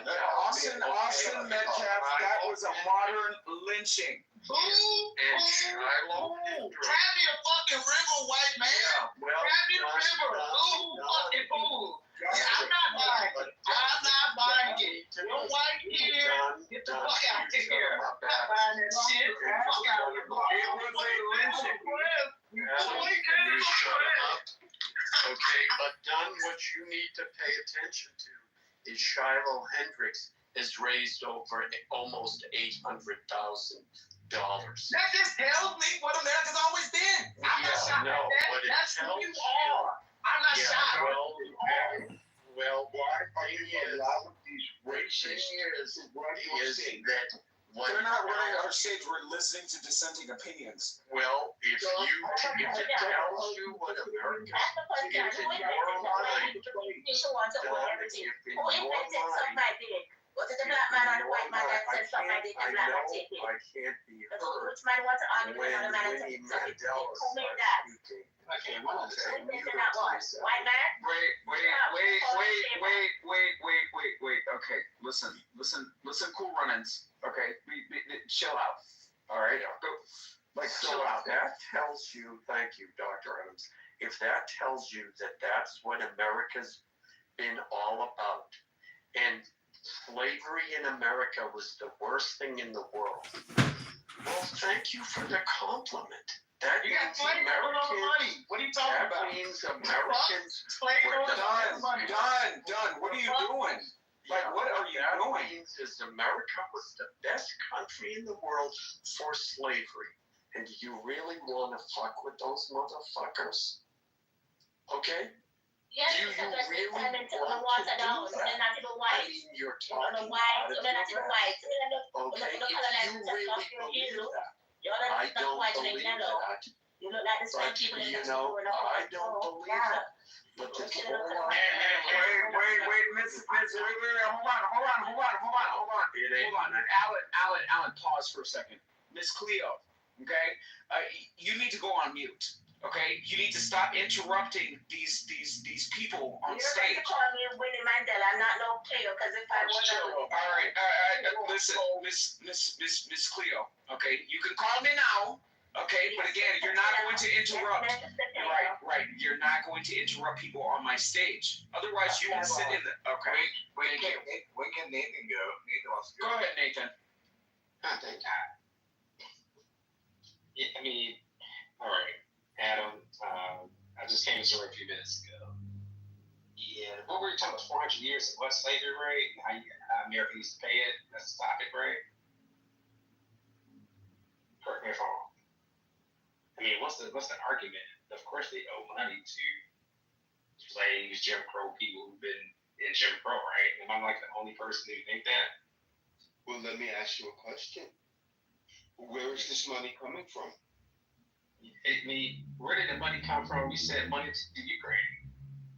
Well, like, where did the money come from? Like, that's just people that, I mean, if you understand, I would say stupid. We can talk about Ukraine. Okay, so Dominique. We can talk about Ukraine. But I asked you, where is this money coming from that you think you deserve? I had that one viewer in. Yo, actually still believe. So you've been a slave. My grandfather was a Jim Crow. His grandfather. I didn't ask about your grandfather. I'm asking you. Where is this money coming from? So let me help you. If I'm driving down the street, right, and I run over a killer, the insurance money pays for your next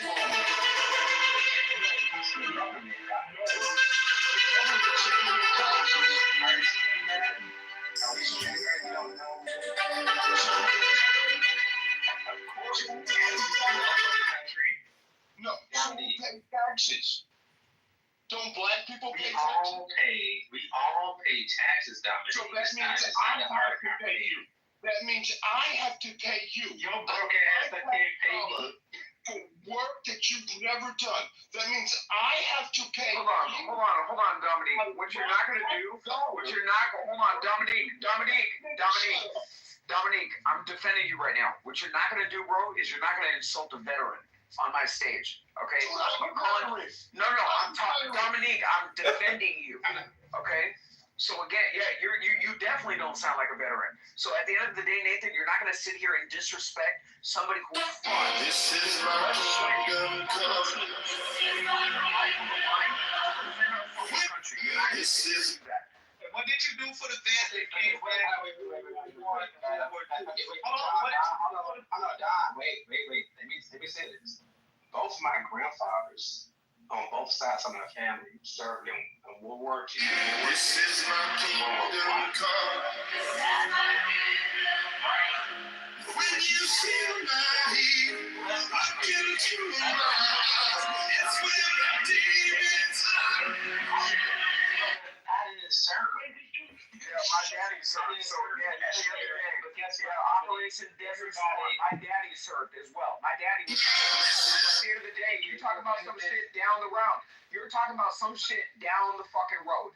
So at the end of the day, my daddy served, and again, at the end of the day, I have family that's still serving, both in the military and in Congress. So you're not going to sit there and disrespect a fucking veteran on my stage.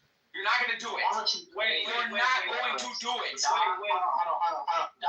Wait, you call the people monkey? Get the fuck out of here. Yeah. You as a specific monkey did not fight for this country, so I'm going to protect my fucking Let me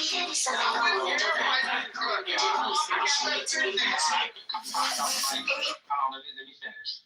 So if we're supposed to protect veterans, which I agree, right? Shouldn't we all give them popping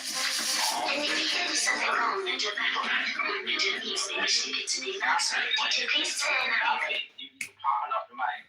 If any veterans and their families didn't get full benefits, shouldn't we pay those men the full benefits that they're due? Adam? Yeah, we should stop giving to DEI projects. So why don't we pull funding from HBCUs and let's pay the veterans? Okay, so let me repeat. So no.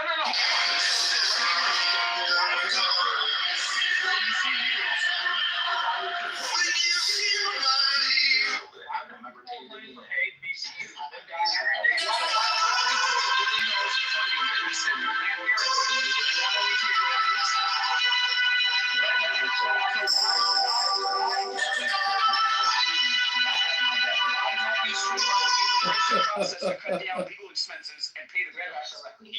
If you have selective, no, I don't have selective hearing. You're not getting a response. Hey, mister. I think you told me. I think one of the quickest ways to explain people that think like y'all do is the DEI. I think that really exposes how ignorant y'all are and how everyone is so acknowledgement of that. Because when you speak about explain to me how important it is. Because this will confuse me when I run into people so adamant against DEI. They know absolutely fucking nothing about it. And this is what I'm talking about. When you listen to I'm going to say this again. When you listen to racist people, they say the dumbest fucking shit of all the people. All you have to do is listen to it. I'm going to listen. On your march, get ready and say, go. Explain DEI to me. Cooking ass collard greens in a bathtub, foot cooking ass Indian, checking a box and telling Black America that we need to accept this person as a precedent for Black excellence. I'm done. Can we get a serious from somebody who thinks like him? Hold up, can we get a serious? Hold up for a second. Can we get a serious response from somebody that actually thinks the way he does, but want to offer up a more serious response? They're going to give you the same answer. I don't think anybody's disagreeing with Adam's done. And just yeah, man, that's not worth responding to, man. I'm not gonna respond to that shit. Man, get the fuck out of here. I looked up this whole issue of black vets being denied. And first I looked up the percentages, and it said 61 versus 71. That's the difference between black and white vets. So then I looked up the total number of black veterans who were denied. And it came back saying, well, we can't really determine the total number of vets, black vets that were denied compared to the total number of whites. So then I asked, well, how can you calculate a percentage if you don't have the actual numbers? And they said, well, it's speculation. So that whole line of narrative that black vets were denied Tomorrow's is very easy. You're a black vet. World War II. Was your black grandfather in World War II, Alan? They came back to Jim Crow. I don't know. We're talking about the statistics. We're talking about the Can I break it down? That's like yeah, I'll break it down. There's no actual number. Whether my racial background or if I had someone in the family who was in World War II is irrelevant to the numbers. We're talking about mathematics here. We're talking about statistics. So whether you had a grandfather in it or not. Listen. This is not the conversation that I'm used to having at the country club. Okay, allow a person to finish speaking, and then you can respond behind them. Right? This is not World Star Radio. Go ahead, Alan. Well, that's the whole point. I mean, you bring up a thing about that Dominique fought, is a veteran and fought for this country. And instead of saying, oh, yes, you're right, I won't disparage him because he is a vet and he made a sacrifice, it immediately pivots to, oh, well, but black people were denied benefits. It has, how about, I won't disrespect him, I won't attack him personally, and I'll go back to addressing the actual point of the debate. How about we do that? That's the point. Okay, let me say this right so you can comprehend it. It's just like when Nazi Germany was fighting the war. Hold on, let me ask a question. Why are black people? Hold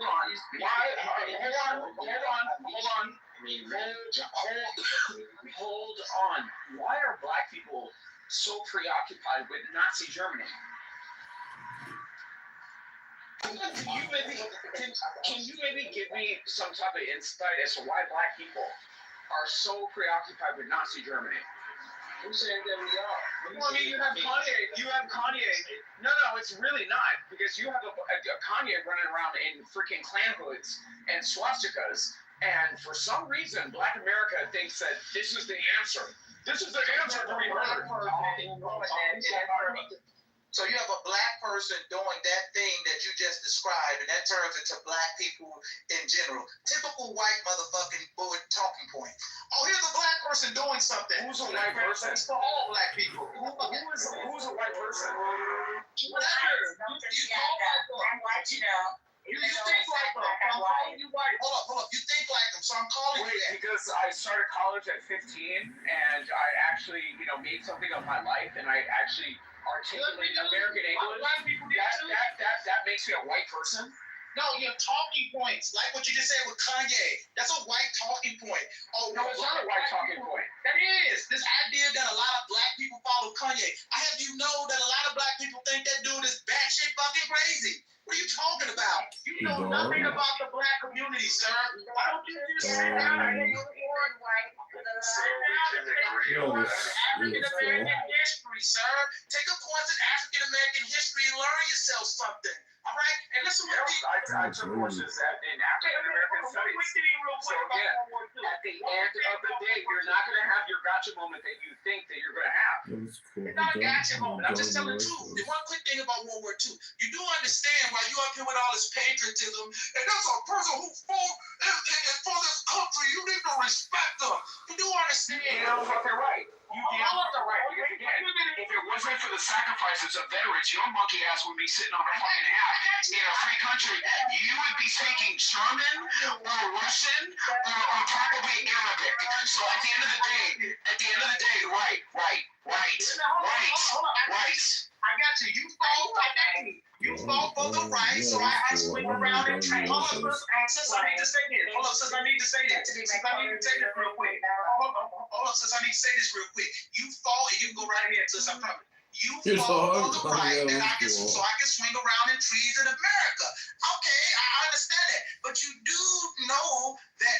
So stop throwing bananas at white people. That's all we're asking. Wait. Stop throwing bananas at white people. Wait. I want to say this. You do know during that war,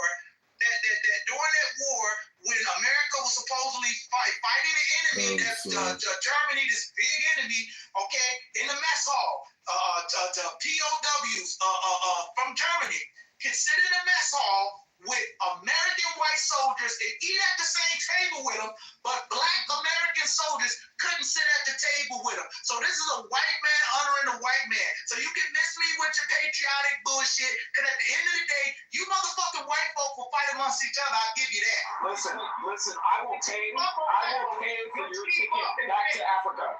I will literally pay for your ticket back to Africa. If you are so upset, then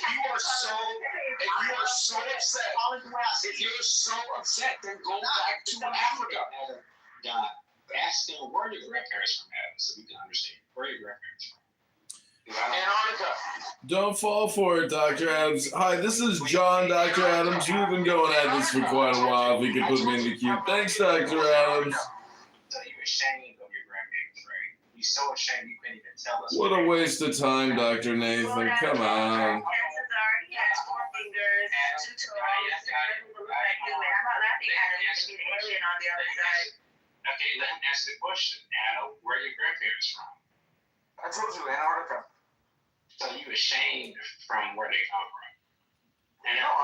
Ashamed? Why would you be ashamed of being an Antarctican? It's very rare to be Antarctican. Because he keeps on calling us monkeys and stuff like that. Adam, maybe you're an alien. It's okay. He's an Antarctican, Lady Gaia. Nathan, he's an Antarctican. It's very rare to be an Antarctican. Oh, Nathan, I get it. He's upset. Oh, okay, I get it. Adam's upset. I'm not Antarctican and Hey, I think I get it. He's upset because the black automated American people, the white man shit on him with his head. So he's trying to block people because he couldn't fucking muster up enough to get his head back from the white man. Oh, I see. You know what? I understand, Adam. You know what? I apologize. I'm sorry for you, man. I'm sorry for you, man.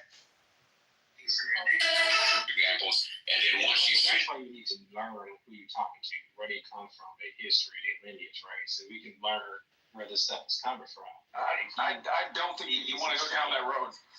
Yeah, I just did. And you're too ashamed to admit where your family. No, I just don't want to be accused of OU reparations. No, that's really pathetic.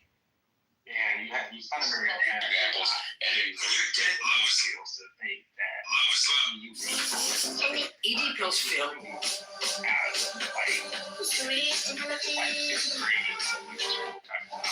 Of course they know. I mean, after all, I started college at 15, so. Well, let me say this: if you're in a country raised, it's a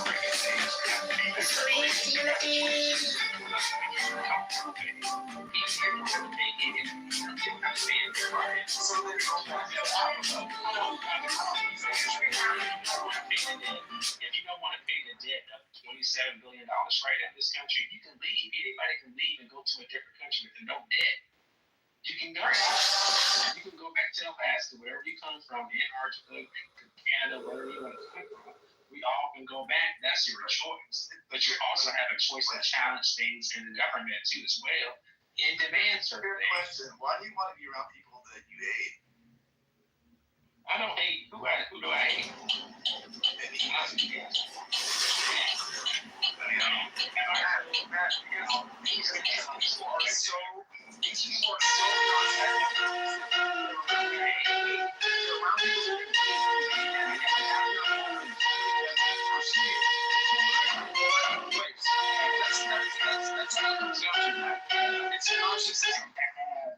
You know what makes me feel pain? One of small content creators.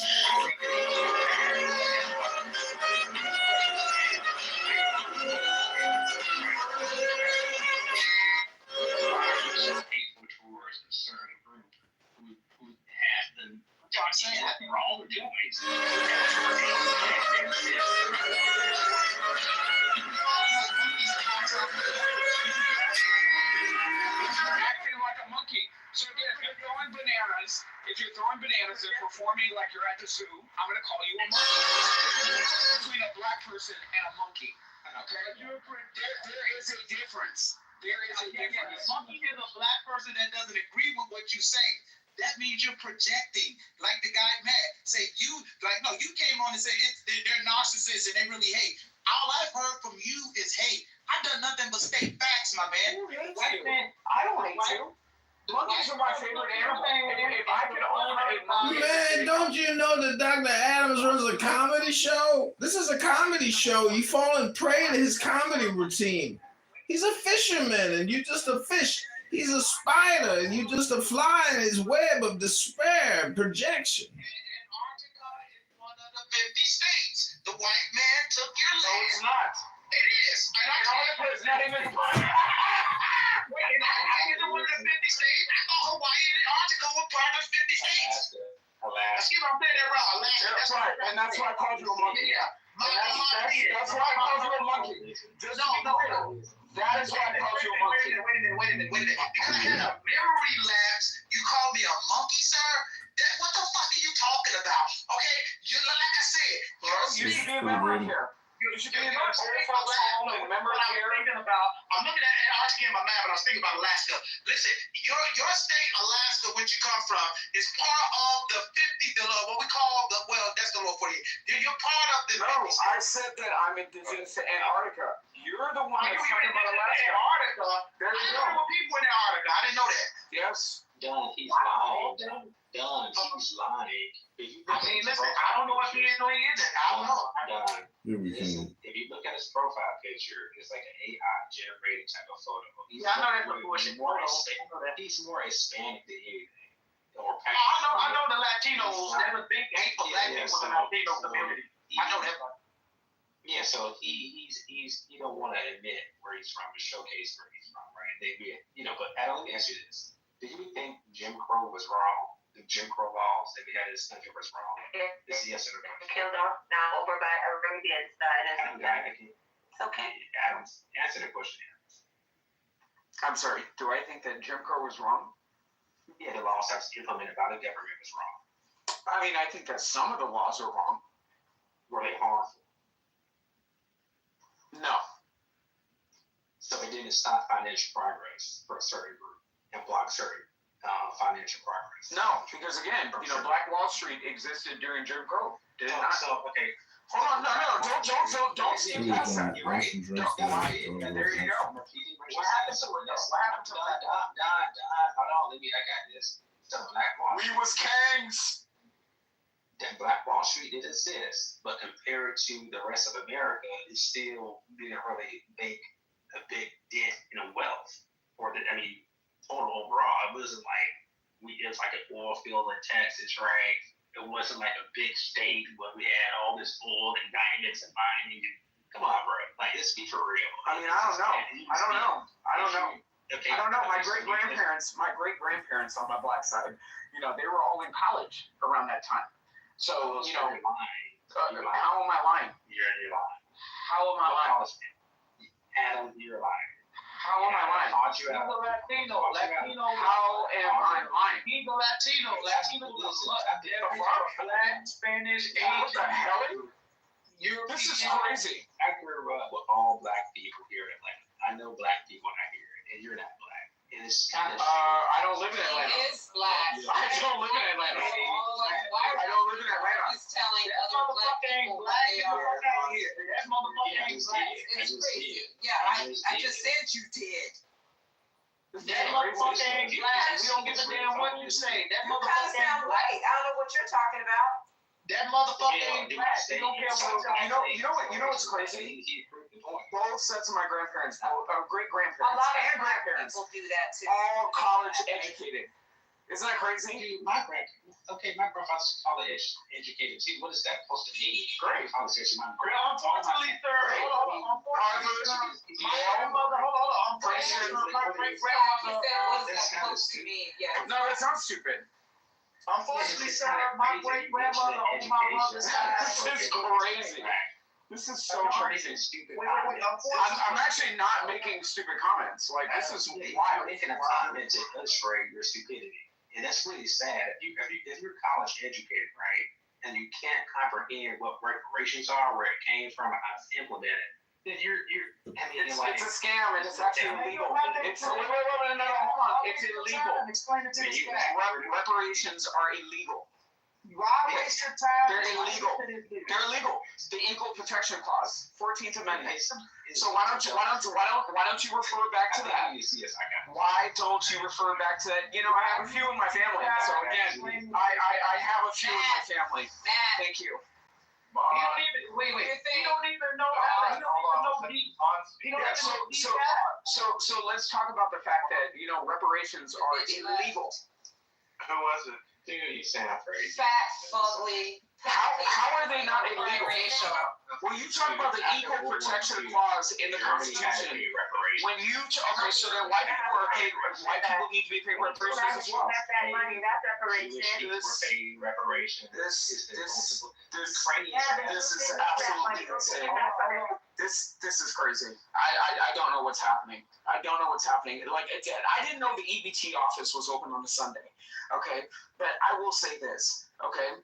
The Equal Protection Clause under our Constitution negates the entitlement nor the legal pathway for fair reparations to be rendered to certain groups of people just based on their race.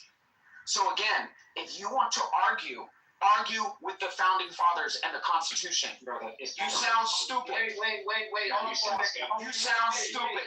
Wait, I got a case study for you right quick, so we don't have to speculate, okay? So we don't have to speculate. I'm in Illinois.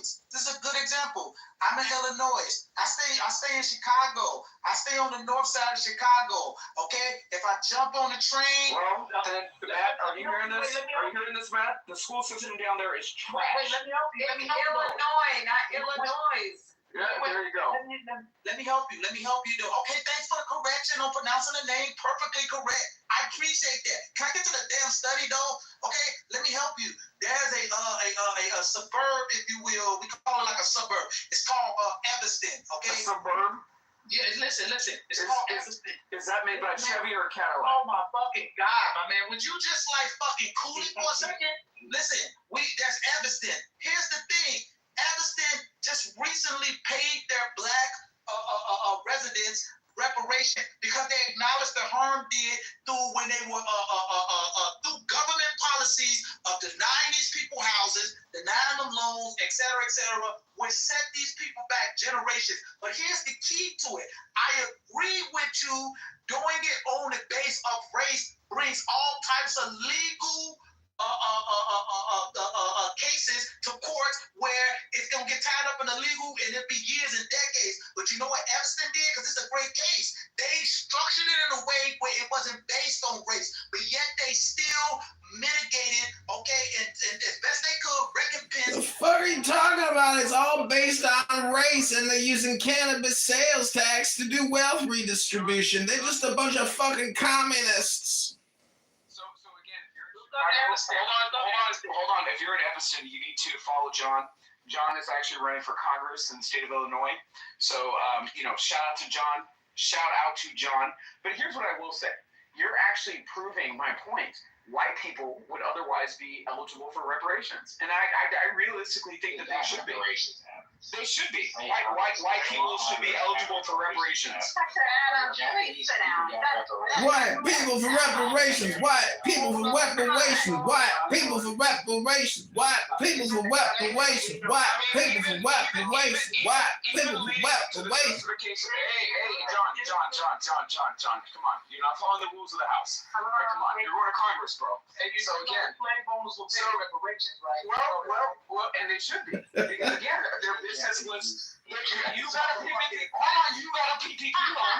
So why should slave owners not be paid reparations for the loss of their capital? It's fucking slavery, fool. But you got a PPP loan. You literally got a PPP loan. Like, what are y'all talking about? The PPP loan was the reparations. Wait. So what is the difference between getting a PPP loan as you as a black American and those? Hold on, I can't even finish a question.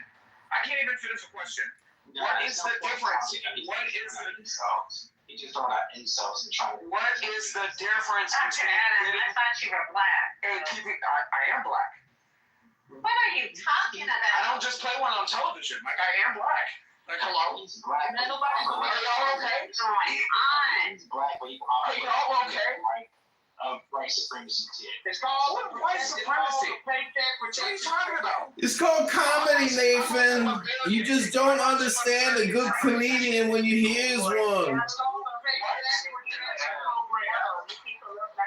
This is offensive. Biden's against throughout total. It's called a paycheck protection. The all mute button, please. Matt, you have one non-black parent, and this is what they do. This is what these monkeys do. So it's like Crazy.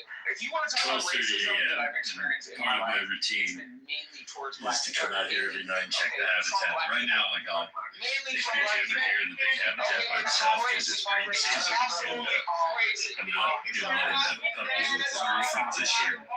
So I was pecking his head and I took off my gloves. So I would never forget the day. it's like scratching. Well, I scratch it and there you see it. He's got the whole wound my gloves and he's not trying to take it very hard. This is what are you fucking kidding me? Like, are y'all kidding me? Are y'all fucking kidding me? So, no, you are the most racist group of people on this app.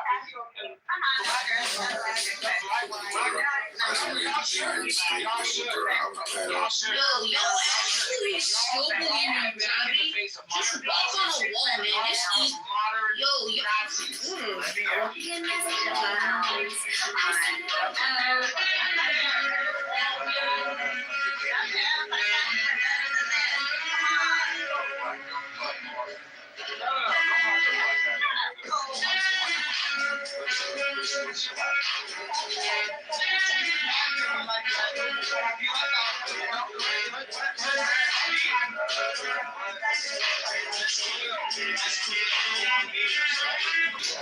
Do you know, is this just that one?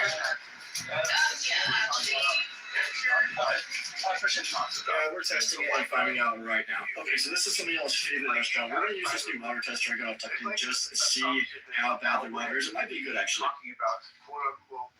Okay, that's 100% tap water if not worse. This is exactly why you need to be testing your water before drinking, no matter.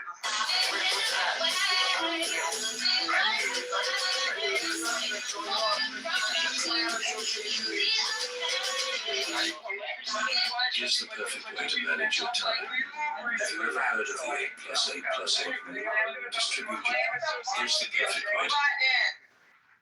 But it's not our problem that y'all all had the same talking points, though. So you can try to act like, oh no, we have independent minds that think differently. But Here's the all perfect y'all way to talking manage points your are the time. same. Have you ever heard of the 8+8+8 rule? Distribute your 24 hours into 3 parts to create a balanced life. 8 hours of hard work, 8 hours of good sleep, 8 hours for the 3 F's. We're tired of it. You can have it. Oh, wow. Okay, so that's really how you feel. All right. I'm out of here. No, you don't want to listen. You don't want to listen to what I'm specifically talking about. In your room who called me a nigga. You understand me? Who called you that? Nobody called you that. Who called you that? Why called you that? Oh my God. Why would he call you that? Pepe. Yes. Why? What do you ask me? Why would he call me that? That's crazy to even ask that question.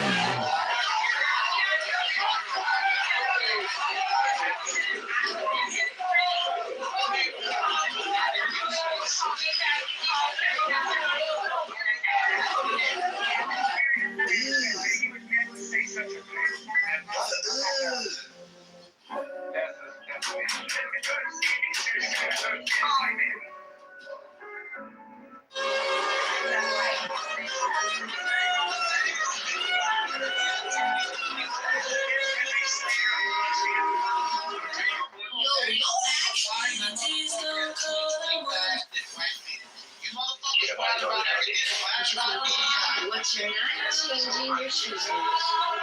She's not changing. No, she's calling you in this room. I would like you to stay and participate. However, the Pepe hate is crazy. Like, Pepe is literally my cousin. What you're not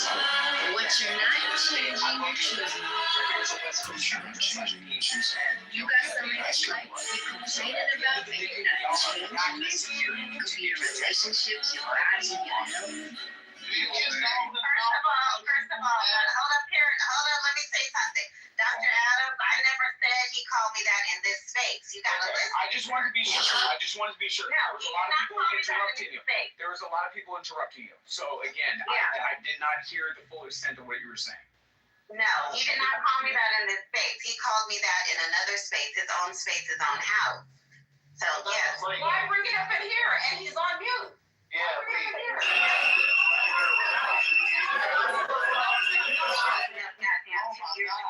Like 3 or 4 months ago. I can't speak in here. Y'all be some How were you acting at the time when he said, did you all allow her to speak? What I'm letting you know, Dr. Adams, is some of the points that you're making, like if you're telling your friends what's happening, like I just can't take you seriously because you're okay, well I'm sorry. I don't know.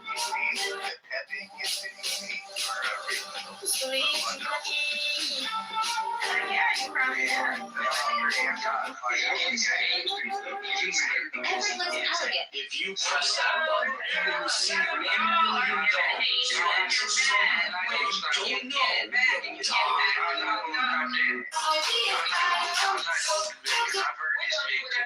Whatever we want to do. I've heard this man coming to multiple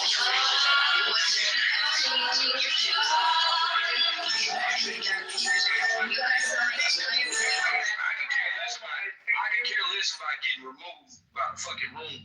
Man, and you ought to know me. Then I ain't finna be. Rob, ain't nobody gonna know I ain't about that. Ain't nobody gonna know. That's what I'm saying. I don't give a He's a fucking racist though. Like this is nothing new. And so are all of you. It's not racist. I'm proud of you. You're black supremacists. Saying people are racist. You know what? I've sat in so many rooms where black people were just chilling and talking shit about white people, referring to. So what? We got a right to. Okay, and white people have a right to talk about you too. And white people have the right to give you the same energy back. So, you know, and so it's okay for the white people to do it too. You know, it's okay.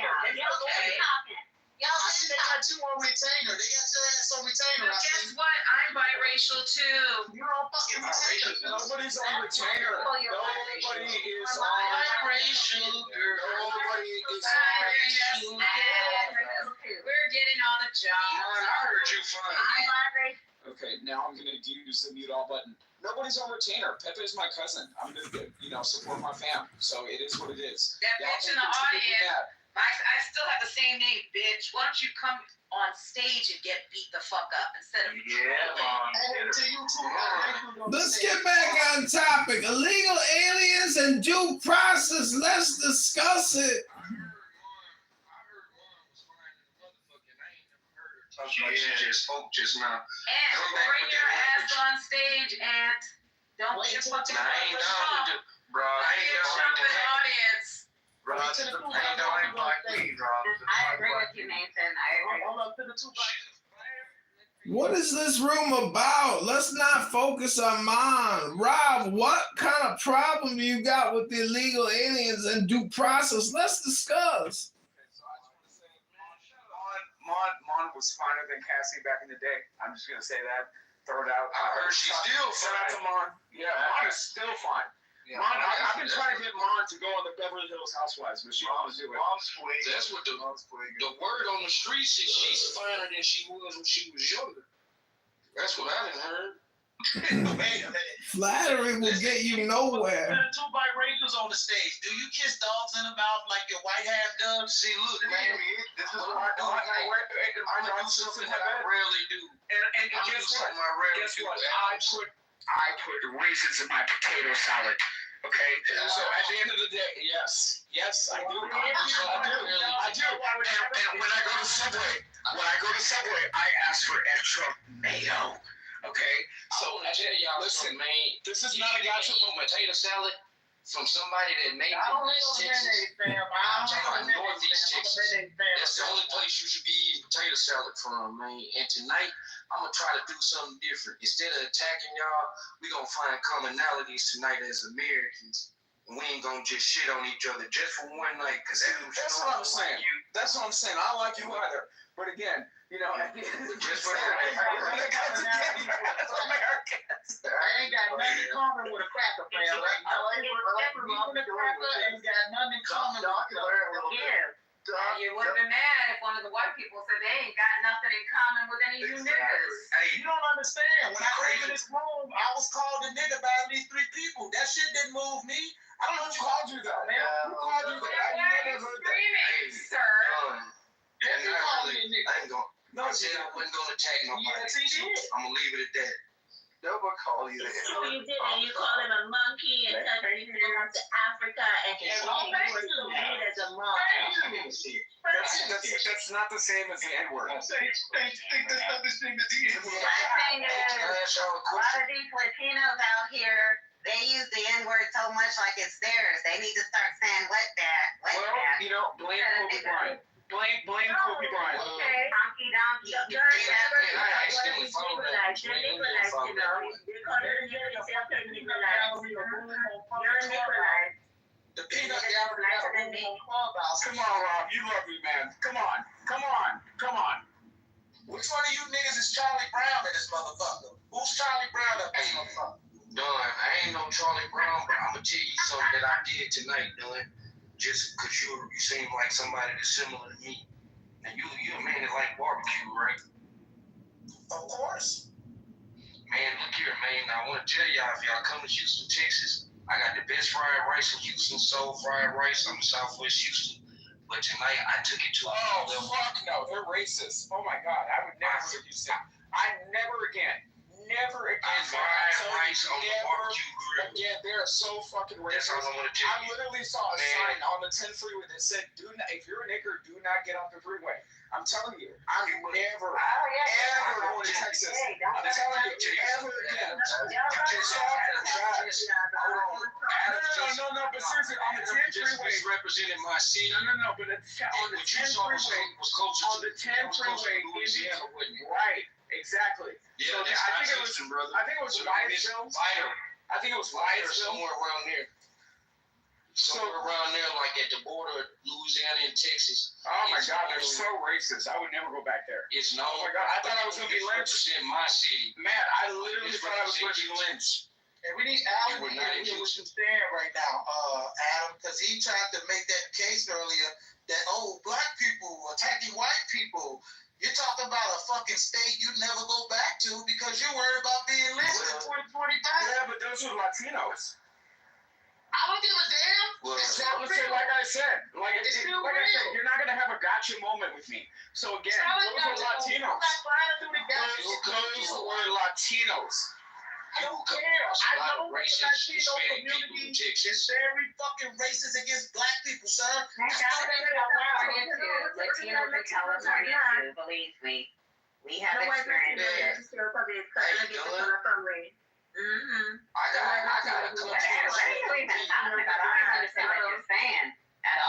got a controversial. Y'all talking over each other. One mic. No, I got a controversial opinion. Seriously, most black people, when I said this to them, like they gotta kind of give me a chance to explain. But take away historical treatment of each other, of the groups. White and black Americans got far more in common than we'll ever want to admit. Even the racist white folks and even us that's wild, whatever. I'm going to tell you, and our commonalities are things kind of simple. Food. You think about this. Out of all the groups in America, you have Asian markets, you have Hispanic markets, you have African markets. Now, you might have grocery stores that are in the white community that might have a few different things in some of the grocery stores in our food deserts, but we eat the same food. We relatively pray to the same God. We definitely speak the same language. And I had this thought before I even came on this app. This app reinforced the last one that we got a very narrow-minded worldview. And I'm saying this to black and white folks because we have a view of American exceptionalism. And we tend to think that we better than everybody else. Like, that might be true, it might not. We are better than everybody else. There's no spanking. I wouldn't say that we're better than anybody else. I would say that our country, the idea of our country, I would say and that's where I was like to get to. The idea of our Constitution, the idea of what America could be, yeah, it's great. You see it in the fact that people is dying to get over here, but the realities of America is not the same for everybody. It would be unfortunate. Is that, and I land on this, and a lot of people in this room, you guys, I've heard you, and again, I'm not attacking people at this stage, but I've heard y'all discredit plenty of black people's legitimate concerns about being an American and being black and an American, and it's unfair to discount these things, and it's actually un-American, and I'll land on that. Well, you know, I have wait. James, hold on 1 second. I'm gonna let you speak. I'm guilty of that, and I'll tell you why I'm guilty of that, Rob. And I'll tell you why one of my frustrations with Black America is the lack of accountability, right? And the shift as far as the trajectory aim of a lot of arguments in Black America, mainly not geared towards equality, but more so geared towards revenge. And that is some shit that I'm not with, especially being a mixed race person. So I'm guilty of that myself. 100%. As a man, I can take accountability for that, and I'm telling you why. Hold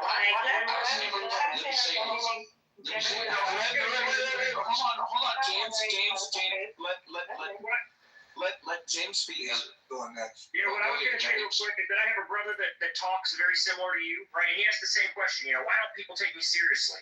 And the answer is you cannot expect old white ladies and old white men, or just regular white people, or regular people at all in general, to accept the way that you speak and act culturally as something that it has nothing to do with you being black as the reason why you are down, or et cetera, et cetera. It has to do with the way that you present yourself to the world around you. Look at me, for example. I could talk like you, and it wouldn't do fucking shit for me. But instead I talk like this, I wear a suit, and I display myself with intention, with purpose. And that gives me success in life. If you do the same, you will also have that success.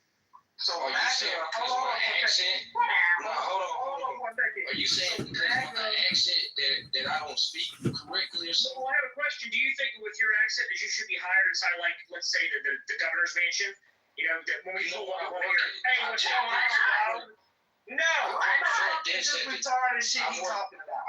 Now, see, this is let me say something. Let me say something. Are you serious? Let me say something. That the professional real quick. Can be taken inside society. Real quick.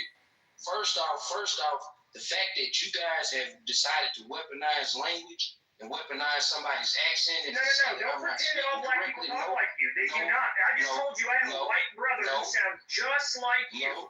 And he's in the same disadvantage as you with his. Okay, so again, we're not going to sit here. I didn't say I was disagreeing. Hold on. Okay, we're not going to sit here. We're not going to sit here and pretend like people that carry their words do not have a different position in their outcome in employment. Okay, we're not going to pretend that that's not the case. Let me say this: I ain't never had a problem getting a job. And to be quite honest, none of you are paying me. Neither have I. To quote unquote change how I need to speak.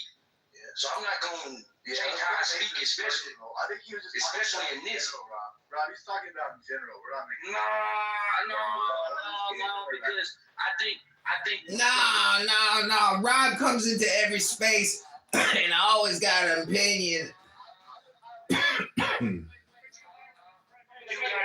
It's just true enough that language in America has been weaponized against black people to the point where black people even do it to themselves. But this isn't an issue of language. Weaponization of language. Linguistics and language are two different things. If you study linguistics, you would understand that Southern people actually speak closer to how English would be spoken.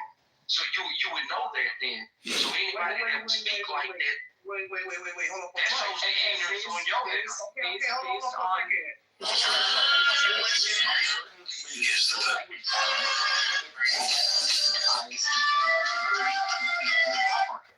That is a fact. That's because of racism, bro. No, that's because of proper No. That's racism. Business acumen. No, if I can't, let's say this, Adams. Let me say this, Adams. If I spoke to you like this, I say, hi, I'm Robert Gillette. Pleasure to meet you. Are you going to respect me anymore?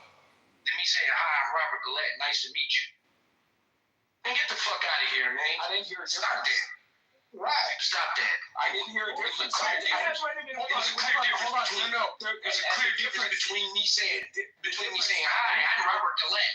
Let me tell you the specific scientific difference. Okay, tone inflection, right? So again, the tone inflection was different, but the linguistics was exactly the same. And like I said, Robert, I would actually hire you. So at the end of the day, I'm not sitting here fighting against you of telling you that you fall into a segment of this same population, okay, that I'm talking about. Because I really truthfully I'm part of that population. No, you're not. I'm a part of that. No, you're I not. am. This No, you're is the thing. not. You're not. I might be a rarity. I might be a rarity in that population. Rarity in the sense of that, A rarity in the of sense what? that when you look at the sense that I I sit in spaces like this, Listen, that's the problem, Adam. You trying to tell him his life, man. You trying to tell me my life. Y'all were accusing me of not being black. Just a few minutes ago, y'all were accusing me of not being black. Yeah, but you're trying to tell him his life. Thank you. So again, at the end of the day, what I'm saying Brandon was talented and was wanted to be a cop since he was a kid. He was sworn in as an honorary police officer for the day. I'm really a street nigga, man. Like, my friends ain't talking no, like you're not. No, because you're No, you're black. not. No, you're You're not. supposed to put people on that No, they're the black. fact that you can articulate I'm supposed to yourself, hit you and in I'm this not now. going to value your intellect. way. Because you are Yes, just man. Kiss me. very articulate. Come on, I'm just telling you. Stop it. being a street nigga wasn't a value right now. Shit is You're making you I'm telling you. the NAPD. I have You don't have to That's do the that. whole mystique. You don't have You to do guys that. think that because somebody is from the streets. You don't have to do that. They are from the streets, you know. Who's These white? women are from the Who's streets. white? I'm not talking to you. Now, I'm not he's talking to you, black. Adam. I'm not talking to you. He's acting like to be looking at black people and calling them monkeys. So he has to be white. There's no way he could be a black man I and mean, be another black man. What are you talking about? This is literally me and my PTO. Oh my God.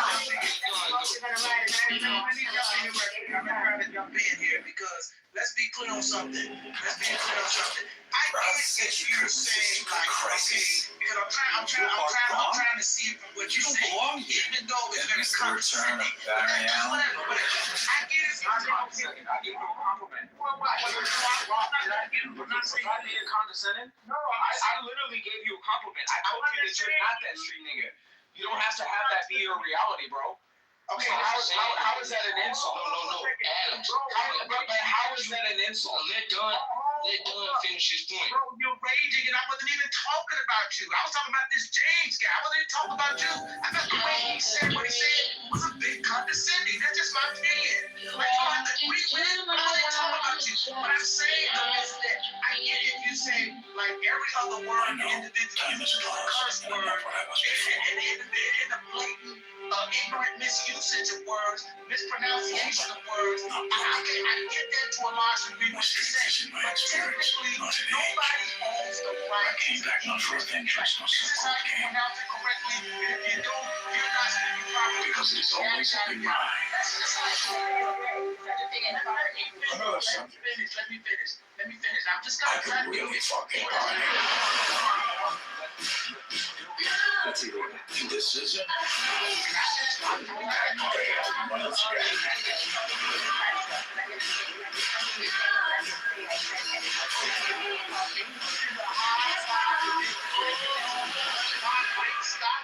This is what I'm talking about.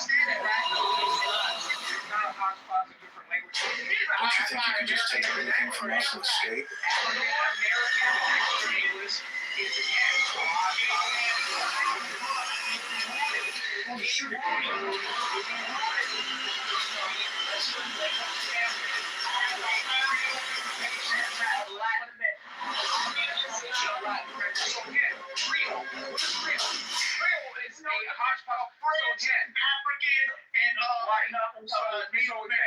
African American vernacular English stems from a Creole language.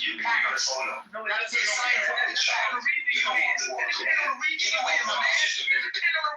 English is I'm just talking about the fundamental languages, not all of the other languages, and it pulls words from. English pulls from Old Norse, it pulls on some old bridge, which is basically kind of like the same thing, baby. It absolutely feels unreal. It pulled from the Latin. We've been talking about this for months and months.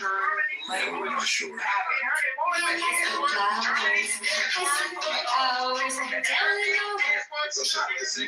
This is insane.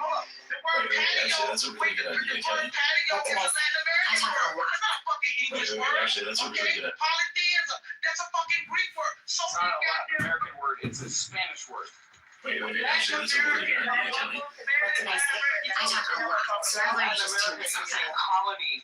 Spain. It's not people down with the mandates and shit, bro. You getting too like you know what the fuck I'm talking about. What I'm saying is that English is a hard. No, I don't know what the fuck you're talking about. Look at my fucking profile. Say I got. Say I got. So again.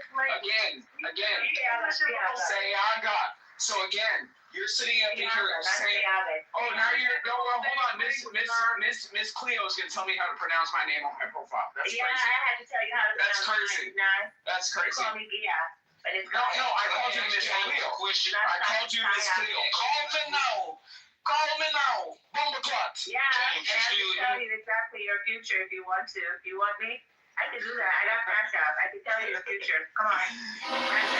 This is mine now. This is so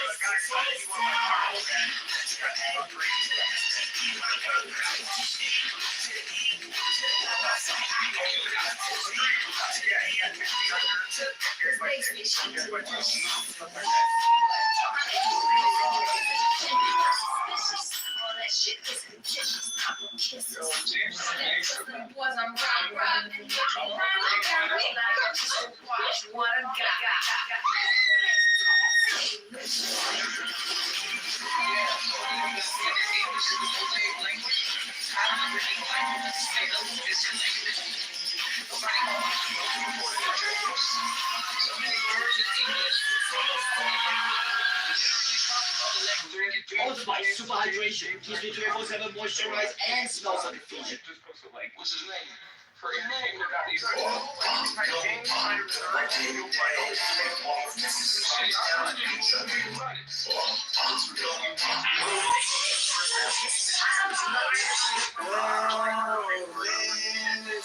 you this, James. I applaud you for defending your life because I do the same thing, man. Ain't nobody tripping on it like that.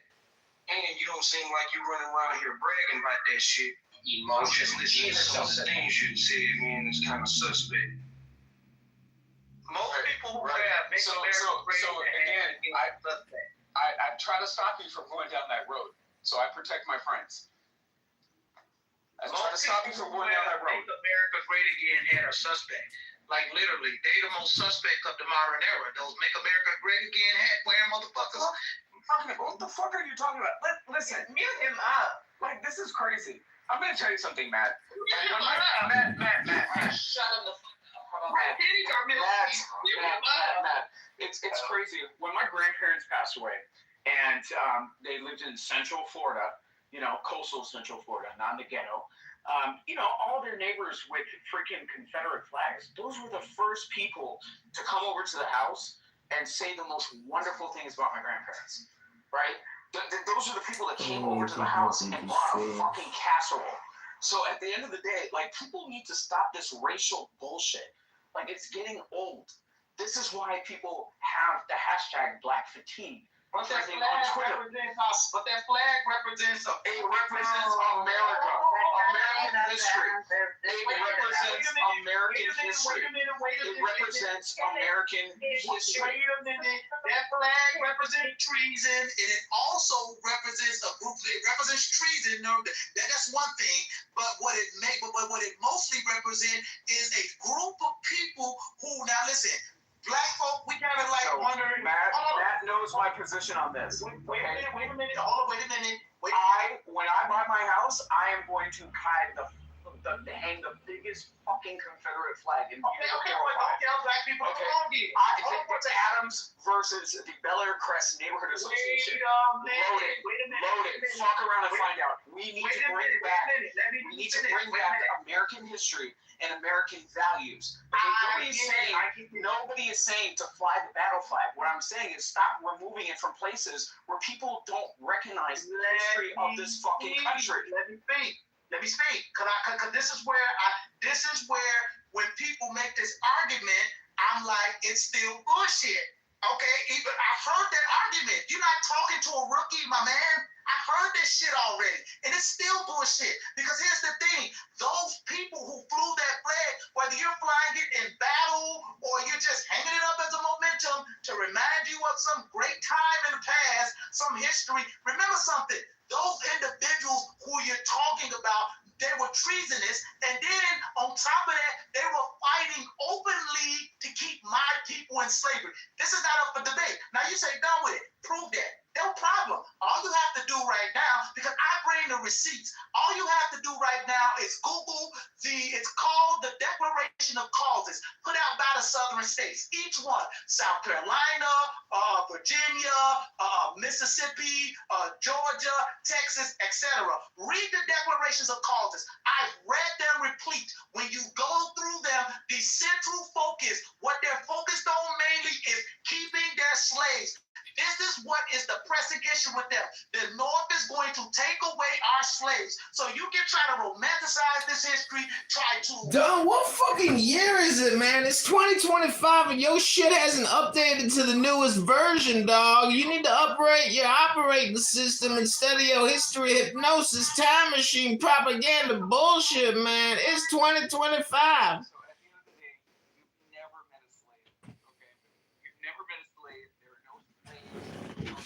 The African American slave trade still existing today. So again, we need to move on from this shit. Like, this shit is nonsensical. You can't do that. No, what you're saying is we need to just forget, right? No, we need to just forget. That's crazy. Can I say something? So with Dr. Adams, you're saying that we need... I didn't say forget. Hold on. Let me be very specific. We just forget. Who said anything about forgetting? Well, you're saying we need to move on. Right, so moving on. That's not forgetting. Yeah. You're just moving on. We don't move on. But you're hanging the flag of my people's oppression on your fucking front lawn. Get the fuck This out of is here. fucking crazy. Like, you just love to hold on to trauma. Y'all love holding on to trauma. Well, why don't you here's one for you. Here's one for you. Do you think a German You're a colonizer too. Hold on. Do you think a German man is going to hang the Nazi flag? Okay, so again, here the black obsession with Nazis again. It's very weird. It's very weird. Answer my question. It's very weird. It's very weird. Jews did not throw Bill Cosby in jail. Okay, let's stop this.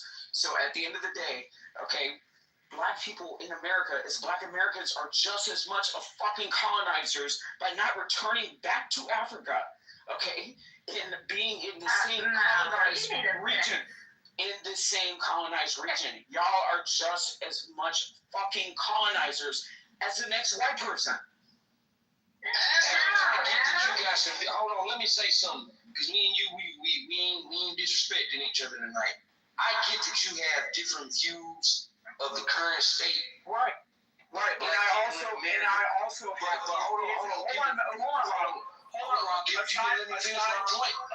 Let me finish my point.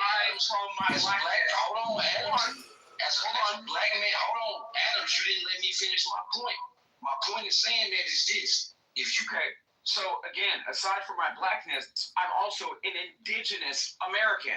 So again, listening to you people. Oh, so fuck the Indians. So now we're fucking the Indians. That's not what I'm saying. That's crazy. Adams, what I'm saying specific to your point about those people, our people, our descendants, our ancestors who were newly freed. How the fuck were they just about to get back to Africa? Who were they going to know? You do realize that by 1865, less than 2% of the actual slaves who were still slaves were actually born in Africa because of the system of chattel slavery in America. You don't know shit. So how would those people were just as American as me and you are. Those people were just as American as Robert E. Lee, just as American as Jefferson Davis. Been any motherfucking abolitionist at that time. But to suggest,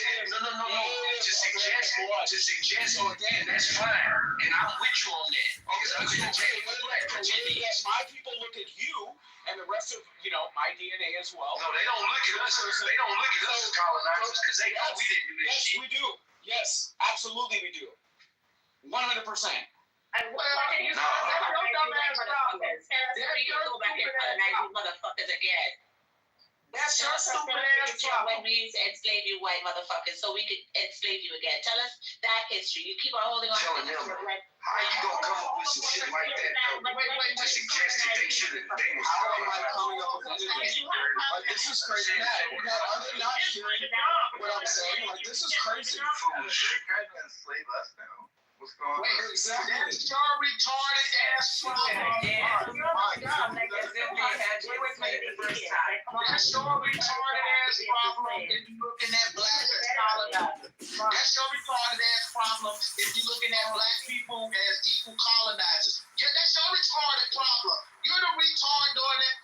Okay, so none of y'all were fucking slaves. Okay, I don't know if y'all have been watching reruns of The Color Purple or fucking reruns of Roots. Are they making a new Roots? I think that Roots should actually have DEI. I think that Sydney Sweeney should actually play Whoopi Goldberg's character.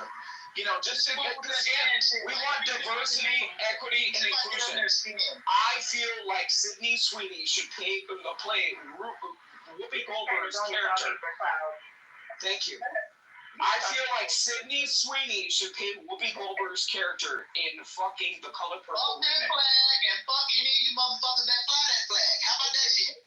Fuck that flag and fuck any of you crackers who fly that shit. Okay? You crackers trying to be slick. Come on, heritage. Hold up. These crackers trying to be slick. Come on, so it's heritage. It ain't got nothing to do with it. It's heritage. Get the fucking out. Listen. No, not too much on Victorious. That's my honor on my black side. That's my honor on my black side. Don't do that. Wait a minute. You white folk came to America and you set up in Virginia, and the first thing you did when you got here is start eating fucking Indians, dead Indians. You motherfuckers start eating them. Why are you fucking eating dead Indians when you got here? This shit is fucking weird. And don't tell me I'm lying, because Howard Zinn said so. One of your famous white authors. He said it. He said you crackers got here. So your legacy when you first got to America was born out of cannibalism. You fucking cannibalistic motherfuckers, you. They were what the fuck are you doing? They were starving, and they could not survive. I'm from Virginia. So one of those guys decided to eat us. We were having a cookout. They were starving. Oh, PBS did the whole documentary on this.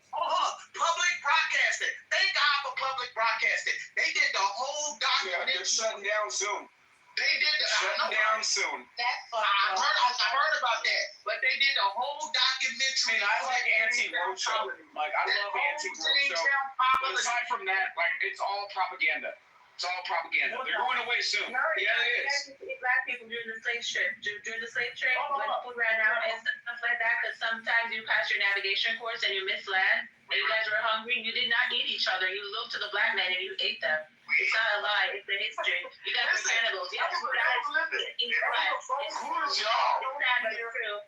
That was a boat full of white people over here. What the hell? What the hell?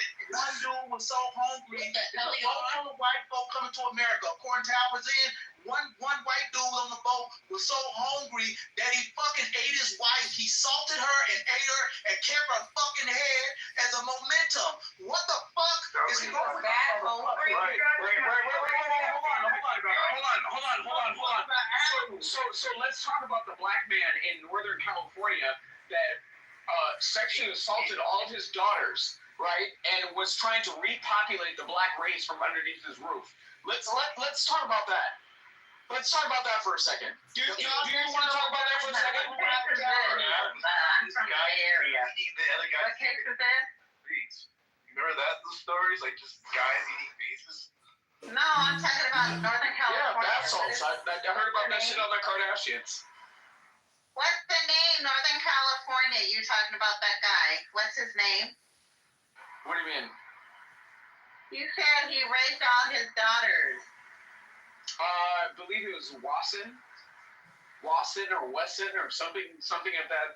Like I have like a memory of a fucking elephant, but lately things are getting a little bit fuzzy, especially during holiday weekends. I mean, can we think about barbecue in Haiti? I mean, we can do We're this. learning what we're learning. I think it was California v. Wasson. What we're learning is how dysfunctional and toxic and unhealthy the African American community is. What we're learning is there's a spirit of perversion that's running through the African American community. They've been raping and pillaging their children for centuries, and it was accepted. So, Auntie, let me ask you. Hold on. I want to ask. Damn, Auntie. No, I have a few family members up here. There's my cousin. Like, We're not related to you. yes. We got the evidence. So, Victoria, let me ask you a question.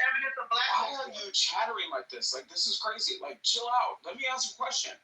So, if you look at certain cases and certain defenses of people, like, for example, Diddy or R. Kelly, and you hear a slew of black men, running up into spaces saying, R. Kelly is innocent. He didn't pee on that 14-year-old that we all saw on fucking tape before we had, we had fucking child pornography laws that were, not in effect at that point. We all saw that shit.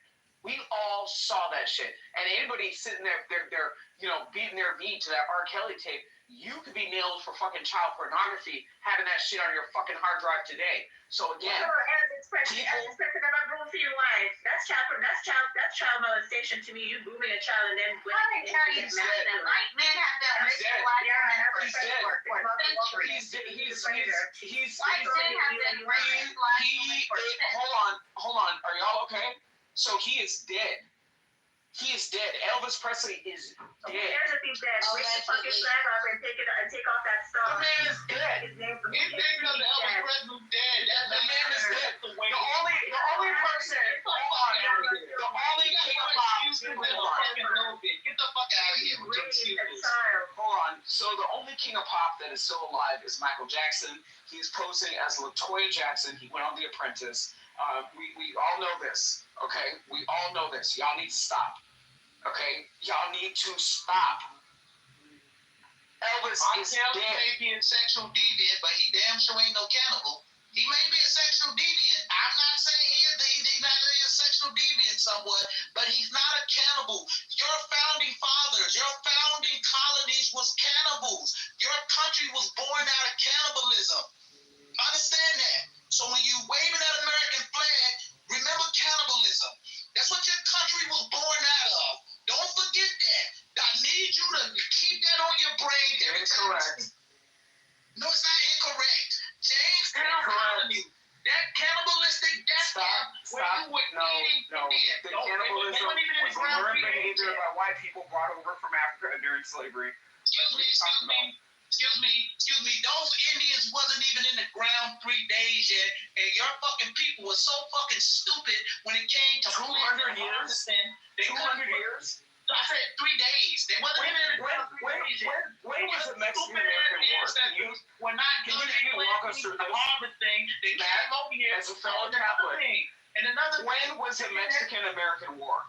Hold up. I know when the Mexican-American War was. Don't fucking play with me. Hold up. And another thing, they only had like 2 pair of drawers when they came over here. The Indians even said it. So you can smell them fucking crackers from 2 miles away. That's how stinking their ass was. And all the animals in the forest would take off running because they knew this parasite called it. Was it fruit of the loom?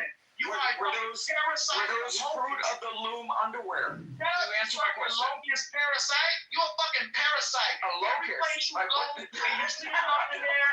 This is a new one, man. Now I'm a locust. Let's kill it. Hold on. Why do Europeans want to kill everything they come across? When they come to new lands, the first thing they do is want to kill it.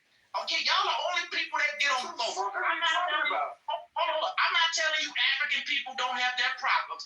Yes, there's a white genocide going on in South Africa today. There is a genocide going on in South Africa right now. What are you talking about? Do you also want to talk about in anthropology? Do you want to talk about in anthropology the white people who were taken from Europe and sent to North Africa as slaves? Like, what the fuck are you talking about? Wait a minute. Yes, white people need to be protected.